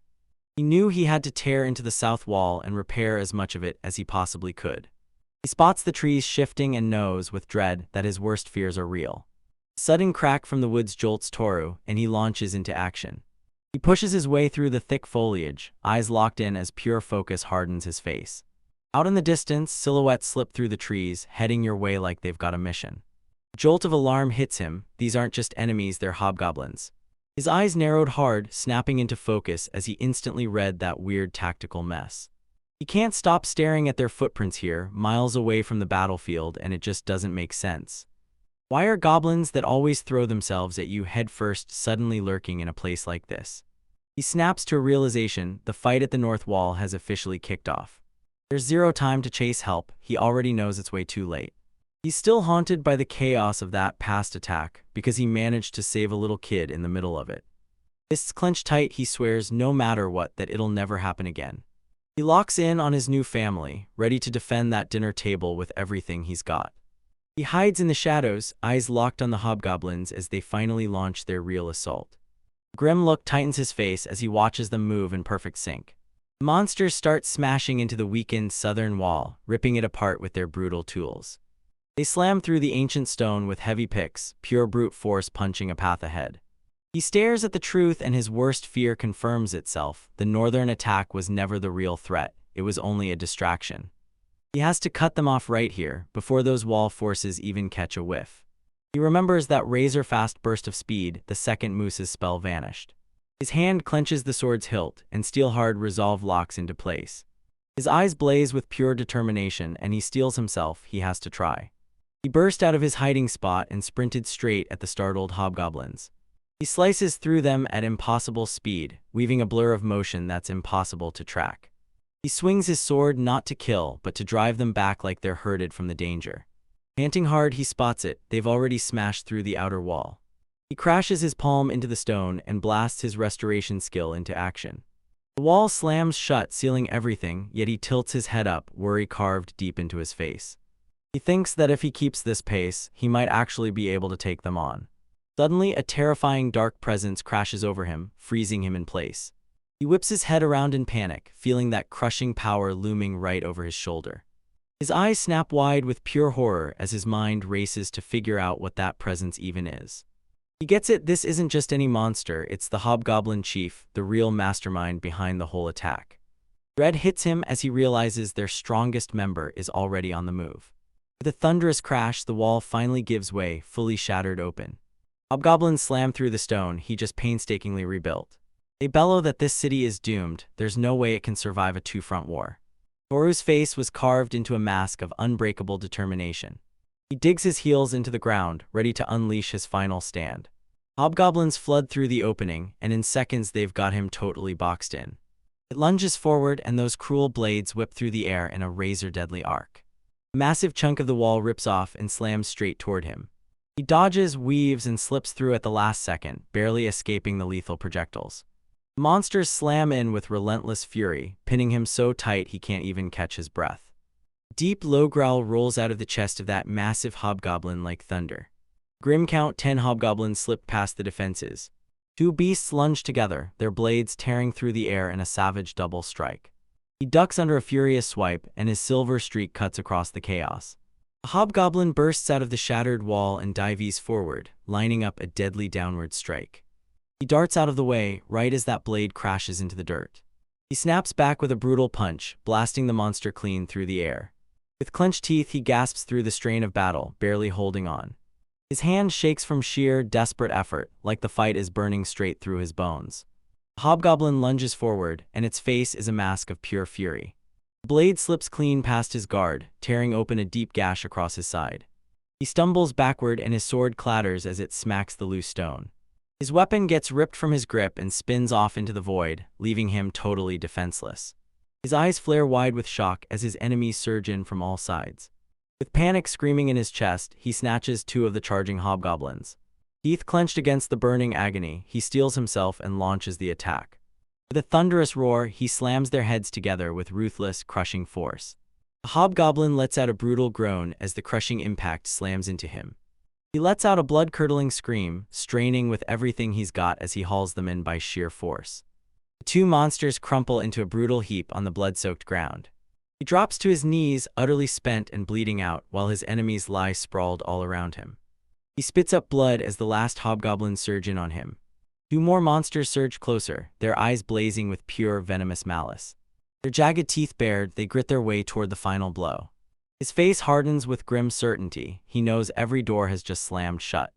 The last hobgoblins snap their weapons up and charge in to cut them down. They surge forward, desperate to crush the lone warrior's resistance for good. A calm voice lifts a prayer, begging the sinners to finally find peaceful rest. The brutal spell slams down, icy magic spills out, trapping him in cold, low-tier sleep. Charging hobgoblins slam to the ground, their weapons clattering out of their hands. Toru only knows one person in town who can pull off that kind of magic. He snaps his head up, and there she is, his landlady Ural, gripping a plain old broom. She greets him back with a cool smile, even as the sleeping monsters haunt the silence around them. Utter disbelief hits him as he blinks at her and demands, "Why are you here?" He spots her boarding house in the distance, and it hits him like a homecoming he didn't see coming. She lays it out, "These places are cheap for a reason you don't want to find out." Thunderous boom from the north gate startle-bolts him in place. The hobgoblins in slumber jolt awake, utterly baffled by the far-off chaos that's tearing through the air. The clash of war roars through the shattered gap in the wall. He can't shake the worry, why hasn't that victory horn blasted yet? He has to strike right now, before that hobgoblin chief gets his next move back. Ural looks completely drained, rubbing her face with shaking, exhausted hands. She offers to help, but she's honest, she can't stay in a fight for long. He locks eyes with her, and sheer gratitude and unspoken understanding flood the moment. He slaps his palm to the wall and realizes he's got just 3 uses left. He bursts with one final wave of restoration, sealing the breach shut for good. The hobgoblins outside slam into the brand new stone wall, rattling it to the core. They spin around in pure confusion, because their route to the city is suddenly cut off. Ural shuts her eyes tight and whispers one more prayer, begging for their peaceful rest. She slams cold slumber back into place, and a surge of magic crashes outward like a frigid tide. Toru stands ready as the day's hobgoblins finally fall into a deep, helpless sleep. A fresh wave of monsters charges ahead, ignoring the magic like it's nothing. Ural declares she's going to blanket the whole area in a choking, thick fog. She flicks her hand and summons frozen crystals, her broom blazing with savage, icy power. Thick, shimmering fog whips around as the hobgoblins charge forward. The monsters howl in pain as the icy mist claws into their skin. Side by side, they crash into the horde, every power in perfect sync. With the hobgoblin's biggest edge finally shut down, Toru swings his blade and cuts right through them. The monsters start trembling uncontrollably, completely thrown off as a sudden, crushing cold hits them out of nowhere. He realizes the ice crystals have totally shut down their healing power for good. With their healing shut off, there's only one move left: tear them apart. But the non-stop magic drains the landlady so hard she staggers, barely holding herself up. He lunges forward and scoops her up just as she crumples, sobbing his name through tears. Her eyes are shut tight, and every last ounce of fight energy has finally drained out of her after that battle. He can't believe the sheer mountain of magical power she must have unleashed to pull that off. He vows to track down the peak of her magical power before time runs out. With a burst of blazing light, he'll fire his skill and bring everything back. Suddenly, the last hobgoblins snap their heads toward a brand new, thunderous noise. Two go blasting through the air, because the wall behind them instantly explodes into rubble. They get blasted aside with bone-crushing might, like the world just slammed them out of the way. The hobgoblin chief hurls himself straight through the fresh, newly torn gap in the wall. Toru immediately spots the monstrous beast spearheading the goblin army. He asks her if she can walk, and she grins. Her hip pain is gone. She lays it out plain: to pass the test, E-rank heroes have to take down the chief. He tells her, don't worry, just hang back and watch from a safe distance. Seeing his resolve, she bolts off to grab a safe spot where she can watch everything unfold. The hobgoblin chief erupts in a deafening, earth-shaking roar that rattles the ground. Toru clenches up, his sword trembling like it can't handle the crushing pressure. That monster skin is so tough and unbreakable, it basically acts like armor plating. And to make it worse, its whole body is smothered in thick boar fur. He can't stop wondering, will his simple steel blade even slice through something like that? He knows he has to strike for the weak spot, its head or its limbs. He ducks under a clumsy swing at the last second, barely escaping a devastating hit. The monster's massive club crashes down into the ground like it's trying to erase where he stood. His blade hacks again and again, but it only scrapes uselessly across the creature's thick, armored hide. The chief's massive hand clamps down on Toru's sword arm like a steel trap. With a jolt of raw power, he yanks his arm free. The escape blast hurls him stumbling over rubble, crashing back across the ruins. He skids across the ground, then snatches his footing at the very last second. That shallow cut on its face knits shut with a loud, sizzling hiss. The torn flesh snaps back into place within seconds. It snaps its tongue out and wipes away the last smear of blood like it can't even be bothered to care. He realizes every hit he lands gets stitched back together in the blink of an eye. But he knows exactly where his blade can land one last, deadly hit. He rockets forward, swallowing the gap to the massive beast in a single rush. He slips past the monster's defenses, bracing himself for a last-ditch attack. He zeroes in on the creature's one exposed eye. His sword shoots straight into the monster's eye, sinking deep before it can even blink. A sickening squelch snaps through the air as the blade finally bites down. The monster lurches, catching itself, never going down, while its foot hits the ground with a brutal, thunderous thud. It swivels toward him, and there's no wound left at all, because the damage is already healed and erased. He clenched his teeth, realizing his attack had been totally worthless. The chief's huge hand clamps down over Toru like he's trapped in a vice. The grip clenches harder and harder, like it's about to snap his life out of existence in one heartbeat. He gets yanked up off the ground with nothing but his collar, like gravity just gave up. The monster slams its final, crushing step down, pinning him in place. He knows he has to smash it with a non-stop storm of attacks. But he's gasping for air, and his strength starts slipping away fast. The chief yanks him by the head, gripping tight, like he's about to end him for good. The monster's brutal claws tore into his flesh, sinking deep like they meant to rip him apart. With his final shred of strength, he clenches his teeth and growls, "I got you." He slams a restoration spell onto the wall right above the chief. A hailstorm of massive stones pounds down on the monster's head, cracking it like thunder. It screams in agony as the rock slide crashes down and traps it. He snapped the wall back to the exact moment right before the breach. He shoots the landlady a grateful smile as she steps closer, ready to lend a hand again. He's suddenly hit with a stunning vision of her at the height of her power. The sight hits him like a thunderclap, and he's left scrambling, face burning, cheeks blazing bright red. As the rain starts pouring down, he stammers out this panicked denial, totally flustered. He realizes he can't let Ural find out about her change, at least not yet. He's freaking out because he can't shake the fear that the landlady still hasn't clocked her transformation. She orders him to hurry back to the gate, then she stays there, watching every step. He thanks her, then nods and agrees. He'll step back and leave the breach to her. As he sprints, she can't stop thinking about what to cook for dinner tonight. Rain keeps hammering down, scrubbing the battlefield clean like it's erasing every last trace of the fight. Carlos sneers at the old man, gloating that the party's officially over. Toru's shoulders finally drop, seeing Sisson and his whole party safe and sound. After Sisson finally met Sora and Mu, she said Carlos saved them all. Carlos swaggered and bragged that they tore through the place until the guard finally showed up. Toru says he's got a debt to repay, but Carlos snaps at him to let it go. A voice he knows better than his own breaks into a joyful shout, "Tu-chan." Sora and Mu tear toward him, arms wide open like they're ready to catch him in a heartbeat. They mob him in one giant, heart-melting group hug, and it hits like an emotional tidal wave.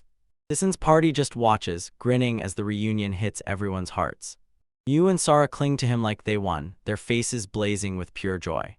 Sora keeps her eyes shut, and this pure, blissful smile spreads across her face like she's finally at peace. He sees her spam reverse again and again, until her magic finally runs dry. Sora blurts out that she finally gets it now, like everything just clicked for her. She's learned the hard truth, flinging your life on the line takes real guts. She beats herself up for waiting too long to see how vital their safety really was. He leans in and tells her that her realization is the single most important thing that matters. Mu asks, "Want me to tell you how I beat that boar?" He pulls them both into a tight, loving hug like he refuses to let go. They stare up at him, and pure adoration lights up every single face. He tells him he's over the moon, that both of them are safe and sound. They swear it's not his fault, because they followed his orders to the letter. Sora playfully chews Mu out for jumping back into danger again. Toru just watches their exchange, her warm smile soft as sunlight. He can't help but grin, those two are finally clicking. The very next day after the attack, Vice Director Saku's troops storm back in. Their report seals it, this wrecked place didn't just get destroyed, it turned into a dungeon. The infiltration hit a single day before the Dayton attack. Inside the choice bar, the leadership leans in and lays out what those decisions could unleash. Joy can't shake the thought that wrecking the dungeon somehow backfired. SACU shuts it down as nothing but speculation, and insists it needs real digging before anyone calls it truth. His eyes squint as he weighs the leadership's disastrous failure. The director wears the weight of the crisis like it's etched into his face. Inside Choi's bar, Sakib lays it all out, how the city's barely done anything since the goblins invaded. He points out how a random adventurer breezed through the southern breach, making their own failure sting even harder. Dayton bursts into a wild, unstoppable laugh and throws thanks up to God, crediting that adventurer's perfectly timed rescue. Saku snaps that this isn't a joke, because Dayton is plotting to cut down the gate guards. Dayton slams his mug down, snaps back at the math, and declares he'll fix the wall himself instead. He even offers to pay the fighters. Sako just dodges the whole thing and punts it to the next committee meeting. David worries that his men's morale is about to crash the moment the work keeps piling up. Saku tells the guard, and you can see it when they slam the gates on regular citizens, it paints everyone's reputation in the worst light. Dating is grateful casualties are so low, just 3 guards, because 112 years ago things were far worse. He shoots a proud look away, shocked it's true, that his fool of a disciple is actually this capable. Saku adds that the adventurer wasn't alone, he had a companion right there with him. Choi drops the latest rumors, nameless heroes tore through a whole hobgoblin horde and vanished before anyone could name them. He says the whole city is in chaos, people are whispering that some gorgeous beauty is sweeping through town with a broom. Dayton grins from ear to ear, declaring that Taro has grown into a man way beyond anything he ever expected. The 2 men raise their mugs and clink them together in a silent, shared toast of respect. Saku lifts his glass with a smug grin and says, loud and certain, that he's toasting to that. With that silent agreement locked in, they both lean in and take one long, satisfying drink. Dayton snaps back to the missing hero, looks at Saku and demands to know, was Lady Ural really the one? Sako, the expert at sniffing out lies, locks in and says, no doubt it was definitely her. He lets out a chuckle, totally stunned that her beauty is so ridiculously breathtaking. Dayton cracks a joke that maybe Toru's skills could scrub the roughness off Saku's face. Sokka snaps his defense into place and tells them to back off, because Basalia is on their hit list and that's the disturbing problem that comes first. While the dungeon was finally dealt with, the labyrinth's boss proved to be an absolute nightmare.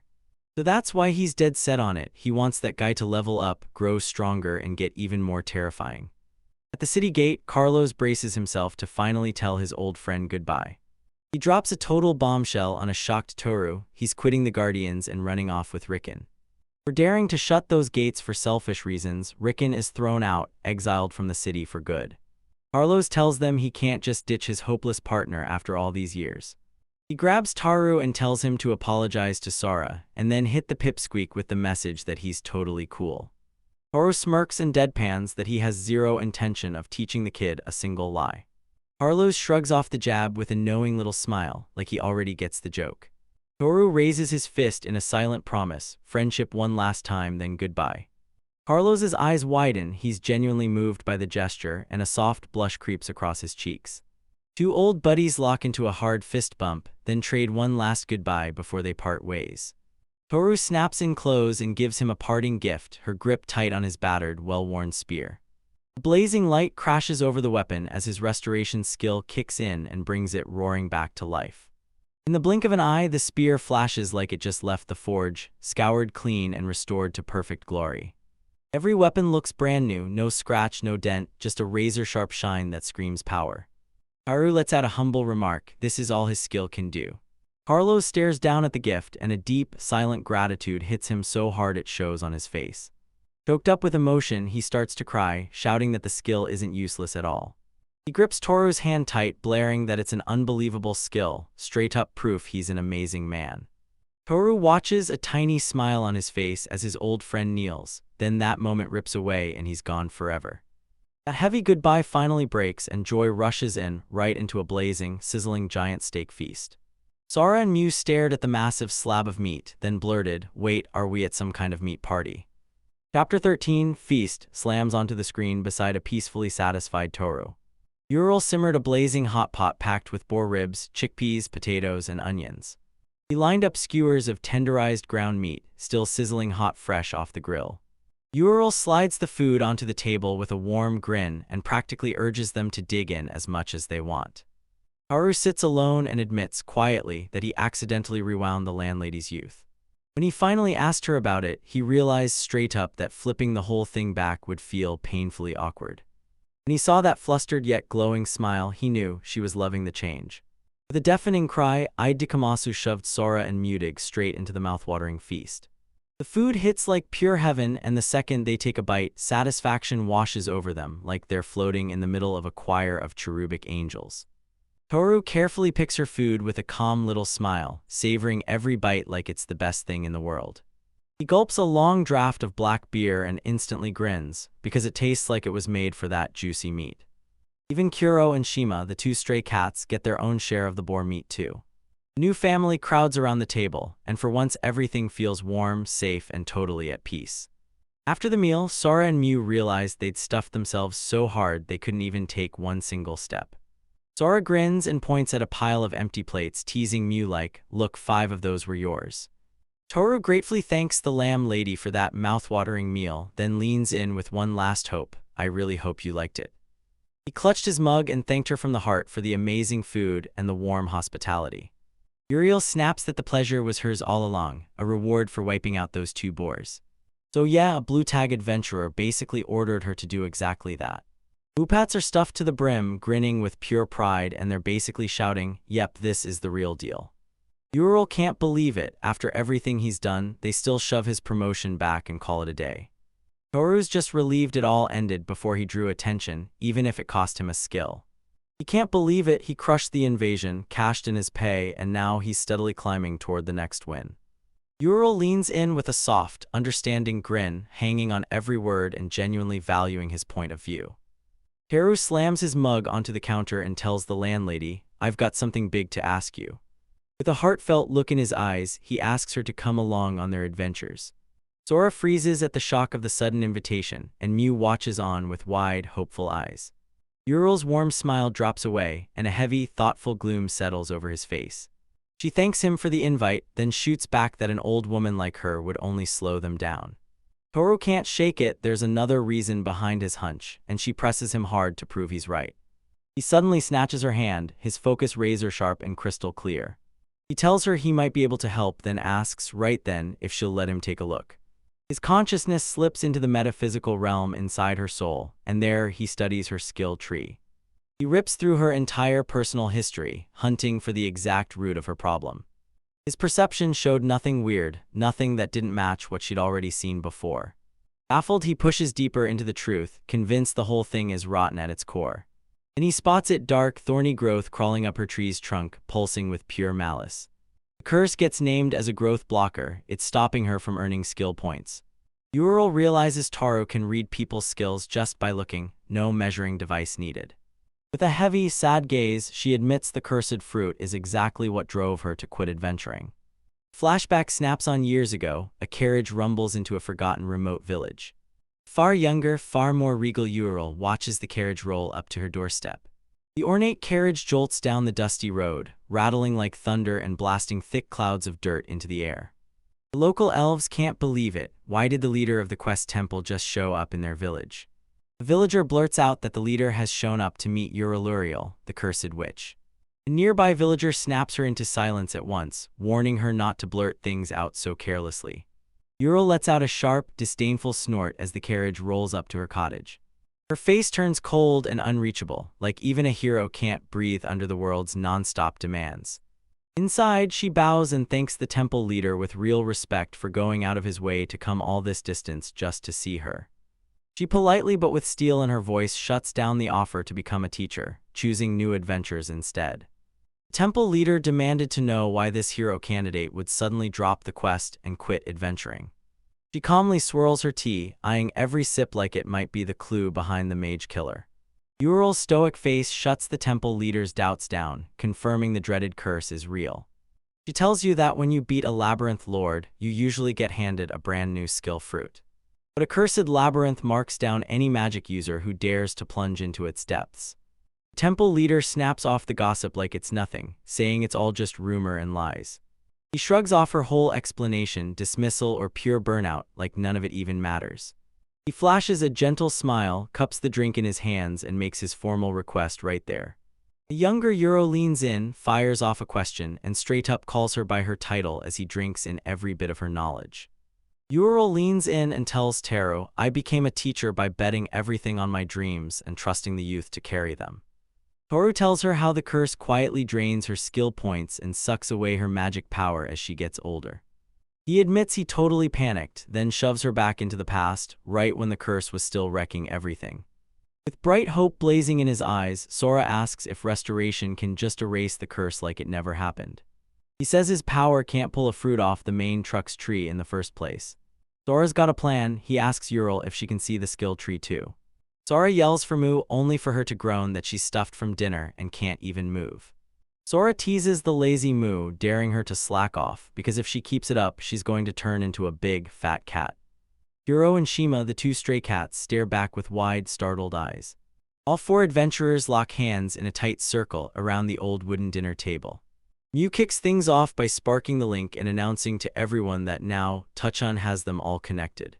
Mew's eye surges with raw power as she flips on her abilities, because sharing is the key. They drift through a dead-still void, staring in awe at a towering, glowing skill tree that lights up the darkness. Ural stares in disbelief at the crystal-clear results, while Mew straight up grabs the spotlight and takes all the credit. Toru pats her back and with a playful grin tells her, "We're a little tied up right now." Sora stands before the great tree, eyes locked on the dark curse crawling over it. Sinister, thorn-choked curse throbs with vicious, crackling power. Ural feels a low, thunderous rumble grow louder as the power starts to twist and change right in front of him. Toru and Mew stare like hawks, totally locked in, because they're dying to see what Sora is about to try next.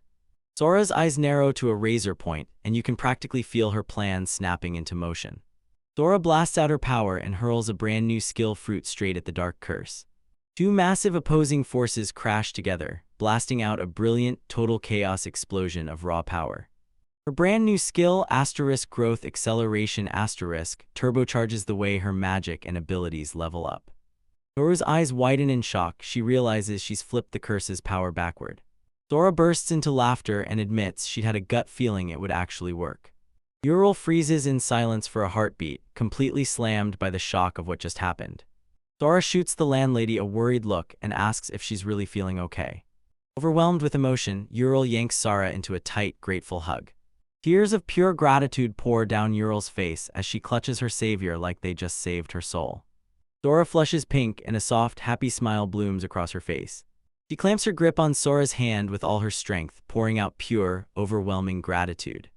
The two women clasp hands tight like a brand new bond just snapped into place, stronger than before. Toru watches everything play out, wearing a quiet, knowing smile like she already saw the ending coming. A muffled voice snaps that Grandma EU is squeezing her so tight she can't even breathe. Miu gets wedged between them like a joke, and her face turns into pure panic. The wild, joyous chaos finally settles down as everyone crowds around the dinner table. Under a crescent moon, the peaceful boarding house slips into night. The very next day, the party barges into the Adventure Bureau, and it's eerily empty, like the whole place vanished overnight. Toru tells everyone the high rankers have already vanished now that the mission's finally over.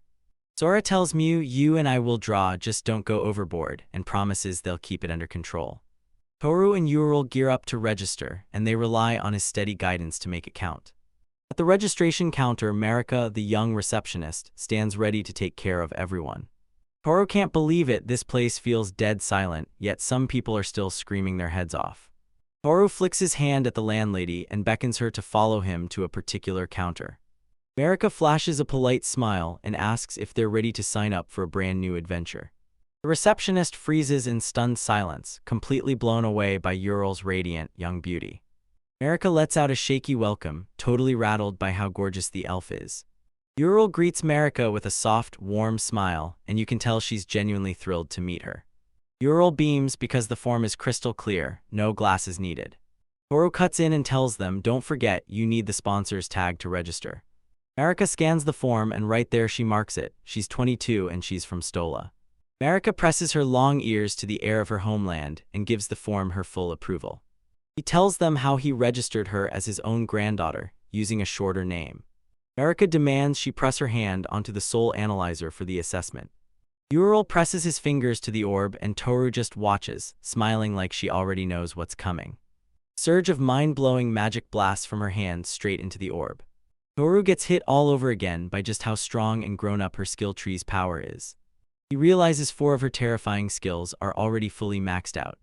Marika can't stop gushing, she's totally starstruck as she tells Ural just how awesome he is. Marika tests her own power and grins, she's at least C rank, and deep down, she's betting it could climb to B. Marika blurts it out with pure hype, she just officially makes her a B rank adventurer. Toru shoots back in protest, but the irritated Marika snaps at him to quit poking his nose in. Toru can't shake the feeling that this sudden rank change is about to cause a full-on disaster.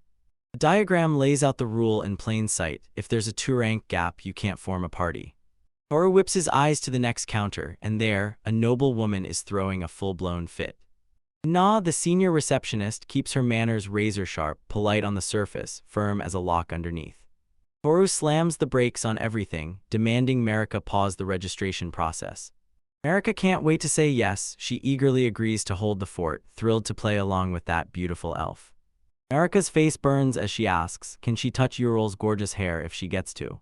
The noble woman demands answers, and then the anonymous hero's name finally spills into the open. Na brushes off the request and warns them that even sharing first names could blow their anonymity wide open. Atina's patience snaps as her inquiry crawls with 0 results, and frustration boils over. She demands the hero's age on the spot, treating it like a deal-breaker compromise. Toru steps in with 0 rush and says, "Cool as ice, I'm 39 right now." Toru closes in and counters right back, asking her if she's got a free moment. Atina snaps her head around, stunned that the moment gets derailed so suddenly. He leans in and tells Anna the stunning truth: his friend just got a massive new rank. Na leans in and explains the new system: your rank is permanent now, and it can't be changed. Toru finally realizes the skill he relied on can't twist her tree anymore. The guild staffer flashes a respectful smile, then politely cuts in and slips away before anyone can stop him. He pops up and tells Toru, "I'm Shieka, ready to team up if he's trying to form a party." Shieka tells them the best they can do is drag her rank down to C. He realizes their party still has to climb all the way to E rank before they can team up with her. He lays out the deal: priority access to the E rank promotion trial, and it's theirs if they go for it. Dungeon's Lord and the Hobgoblin Chief have probably already respawned by now. Toru weighs the offer for a moment, then snaps she agrees to jump into the trial. Atina snaps in surprise, because the hero is way older than she ever pictured. Toru flashes a cheeky grin and admits he lied about his age, and the noble woman is left utterly stunned. Her butler calls that out as another lie, and it leaves her standing there completely, utterly baffled. Bettina Hoff shrugged and said she was only curious about what the hero looked like.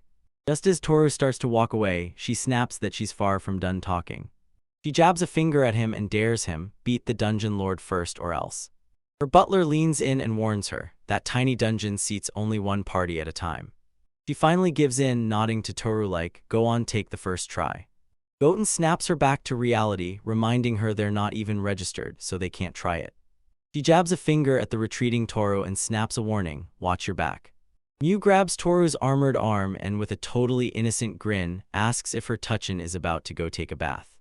Noblewoman Bettina freezes in shock, then blurts out, wait, is Toru married and does she have a kid? Sora clings to Toru's arm with a teasing grin, then blurts to the stunned woman, I'm his wife. Godin, the butler, rushes to soothe his mistress, insisting that Sora is nothing more than one of Toru's associates.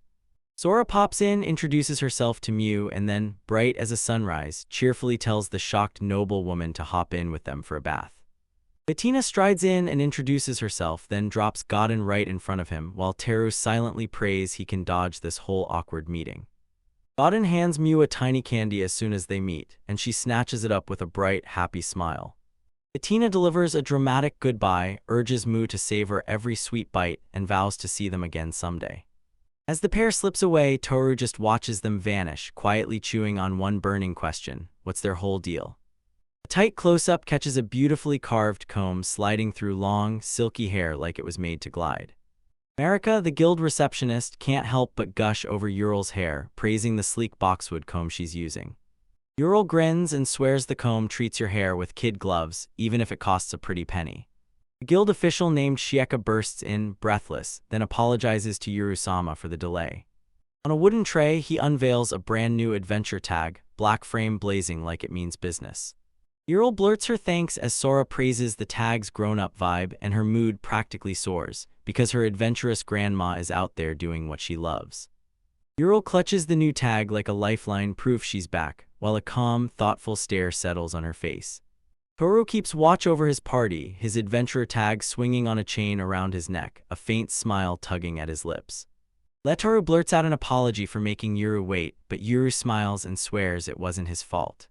Marika is still torn up because Ural isn't a Barank, and her colleague keeps shoving her back to work. Ural tells Toru, I'll wait right here patiently, and Toru locks in with a vow, he'll smash through that cave and catch up fast. Sora and Mew shoot Ural a confident grin, promising his conquest will be finished in the blink of an eye. The story whips us into the Goblin Forest, where lush green canopies stretch out as far as the eye can see. The very next day after registration, Toru, Sora, and Mew stride straight into the terrifying Goblin Cave. They've got 15 days to storm the dungeon, crush the Hobgoblin Chief, and take the whole place. Toru glances back over his shoulder, already feeling the weight of it. This job is not going to be easy. A crew of tough miners clanged forward down the forest trail, picks in hand and heavy packs thumping with every step. That dungeon is famous for deadly rare minerals, and they glitter inside the cavern walls like stolen treasure waiting to be found. So if anyone's going into that cave to party around, they've got to make sure everyone, especially the miners, is safe. That never-ending miasma keeps flowing, and the defeated hobgoblin blinks back into existence in just 2 hours. So yeah, this brutal truth forces the miners to clock in only during the safe hours they're allowed. Sora asks, can we explore while the miners work, and Toru shuts it down fast, no, it's forbidden. They're stuck doing it the hard way, switch off as one team fights off monsters, then the others step back and wait for the miners. Toru strides up to the miners and declares, all right, let's kick off our journey on the first floor. One miner leans in and hisses to his buddy like, hey, are we really doing this party with a kid? The lead miner shrugs and says, since the Bureau signed off on it, we've got nothing left but sit tight and wait. Toru, Sora, and Moose slip into the cave's entrance, swallowed by a suffocating darkness that feels like it's closing in on them. Sora feels the darkness crush in on her and grabs for a lantern, until Toru yanks her back. She breaks down, confessing she can't even force out one step in the pitch-black darkness. Toru suddenly hits on a plan. If they want to shine in the dark, they're going to use Mew's eyes.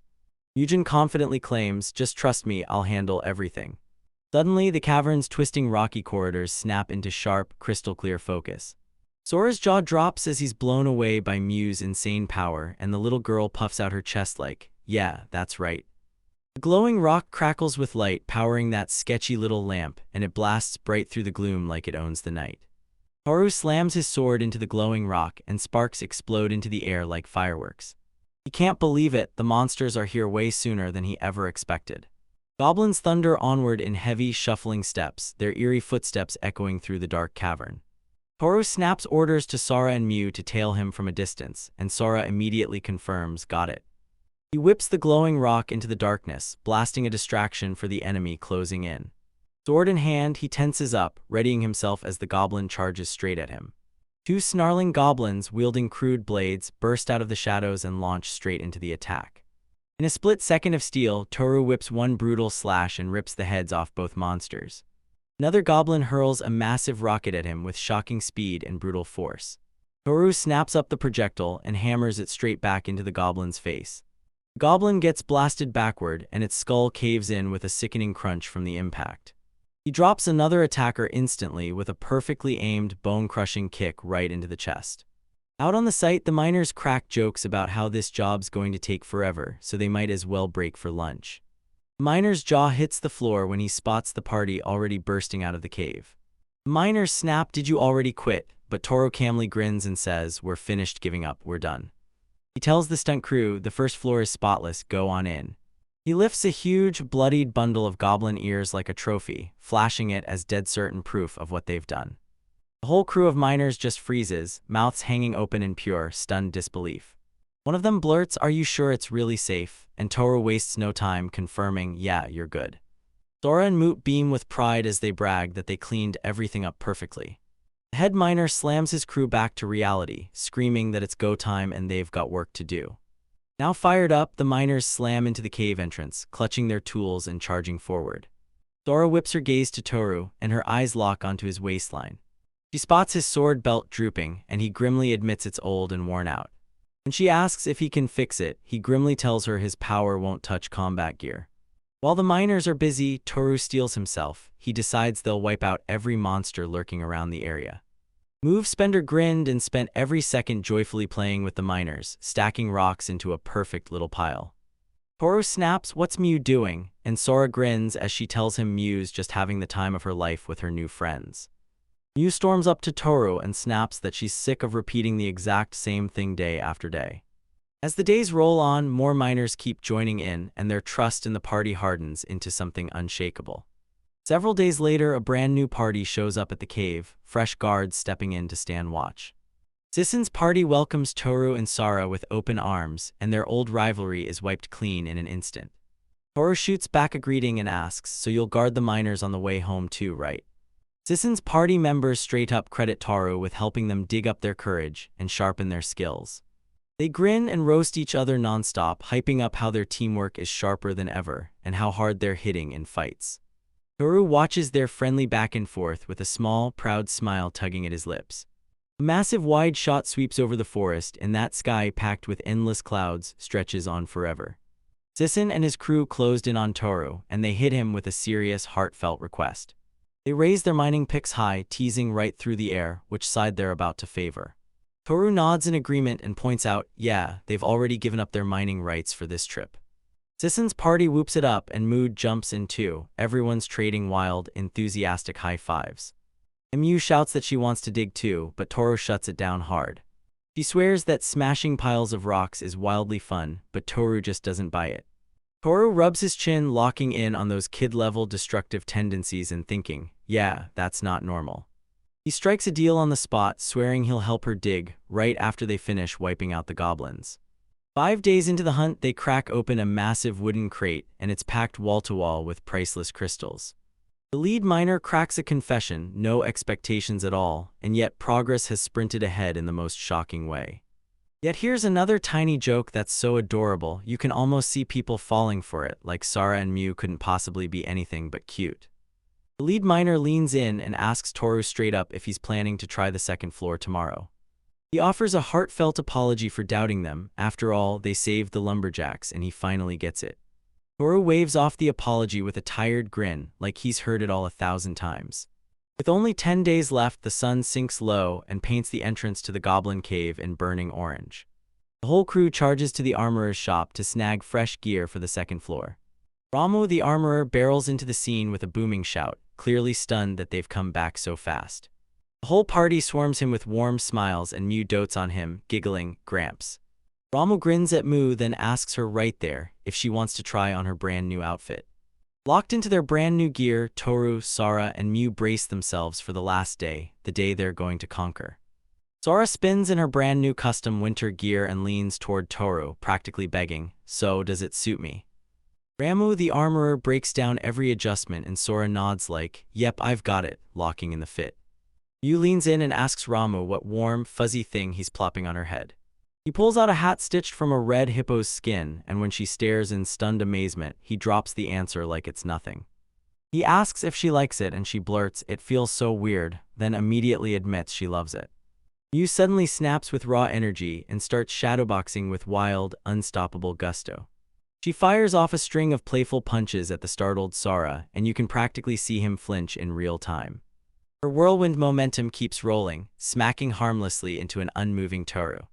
Muzin proudly flexes one of our brand new bracers, special gear built to hit harder. Sora grips it tight, feeling that weird, unfamiliar texture, while Ramu breaks down exactly what makes it so special. Ramu insists it's way too soon for Toru to quit adventuring. The whole crew scrambles at his adorable wife and daughter's remark, while he bursts out laughing like he can't breathe. Sora can't stop admiring Toru's stunning new mantle, and then Mew proudly announces, "I'm shiny." Ramu leans in and tells them it's crafted from the skin of a blue-striped serpent, tough as nails. Sora's jaw drops when he learns that this high-grade material is worth a whopping 20 silver coins. She snaps into realization, pointing out what she just saw as Ramu and Toru trade a knowing look.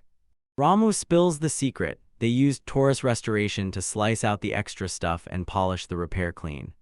Then he fires off a question about their progress, clocking the rushed order and realizing they've clearly got no time to waste. Toru straight up admits this isn't normal exploring, it's a race against time, because the dungeon's mining rules won't wait. He lets out a deep sigh, wishing they had just a little more backup for what's coming next. Ramu nods along and straight up tells them the miners are just dead weight in a real fight. As Toru weighs it in his mind, a wild spark of inspiration suddenly ignites in his eyes. He flashes a grin at the baffled Rambo and says with total confidence, "Yeah, we can do it after all."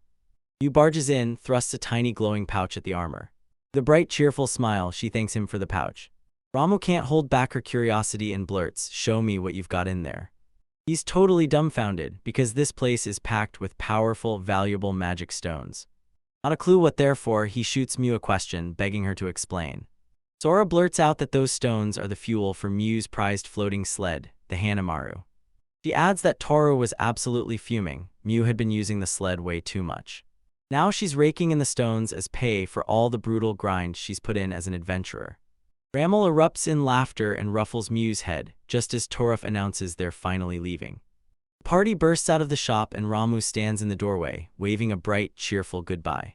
Sora whirls around and tells Ramu, "I've got something I need you to make for me." She slides in right beside him and murmurs a secret request straight into the armorer's ear. He nods with that grin and tells her it'll be done in just a couple of days. With their gear finally locked in for the fights ahead, the party blasts off and leaves without a second to waste. They plunge into the Goblin Cave's second underground floor, swallowed by oppressive darkness. Toru gets jumped the second it starts, and just like that, he snaps the rock Goblin throws right out of the air. It turns into a violent whirlwind, slicing through the charging horde and mowing down a path. His sword blazed out of that glowing rock, slicing straight through the monsters with ruthless, unstoppable precision. Suddenly, a dark, smoking projectile tears out of the shadows and whips past his shoulder. A blob of magic splashes onto his brand new mantle and hisses as it burns into place. Miasma-soaked snakeskin drinks in the corrosive attack like it never happened. From the shadows, a hooded hobgoblin shaman spits a vicious hiss. Its spell fizzles out, dead on arrival. Toru clenched his teeth, realizing the shaman's teamwork had leveled up big time. But he braces for the new threat, sword cocked and ready to strike. Mew asks what that amazing smell is as Sora jerks back from the corrosive magic's aura. Mew giggles and pokes the smoking spot with her staff, finding the whole thing way too fun. Corrosive magic finally fizzles out with one last puff of nasty, stinging smoke. Sora shoots Toru a worried look, asking if that weird attack landed on him. He leans in and reassures her, proving the mantle is spotless, untouched by the miasma. He leans in and reminds her, I had this mantle forged just for moments exactly like this. Sora locks eyes on the exact spot where the magic struck, her face turning thoughtful as if she's piecing the whole thing together. She leans in and asks Toru if she can try out a wild idea that just hit her out of nowhere. Toru leans in, eyes blazing with curiosity, ready to see what wild plan she's cooking up. Sora presses her hand over the damaged spot on the mantle. With laser focus, she snaps into action and unleashes her one-of-a-kind power, Reversal. A burst of white smoke explodes from the fabric as her power finally kicks in. Toru yanks his dagger into view, feeling the mantle's aura shift like something inside it just snapped. Sora finally clocks what happened. She reversed the defense effect, and now the mantle is getting even stronger. Toru smirks because he finally gets it. This new tactic is the master key to crushing the labyrinth. He leans in and tells Sora, keep going, this is how we carve out our road to victory. Mu, so painfully literal it hurts, suddenly perks up and blurts out if this key is, by any chance, something you can chow down. The lead miner catches their confident plan mid-talk and blurts, are you really sure you'll be okay? He swears he trusts them, but the look on his face gives away the doubt he can't shake. He leans on his authority and lets their crazy, unconventional plan move forward. Toru tells them that being an adventurer forces you to think on your feet and cook up wild, creative solutions when everything goes sideways. The head miner finally nods in agreement, right up until the moment the first floor is finished. Toru whips her gaze to Sisson and tells him to stay on standby with backup, just in case. Sisson and his crew immediately nod along and they tell Toru, don't worry, leave it to us. From the mouth of the cave, they stare as Toru's little group slips into the dark and vanishes. Rikaru blurts out, worried sick, asking if that old guy can really handle things on his own. He spots a plan to yank every goblin on the second floor into a full-on aggro pile, and it's so ridiculous it almost sounds fake. Hisoka finally clicks Toru is taking on all of them at once, risking everything for the kid. Rikaru is left completely stunned, speechless by this fearless, selfless act. Hisoku points at that selfish bastard he once knew and says, looks like he's finally started thinking about someone else. Sisson fires up his party, all right, time S up, and they ready themselves to storm into the cave. He snaps at them to stop yakking and lock in like they'll actually listen, or like they've got much left to do anyway. The miners clink their pickaxes and shout, we're going in too. An hour later, the first floor is wiped clean, goblin corpses litter every step. Deep in the cavern, Toru's party stood in the middle of the carnage they unleashed. Toru tells Mew to fire up her radar and scan the area around them. She beams with pride and shows him the towering pile of rocks she's stacked up, layer by layer. She asks, can the scan wait, because her rocks have her absolutely buzzing right now. At Toru's relentless push, she grits her teeth and finally flips on her electric radar. A huge burst of power erupts from her tiny frame and the cavern gets washed in its shockwave. The radar's wave crashes across the entire second floor in the blink of an eye. Moose's eyes bulge with raw terror as she spots a gigantic horde of goblins barreling straight at her. Toru snaps that the plan worked, urging Sora to plant his feet and guard her back while she holds the line. He grabs Mew and demands she nail down the exact spot of the nearest horde enemies. A tidal surge of hulking hobgoblins barrels toward them, screaming like a war storm as they charge. The horde crashes down on them from every angle, an endless wave of monstrous faces closing in. Toru rockets into action, a blur of steel and speed, tearing a path of destruction straight through the monsters. Sisson's party bursts into the narrow passageway wedged between the first and second floors. Hikaru spits out a curse, realizing Toru already handled everything. The head miner can't believe it, only 3 people managed to clear the entire floor in just 1 hour. For more than a week, this ruthless, well-oiled nightmare kept grinding on, until the miners stopped feeling anything but the coming slaughter. On the last day, the party crowds up at the entrance to the cave they've finally crushed and taken over. Bettina barrels in with her butler and with a cruel smirk she taunts, so, has the poor old hero finally won yet? At the cave entrance, noblewoman Bettina flashes a confident smile and smoothly explains why she's there. Her butler Godin leans in and quietly tells her they're not rivals yet, and the moment it lands, her face burns red. Sora flashes Bettina a warm smile and Bettina refuses to let it go. She demands everyone call her Betty. Betty spots how insanely good Sora's shirt looks and blurts out, where did you buy this? Sora can't contain her excitement. She nods eagerly and promises she'll take her to the shop sometime. Nearby, a little girl inches the stairs forward with fierce focus, working under that flamboyant noblewoman's watchful eye. Betty can't help but laugh at how wildly energetic, yet still comically small Moo is. Out of nowhere, Mew surges forward and drives a crushing punch straight into Bettina's stomach. A stunned Bettina blurts out, "Why are you hitting me?" and Mew snaps back, declaring that these are their rivals. Godin steps in like it's effortless, praising Mew's spirit, then slips her some candy with a grin. Mew immediately wins them over and pledges to make the kind butler her own personal underling. Thinking his words were about pay, she snatches out her pouch and hands over magic stones. Small as a kid, his size shut doors on his job options, yet it only doubled down on his loyalty. Once the chaos finally cuts out, Toru steps in and declares, "All right, this is it, time for the final floor." Sora and Mew fire back with confidence, faces locked in like they're ready to charge. Their allies, those miners, refuse to let them go quietly. The insistence party sends them off with loud, roaring shouts of encouragement. Bettina tells them she's cheering for them, but Godin can't ignore the twist. Her win means Bettina's loss.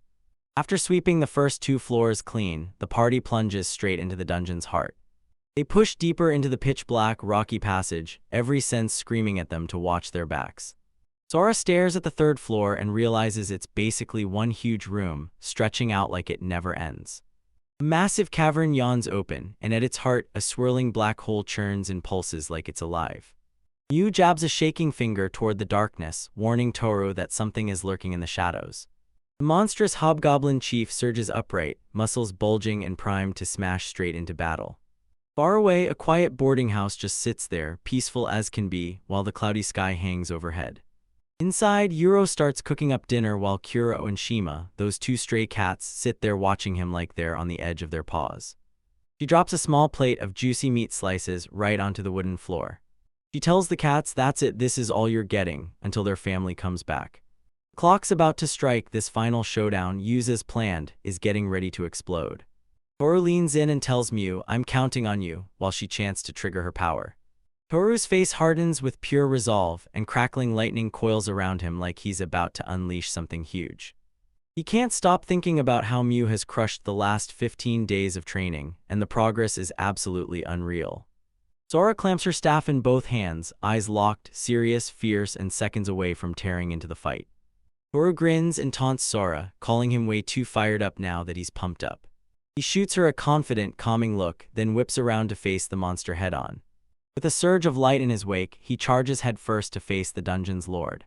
The hobgoblin chief unleashes a deafening, earth-shaking roar that dares everyone to come at him. Toru rockets forward in a blur, cape snapping behind him as he crashes into the attack.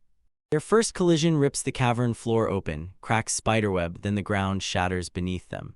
The chief hurls its massive club through the air, its face twisted in a full-on furious snarl. Toru barely moves. He snaps his sword up and turns aside the crushing strike with pure, effortless precision. Cold, laser-focused eyes locked in as he prepared to unleash a crushing counterattack. The monster's brutal swing gets wiped out instantly, its power fizzles out as if it never existed. Toru whips around with unreal speed, his blades screaming through the air in one crushing, blazing arc. One tiny drop of blood spills from the monster's lip, proof it's hurt. He springs over the chief's fallen form with sharp grace, hunting for his next opening. He snaps in another lightning-fast hit, his boosted speed slamming the beast before it can even react. He drags in a breath, sword clutched tight, and studies his opponent like he's about to strike. He blurts out, "Was that monster really always this slow?" Bubbles start bubbling out of the chief's mouth, and it's a warning, he's about to unleash something brutal. From a safe distance, his companions scream loud encouragements, urging him on. The monster's eye gazed at pulsed with a cold, focused menace. It slams its club down with a brutal overhead swing, aiming to crush him flat. Toru's eyes clamp shut with pure focus as he readies himself to take the hit. He raises his sword and crashes straight into the deadly attack head-on. His gauntlet blazes with light, and the moment he sees it, he knows his insanely bold plan actually worked. He leans in and tells Sora that stacking her reversal skill was absolutely worth every bit of effort. The buff burns out in just a few minutes, but in that blink, it hardens him so intensely he's tougher than dragon skin. He reveals that his sword has somehow gained the same wild, temporary power too. The Hobgoblin chief jerks back, its weapon arms frozen in shock from the brutal hit. With a thunderous BM, Toru's upgraded blade crashes into the chief's side. He unleashes a furious storm of strikes, smashing through the monster's defenses. Teeth clenched, he lifts his blazing sword, ready to slam the final, decisive blow down.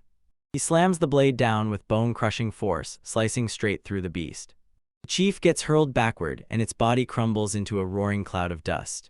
A black hole in the heart of the room slams inward, bursting the air with a blinding flash. Toru watches in cold calm as the dungeon's power source gets erased, right out of existence. The collapsing vortex rips the cavern open, and a thick cloud of dust swallows everything in its path. He can't believe it, this is the first time he's ever watched a black hole blink out of existence. Sora and Mew burst toward him, cheering like crazy for his brutally hard-won, unbelievably earned victory. They pile on him in a screaming, joyful group hug, laughing with relief, absolutely bursting with pride. He grins and tells them not finished yet because the prize is still coming. He drops to his knees right where the vortex vanished, scanning the ground like the fruit has to be hiding there. After winning, he gets a brand new power, accelerated healing, right on the spot.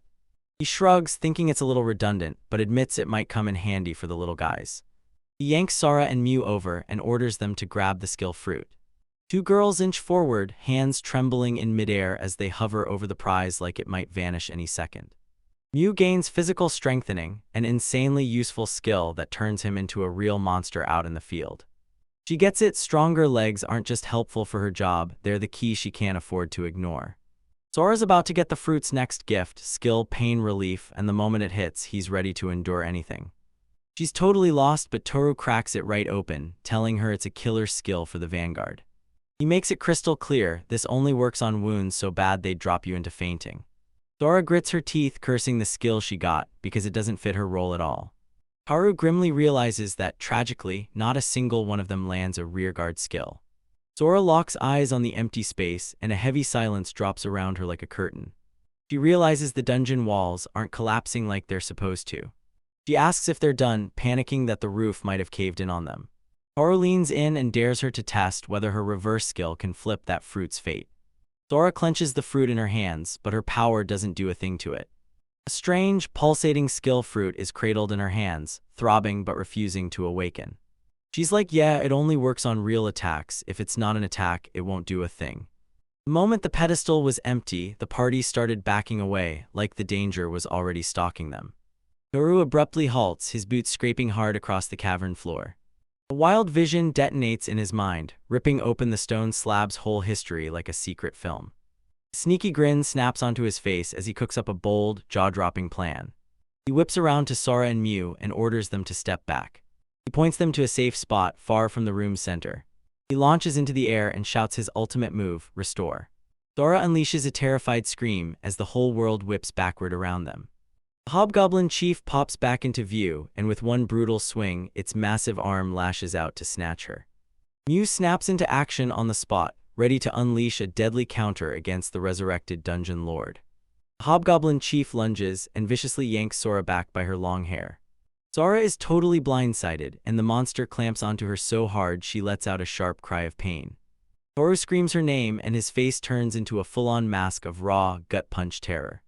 Sora's trapped and his eyes squeeze shut as agony rips through him. His thoughts snap back to a tragedy that hit 9 years ago, one that felt just as brutal. He still remembers the brutal attack on Dayton, like a monster shadow swallowing a child whole. He's reliving that brutal fight in his head, muscles straining as he desperately tried to shield the innocent from the slaughter. That chaotic battle still clings to his mind, and the fact he failed keeps hunting him over and over. But then it hits him, this time feels nothing like before, because he's not the same man anymore. He isn't alone anymore, he barks a razor-sharp order to Mew, and the moment turns electric. Mew snaps into the call with a determined shout of Rurai. Lightning lashes from her electric spine and zaps the chief's hand to a jolt. The Hobgoblin chief lets out a savage grunt of pain, and for a split second its grip on Sora slips. Sora's eyes go wide the moment she's yanked free from the monster's grip. The electrical shock rips through the beast, staggering it for one critical second. Toru grabs the moment and drives her stare into something cold and deadly. He rockets ahead like a streak of lightning, and his cloak whips and billows in his wake. With a razor-sharp breath, he throws everything into his final, game-ending move. Toru blurts out, "Are you okay, Sora?" And Sora shoots back a thankful smile while Mew quietly shoves out an apology. With the danger finally gone, the three of them exhaled and shared a warm, grateful smile. Sora noticed her new skill barely bothered her at all. Her hair didn't hurt nearly as much as before.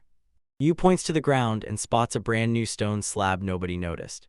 Toru shot his hand down and landed it on the mysterious second slab. He gets a brand new skill, physical strengthening, that supercharges his power like it's about to blow the roof off. He figures out that when he slams Restore onto the slab, the labyrinth snaps back, ready for another takeover.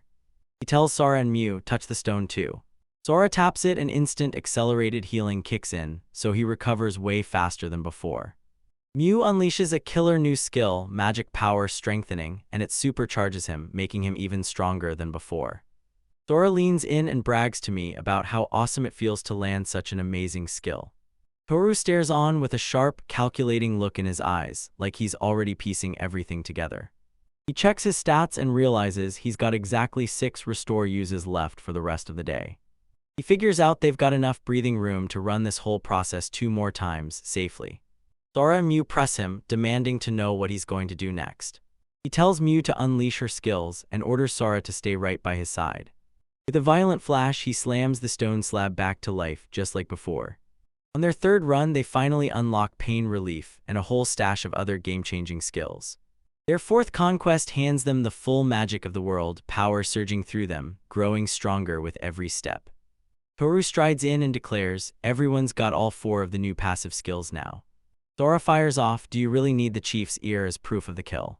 Sora spots the empty absence of magic stones while Mew leans in and declares, I'm starving. Toru cuts in fast, reminding everyone, the mission doesn't end until they're already outside. The triumphant trio huddles together, fires blazing with hope as the dungeon starts to cave in and they sprint toward freedom. Outside, a buzzing crowd of miners is already waiting, like they can't breathe, because their celebration is on the line the moment the group returns. When they step out, the whole crowd explodes into a roar of thunderous applause. Mew waves wildly as the grateful adventurers rush in, surrounding them with pure thanks. Behind them, the goblin cave erupts into a roaring cloud of dust and tumbling debris. The ground finally gives out, and all that's left where the dungeon stood is shattered, cracked earth. Their wild adventure finally ends right back at the Adventure Bureau's assessment counter. Na pulls them in for a warm welcome and fires off, so how'd that brutal quest go? Toru admits that the 2-week time limit turned everything into a brutal ordeal. The head miner leans in, declares the dungeon is truly finished, and calls them real-deal adventurers to their faces. He grips Toru's hand and tells him he's pumped to see them grow together from here. Na beams and offers her heartfelt congratulations to Toru, Sora, and Mew. She hands them their brand new, hard-earned E-rank adventure plates like she's delivering the next chapter straight into their hands. As soon as Sora storms out of the guild, they spot their landlady Ural right there, waiting for them. With Mew's sleepy weight on his back, Toru and Sora stride toward Ural. Chapter 17 begins titled to the next place, showing them in town. Ural shoots a question, is it cool if I join your celebration? Mew jolted awake and beamed, asking Haru if they were about to throw down a feast. Toru just smiles sweetly, humming under her breath like she's savoring every bit of her excitement. Their celebration lands at the familiar choice bar. Sora leans in and asks Toru, are you sure this is the right place for us? The tavern door slams open, and a booming voice beckons them in. Joy shows up, grins at them, and says the celebration already kicked off. Toru bursts into the bar and immediately throws out an apology for making them wait. Ural smiles and warmly thanks their host for bringing her into the party. Joy beams at them, waving them in like, come on right this way, pulling them deeper inside. He points at an empty spot at the table and waves them in like, come on, sit right there. Moon realizes the room is cramped and there's only 1 chair left. Toru silently pats her lap, inviting him to sit down right there. Sora gleefully hops into his lap, but then he admits, I'm gonna make eating tough. He tells her to trade places with Mew because he was already offering it to the kid. Sora puffs out her cheeks with pure disappointment, still moving the beams with a grudging sparkle of delight. Dating shows up like fate and Mew immediately demands answers. Who is that old man? Toru leans in and tells him, I'm the guy you want, I'm the one who asked you to fix that wall. Sora can't help but remember back when his hair was wild and his beard was full. Toru bursts into a laugh and tells you he used restoration magic to bring his hair right back. The smoking bowl of their famous signature stew sits right on the table, steaming like it's about to steal the spotlight. Sizzling spread of caterpillar leg plates and juicy meatballs lands on the table. Troy loudly declares, "Tonight's meal is on me, so you two eat until you're stuffed." Saku snaps her fingers and orders the most expensive hot sake, made from a fresh 20-year brew. Sako offers Ural a sip and Ural takes it politely, like he can't afford to refuse. Watching her light up, Saku leaned in and demanded the master pour her another glass. Troy shrieks like a maniac, bellowing for a whole barrel and some boiled beans. Toru digs into his usual feast, potatoes, sausage, and black bread, no questions asked. He orders 2 non-alcoholic orange juices, right there, just for the younger crew. He tells Mew she can pick anything she wants to eat. Slide the points onto the caterpillar's legs and demand, "What's the other dish?" Sora digs in and tears off a huge bite of that mouthwatering-looking food. Sora blurts out that the meatballs are ridiculously soft, and they taste absolutely delicious. Troy leans in and tells them they're built from ground stuff, rock, lizard, fat, and cartilage.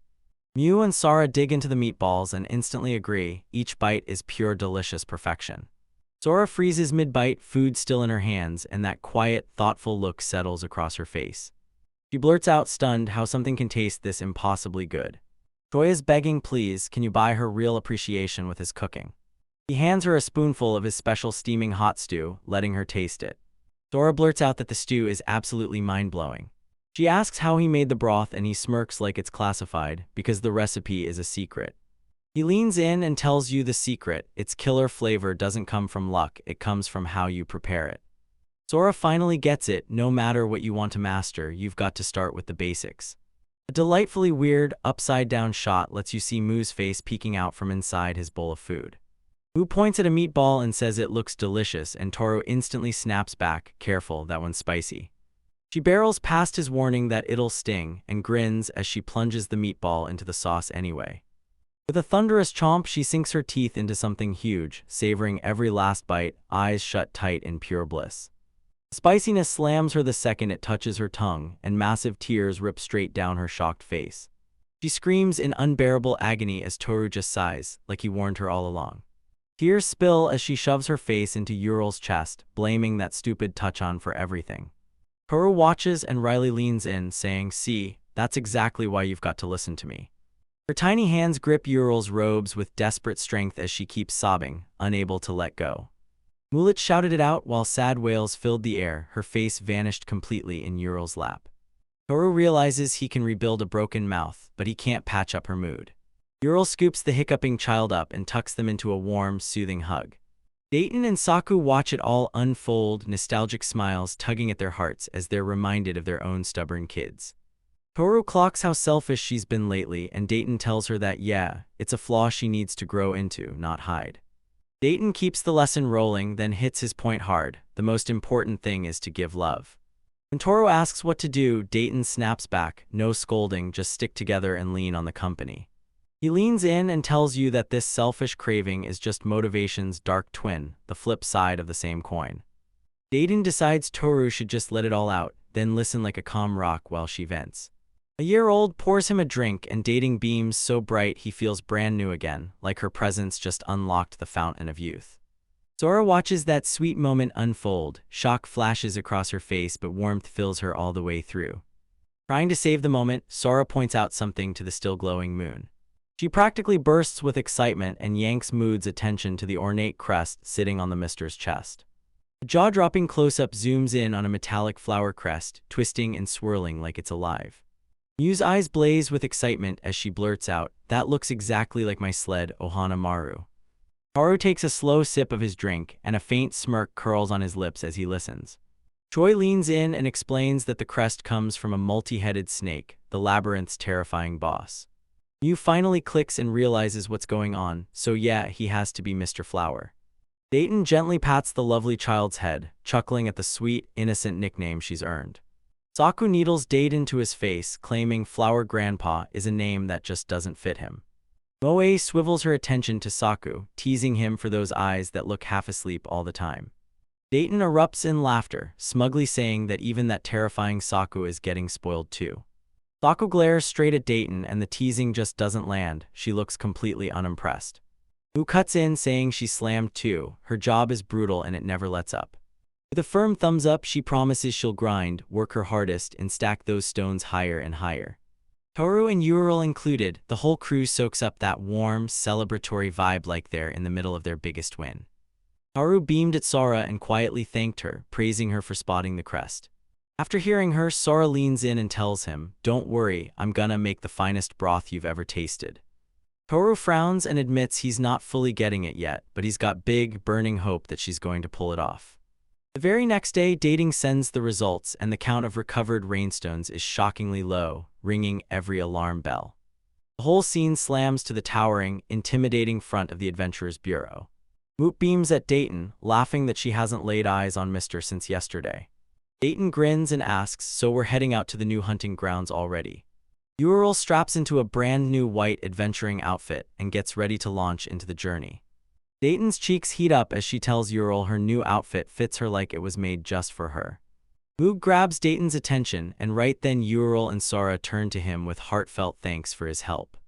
Dayton grabs Mew and demands, "Do you know anything about the missing magic crystals?"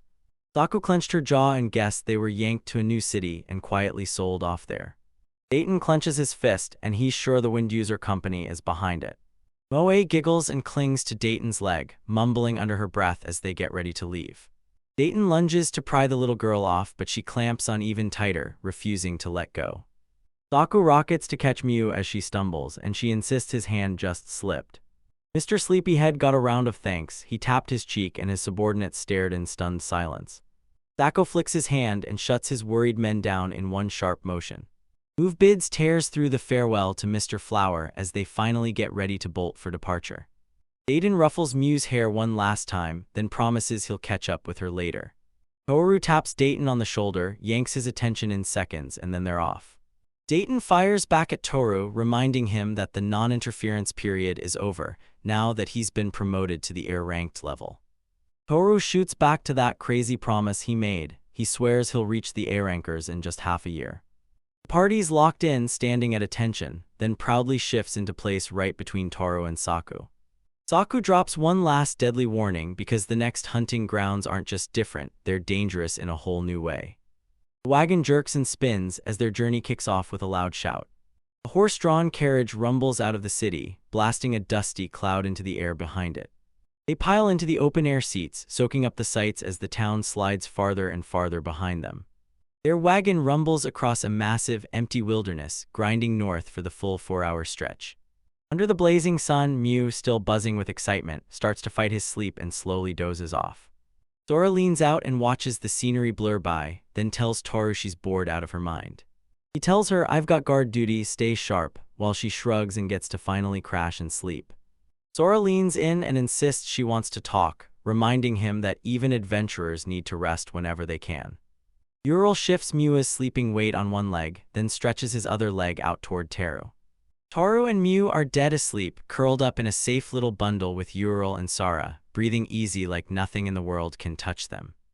Toru flashes a warm smile, politely turns down the offer and tells them, maybe next time. Sora beams at him and warmly pats her lap, urging him to sit right there. He flips the offer back on her, telling her he'd rather she lie on him. Ural leans in, eyes soft, and wears a knowing smile as he watches their playful, romantic moment unfold. With cheeks burning, Sora tells her she'll wait until they're alone, so she won't get distracted. She doubles down on her mission, leveling up that reversal skill this expedition, no excuses. With grit in her eyes, she declares, again and louder, that she'll turn herself into the finest broth. Toru and Ural watch it unfold, trading smiles that feel like they just leveled up their own personal destiny.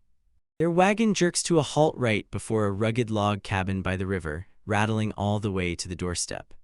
Toru gently shakes Mew awake and Mew mumbles, half asleep, "Is it time for breakfast yet?" The party strides into the roomy, wood-paneled interior of the local adventure bureau. Toru jolts when she spots the receptionist's silhouette already waiting behind the counter. He strides up to the man, fires off, "Are you the receptionist?" and lets him know he's definitely the new guy. The flamboyant red-haired man whips around with a sly grin and welcomes them like it's already his stage. He gives them a formal welcome at the Adventure Bureau departure point, the River of Blood. A loud title card blares *** Chapter 18, River of Blood ***, and we're dropped right at the outpost. The man snaps name S. Rishi of the Deep Green and introduces himself as the local receptionist.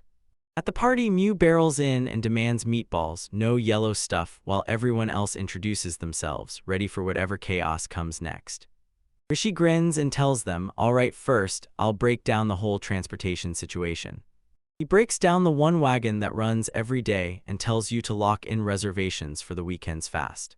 Toru squints at it because he remembers seeing 3 wagons, no single passenger carriage in sight. Rishi pushes forward and tells them the truth. This place is packed with over 100 adventurers swarming the area. He told them to hunt only in their proper territories, so there'd be 0 mix-ups. Rishi flashes a small, knowing nod and lays down the rules like he already expects you to mess up.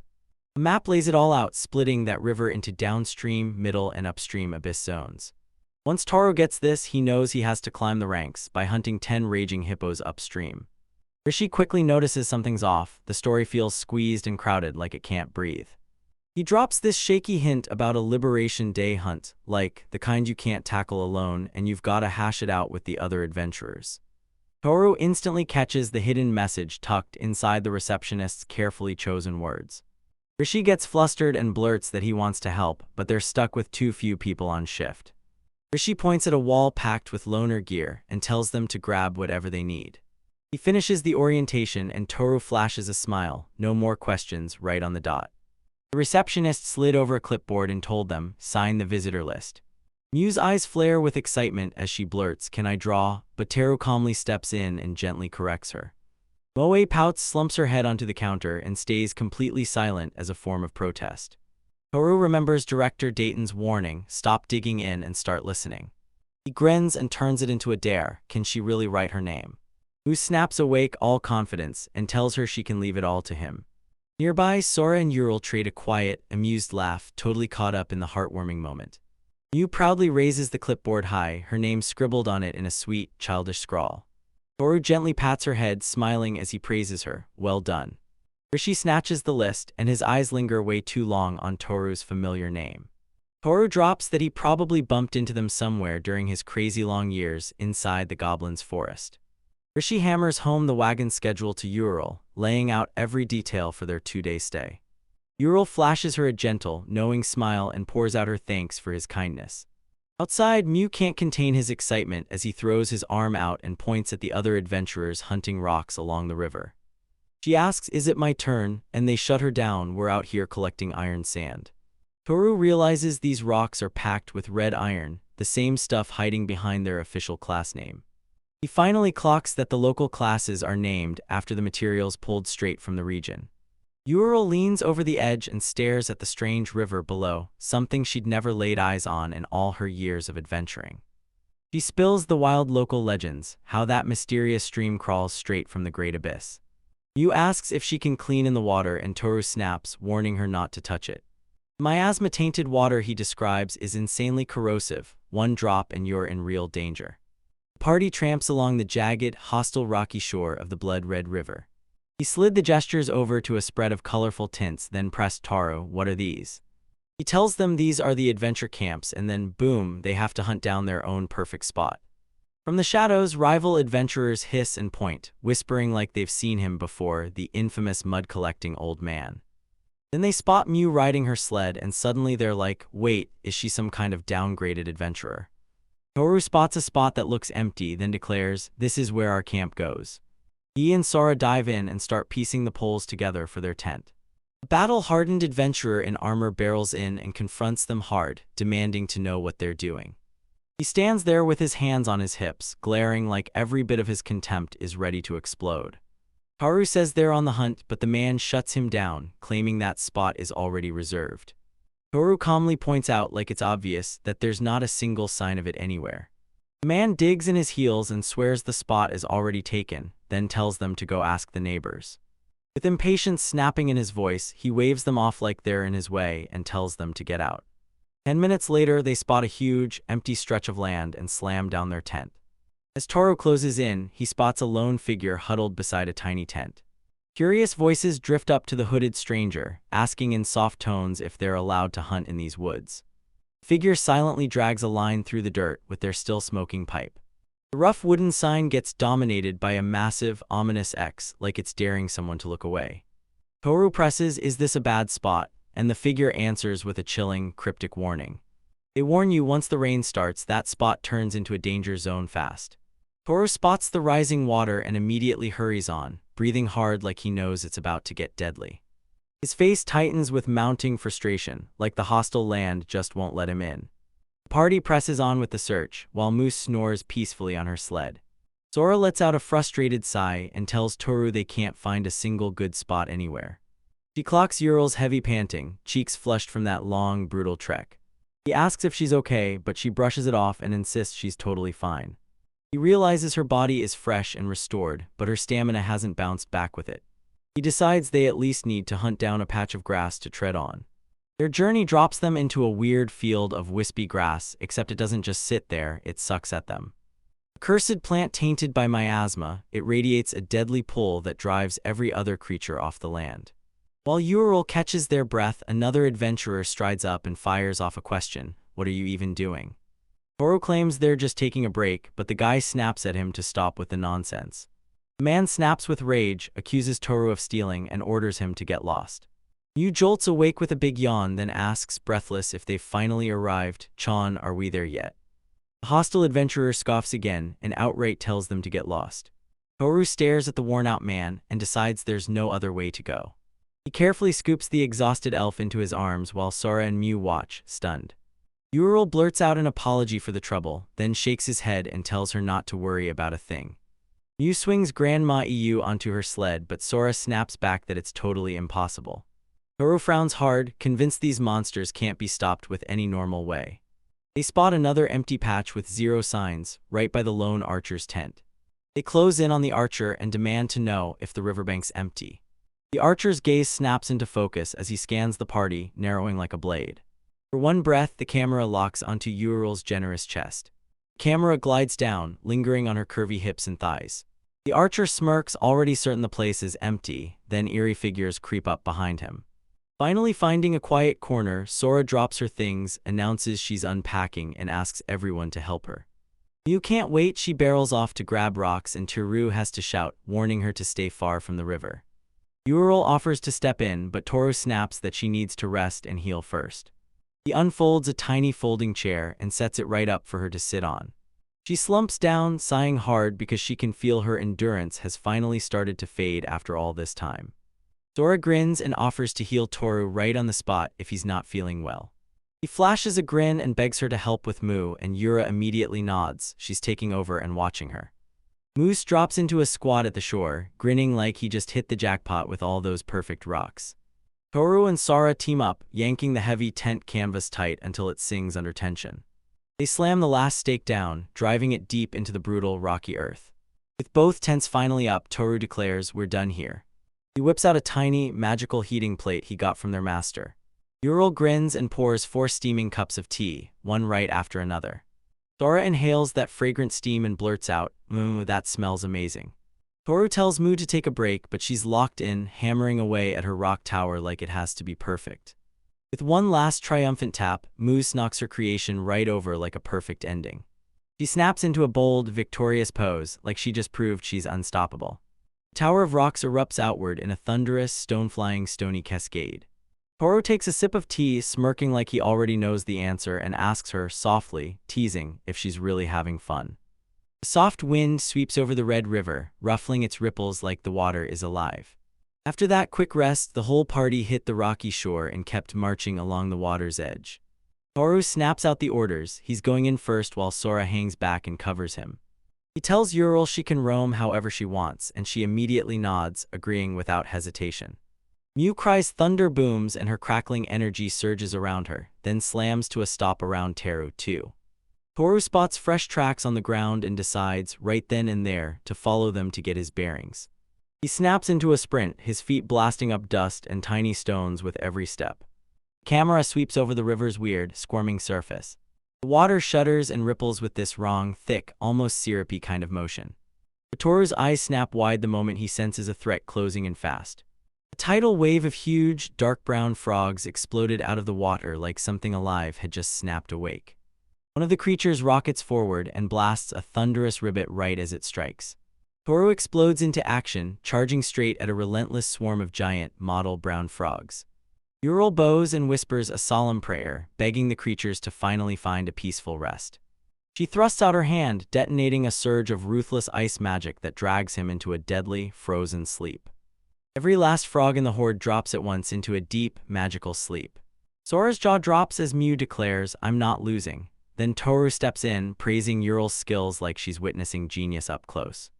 Toru realizes that this icy sleep usually locks onto just one poor soul. He finally gets it, her one-of-a-kind traits keep her from ever bleeding out significant magic power. He's sure her control of the battlefield is so unmatched it feels downright unreal. With the frogs wiped out, Toru slips in like a storm, his movements still sore but deadly. He knows their poisonous skin is like armor, tough, stubborn, and nearly impossible to cut through. He figures out that fighting them gets way easier the second they stop moving. Suddenly, an arrow slices through the air like a scream, barreling straight toward him. Toru snaps his blade up in an instant, slashing the projectile off course. The arrow skitters off his blade, then clatters to the ground like it never had a chance. He clenches his teeth and rage snaps across his face as the attack hits him out of nowhere. 3 archers burst out from the riverbank, and their leader flashes a smug smirk. The arrow, swung aside at the last second, now sits jammed in the rocky ground right at his feet. Toru snatches the projectile out of the air, his voice cutting through the danger as he notes just how close it came to disaster. The lead archer smirks as he offers a real, sincere apology, then casually blames the stray arrow like it's no big deal. With a cold, dismissive snap, he demands his arrow back and insists there's absolutely no problem. Toru snaps back coldly that the archer can keep talking right to his own bow. Toru's eyes squeeze shut with fury, and it's obvious, his patience is finally running out. The archer snaps his hand toward the arrow, still wearing that smug, condescending look like it owns the room. With a savage sharp crack, Toru's hand snapped a wooden shaft clean in two. The archer's companions scream at the old man, warning him not to get carried away. Right behind him, Sora and Mew are yelling, begging Touchin to hang on. Toru drags his fingers across his chin, and that icy, calculated annoyance shows all over his face. With a cold sneer, he lets the shattered arrow pieces clatter to the ground. The archer snaps his tongue in pure frustration the moment Toru turns his back. Toru pulled his party aside and admitted he felt deathly uneasy, then ordered everyone to move downstream. The archers stare as they vanish into the distance, locking onto what they're sure is the perfect opening. The lead archer glares with pure venom at Toru's party while they back away. With a wicked grin, he yanks his bowstring back and locks onto their backs, ready to strike. Toru keeps moving forward, completely oblivious as a second attack gets set up behind her. The moment the arrow slips free, it rockets off wild, straight off course, screaming up into the sky. The archer gasps in shock and agony as his bow seems to misfire right in his grip. His companions stare in shock as their leader lurches forward, totally lost, like something just shattered his mind. Toru calmly insists the arrow must have missed by a hair. The party pushes deeper along the river, straight into the downstream hunting grounds. On the title page, the whole party's gathered, while Toru quietly sends a sleeping frog drifting away. They ditch the busier spot and take their places at a quieter riverbank, archers lining up right beside them. Now they're stuck hunting in a packed, lousy part of town. A spiny, fish-like beast rockets out of the water and slams into Toru, ambushing him in a blink. The spiny dogfish blasts a brutal, high-pressure jet of water straight from its mouth. A water bullet rockets through the air like a cannonball, tearing through the sky with sheer force. Toru darts away at the last second, and the projectile whips past her, exploding on the ground with a nasty splash. He growls in pure frustration as water blasts across his cloak and armor. Fresh water bullet streaks through the air and slams toward the stunned Sora and Mew. Sora yells as she barely swings her staff up in time, smacking the projectile away just before it hits. The impact sensor staggered backward, and water blasted everywhere around it in chaotic splashes. Down by the riverbank, brown frogs just croak in the background, watching all the chaos unfold like they're judging it. Ural decides to blanket the entire area in a choking fog, thick enough to hide everything. She snaps out frozen crystal, and the riverbank gets swallowed by a whirl of icy mist. The nearby frog's poisonous skin starts to freeze over, then shatters into cracks. Toru stares at the ice magic and realizes it's the perfect antidote. It cuts right through their poisoned skin. The last terrified frogs just bolted from the battlefield, hopping away as fast as they could. Tora grimaces, clamping down on his resolve. He won't let his target slip away. A spiny dogfish suddenly rockets out of the water and slams into his path, cutting off his way. He has to scramble out of the way again as that vicious fish hurls another brutal attack at him. A water bullet whips past his face as he twists aside at the last second. He drops into a defensive stance the instant the strike splashes behind him. The party braces as the final one of their prey slips away and vanishes into the river. Tora glares at the water, snarling at the fish like they're ruining his way. Mew brags that the frogs bolted because they were terrified of her. Zara rushed up to Toru, apologizing like her heart was breaking because she believed she hadn't been there for him enough. She drops her gaze, crushed by how badly she tore through that chaotic fight. Toru deftly skins one of the frogs they managed to catch. Mew asks if he'll eat it, but he snaps that she must not touch it. He checks his sword, and it's been eaten up by the frog's deadly poison. He kicks in restoration, and that blade flashes, shining like it just got forged, brand new in an instant. Toru can't stop spiraling over his messed up situation. Every time he tries to hunt, life stomps it out of his plans. Riley points out that this place barely has any monsters at all to start with. They huddle around their campfire, sipping hot tea just to chase the cold away. Toru insists Mu is the only one enjoying this, stacking rocks like it's the best day ever.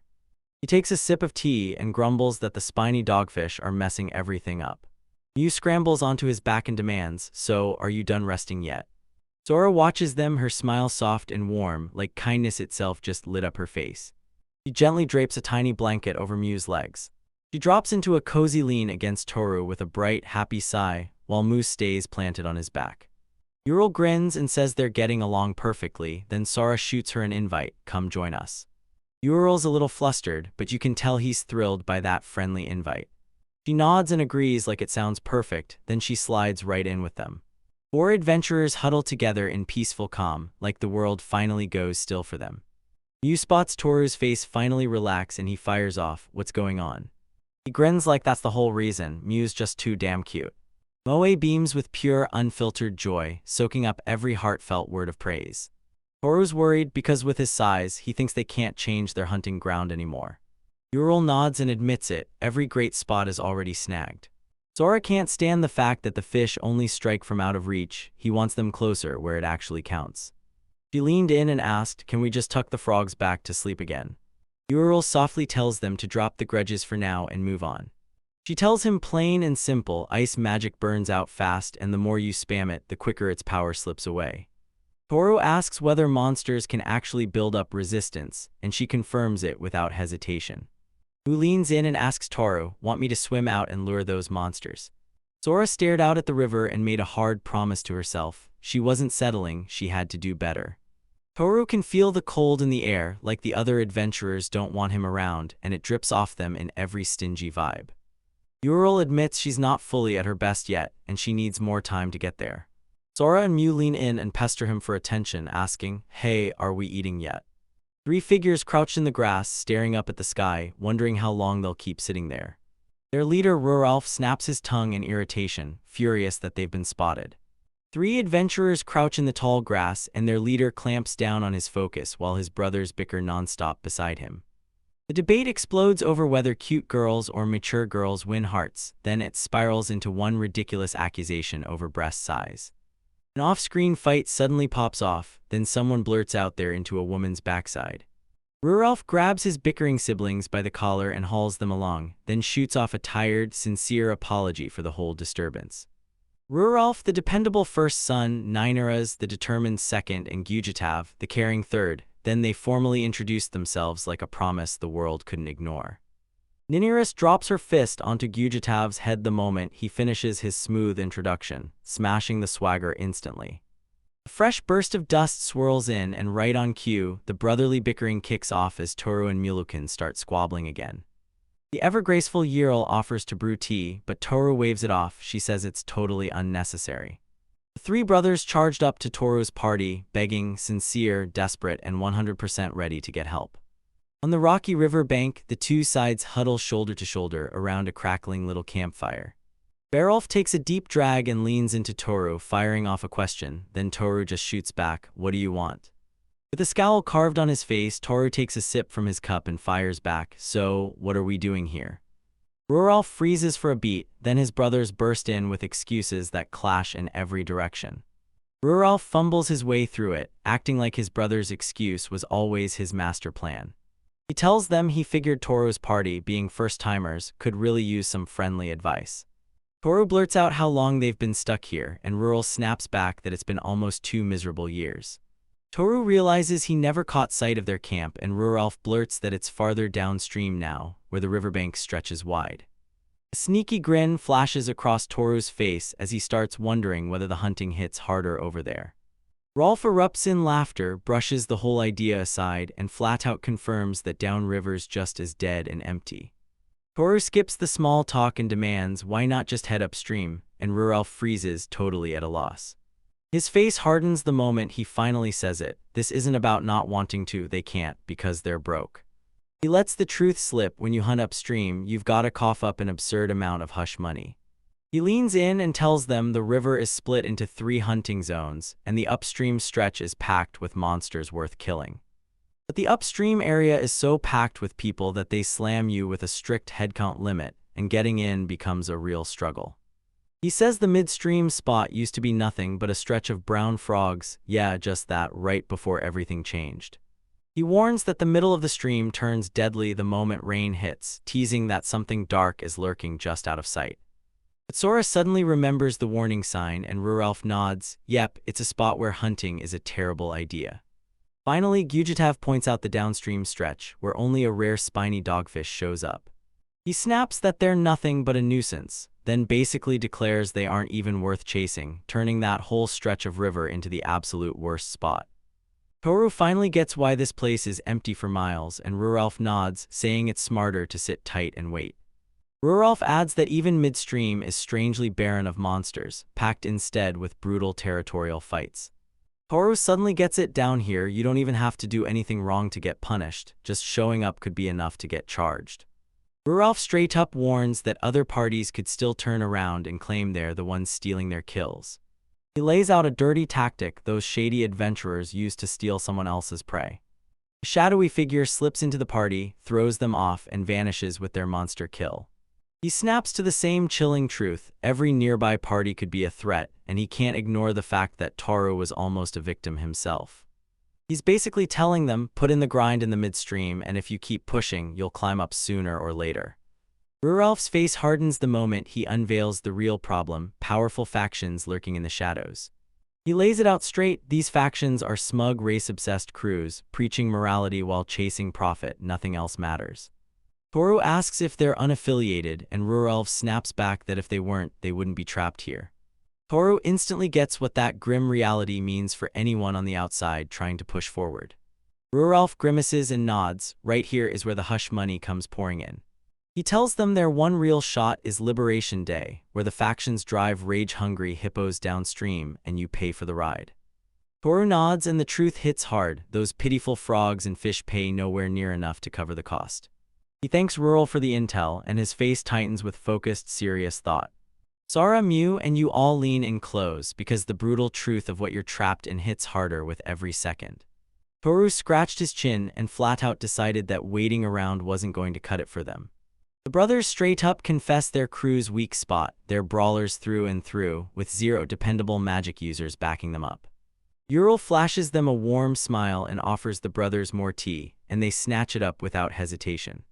They admit it straight up: being surrounded by all those beautiful women makes their heads spin, their throats go dry, and nerves spark like crazy. Toru leans in and demands to know, do they really know exactly who's pulling the strings on those insanely lucrative upstream hunting grounds? Erolf spots the real power in the land: the Red Thunder, tribesmen with glowing purple eyes and fiery red tails.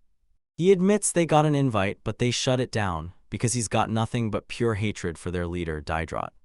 Toru asks whether the local guild knows about it, and Ruralf snaps back that even retired adventurers can't come close to the faction's power. A young adventurer leans in and remembers a chilling rumor: someone got drowned for daring to defy the Red Thunder's leader. Ruralf tells them straight up, the Adventure Bureau's security doesn't reach this far, so the factions get to run wild with impunity. Toru locks eyes with Rolf and demands to know what he's going to do about it. It just feels like you're trapped. Asking for Rolf won't change a thing. He'll sit there and do nothing. Rerolf smirks, slips up and admits Toru clocked him, and yeah, they've got a plan. His brother snaps the moment short, saying it's way too soon to spill the truth. Rerolf snaps the conversation away, telling Toru to drop what he just said. To get that info, he offers his help, teaching Toru's party a deadly useful trick. He demands to know whether that pesky spiny dogfish is getting in the way of their frog hunt. Sora and Mew both light up with agreement, grumbling that the creatures are seriously getting on their nerves. Rerolf flashes a confident grin and tells Sora she's got an easy countermeasure, then watches her eyes light up. Sora figures out the move is simple: fight the frogs, just keep them far away from the river. She figures that if they do this, the fish can't tag them with its water bullets anymore. Rerolf swats her idea aside, saying the frogs never stray far from the water. Sora throws in the towel and Rerolf grins, saying the real trick is way simpler than anyone expects. The three brothers flash a confident thumbs up and yell at Toru's party to follow right behind them, no hesitation. On the Chapter 20 title page, Hope for Hunting Ground, a giant brown frog launches out of the water like it's about to start the next hunt. Toru snaps his sword up and slams a hard clang into the lunging brown frog's attack, parrying it with total precision. Ural and he brace themselves as more frogs burst out, while the three brothers huddle back and stare, locked in fear and focus. Rerolf, Ninaras, and Gugitav locked onto the fight, eyes sharp and expressions deadly serious as they measured every move. Ural shuts her eyes, lets her long hair spill as she murmurs a spell, so those frogs can finally rest in peace. With a blood-chilling howl, she smashes her cold slumber skill onto the battlefield, plunging everything into a freezing sleep. Every single brown frog in the swarm drops into instant sleep, drifting peacefully on the water like it's all a dream. The brothers are completely blown away by her power and they practically shout, "We have to bring in a magic user for our party now." The spiny dogfish lets out a blood-curdling shriek and blasts a crushing water bullet straight from its mouth. Savage rock gets launched through the air, blasting past with a thunderous whoosh. Brutal rock slams into the spiny dogfish's side with a thunderous crash. The fish gets shoved aside as Mew plants himself on the riverbank, stone already launched by his hand.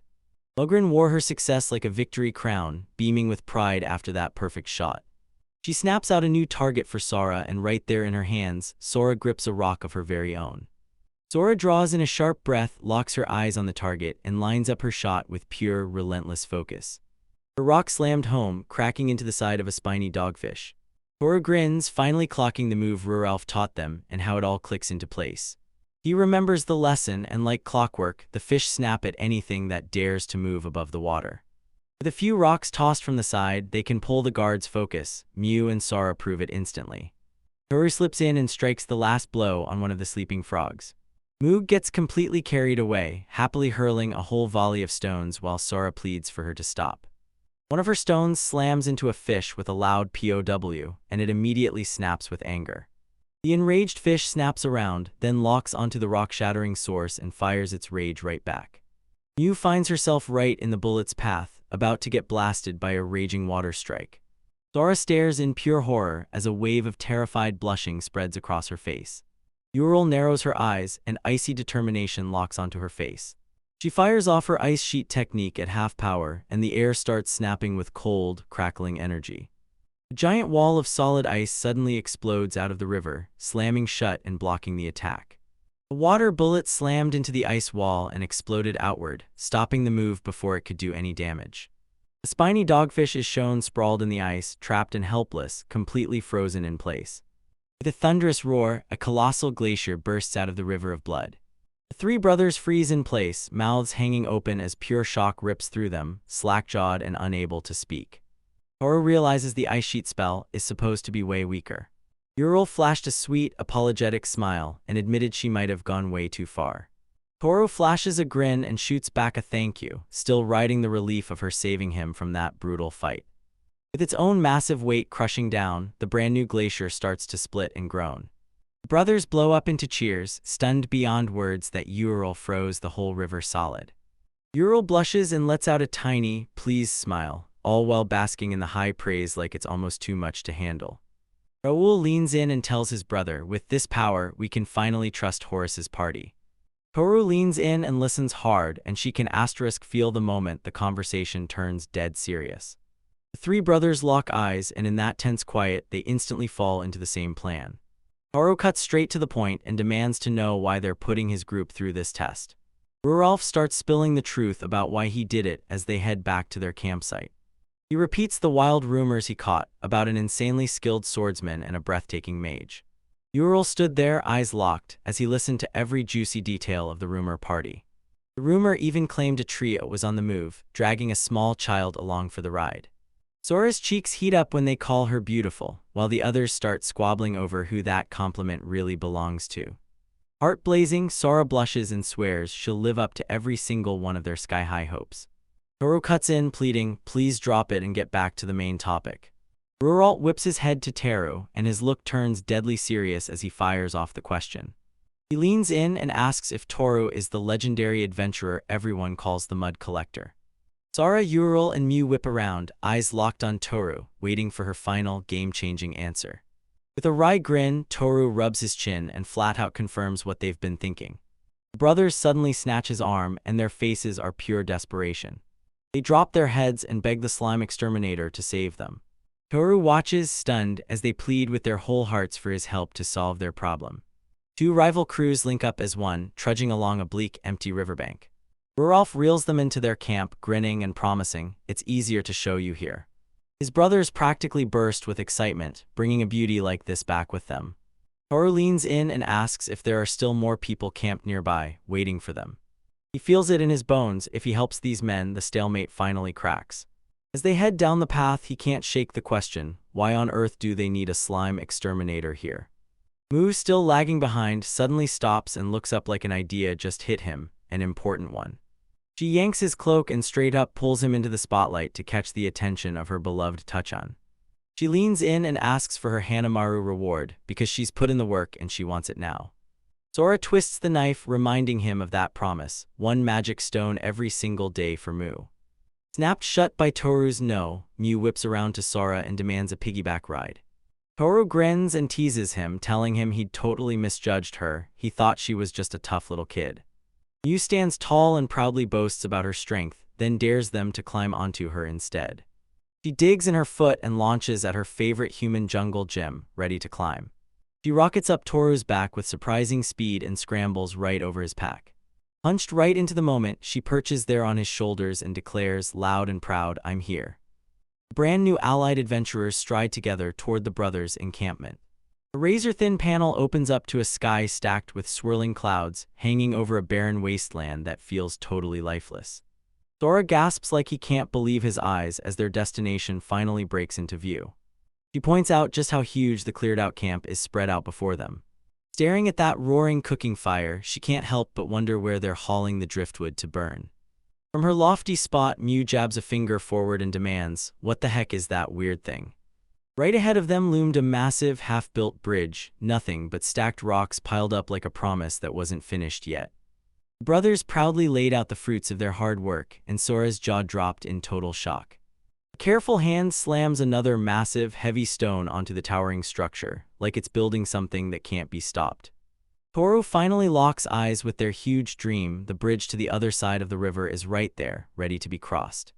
Rudolph finally admits it's been 2 brutal years, and they're still stuck at just halfway through. On the far side, they tell you about a full-on Wild West. No one's allowed to complain, not even once.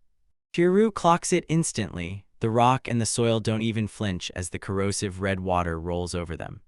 He watches in awe, and a real smile blooms across his face like it can't help but happen. He clenches his fist, stunned by their unstoppable determination and pure grit. He admits it's brutal and says he never would have made it through without the help. Gugatab proudly proclaims with full swagger that their shared mission is powered by their unstoppable esprit de corps. Sora and Yura lock eyes with each other and watch the exchange unfold, wearing warm, understanding smiles like they already get it. Mew grilled the brothers, asking if they truly hauled and stacked every single one of those stones themselves. She brags that she might get knocked around in fights, but when it comes to piling rocks, she's a total expert. With her cheek pressed to Toru's head, she smirks and declares that when it comes to walls, she's the best there is. She demands when they're knocking it down, but the brothers choke on terror and refuse. Urov shoots back at her own creepy idea as she leaps off Toru's back. Mew sprints toward the bridge, shouting that she can help, only to set the brothers on alert. They snatch the thrilled kid up with playful force, stopping her from jumping into their project. Toru and the women lean in, smiling softly as they watch the charming scene unfold with quiet, amused delight.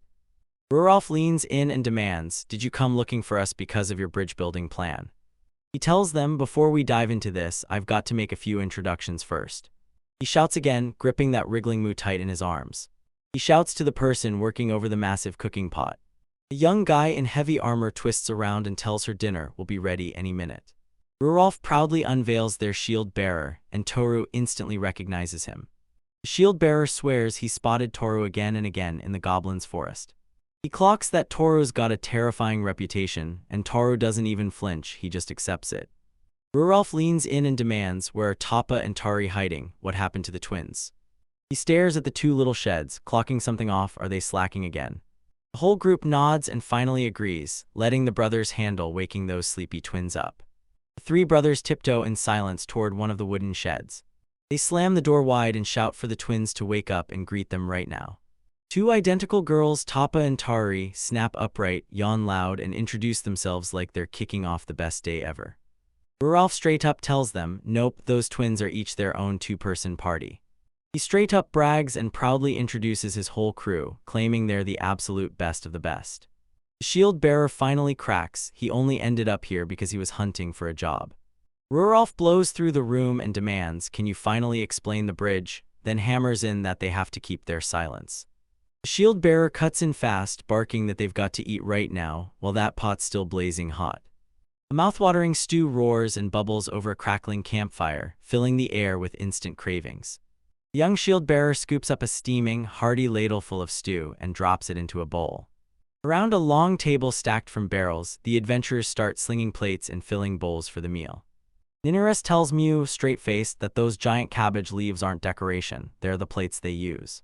He shoves the roasted sausages and salt-cured boar meat into her hands, showing her exactly what's cooking. Ruralf storms in hauling a huge barrel and yells that they've got beer too. The two sides finally sit down together and dig into a huge, hard-earned feast, like they just survived the fight to get here. Ruralf lifts his wooden mug high and toasts their honored guests like it's the start of something unforgettable. He raises a toast to the legendary mud collector and to the shockingly skilled crew he's somehow gathered. The brothers can't believe it. This is the first time a beauty like her has ever shown up. Ruralf announces that tonight they're going to gorge themselves until their bodies can't take it anymore. With a huge cheer, they lift their mugs high and toast the six gods' blessings. Sara, Mew, and Ural dig in with bright, joyous smiles, laughing like they've just found their people. Toru takes one bite of the stew, and the fish's deep, rich umami hits him like lightning. The horned adventurer points straight at their stash and tells the others about the dry dogfish like it's treasure right on their doorstep. He says they smoke the fish just to keep everyone from getting bored, because they've got way too much of everything. Toru blurts out why they don't sell them, and the adventurer shuts him down. Those things go bad way too fast. He says the fish are a nightmare to catch, so if anyone suddenly lands a massive haul, it'll look way too suspicious. He offers them his blessing, take whatever you want and haul it home as a souvenir. Ural gladly takes it and explains that fish is pure treasure this far from the sea. Then the horned adventurer blurts out that he's genuinely shocked by Toru's situation right now. He spots that Toru's been gone from the forest for a while and realizes he's no longer alone. His eyes lock onto Sara, Mew, and Ural, and then it hits him. Toru isn't alone anymore, he's made friends. Toru quickly humbles himself, admits he's new around here, and asks them for their guidance. The other adventurers playfully rip into their leader, Ruralf, for getting carried away and losing himself twice. Ruralf swears up and down that it was Toru and those lessons that saved him. He can't stop himself. He openly gushes with deep respect for the ambitious bridge they've been building.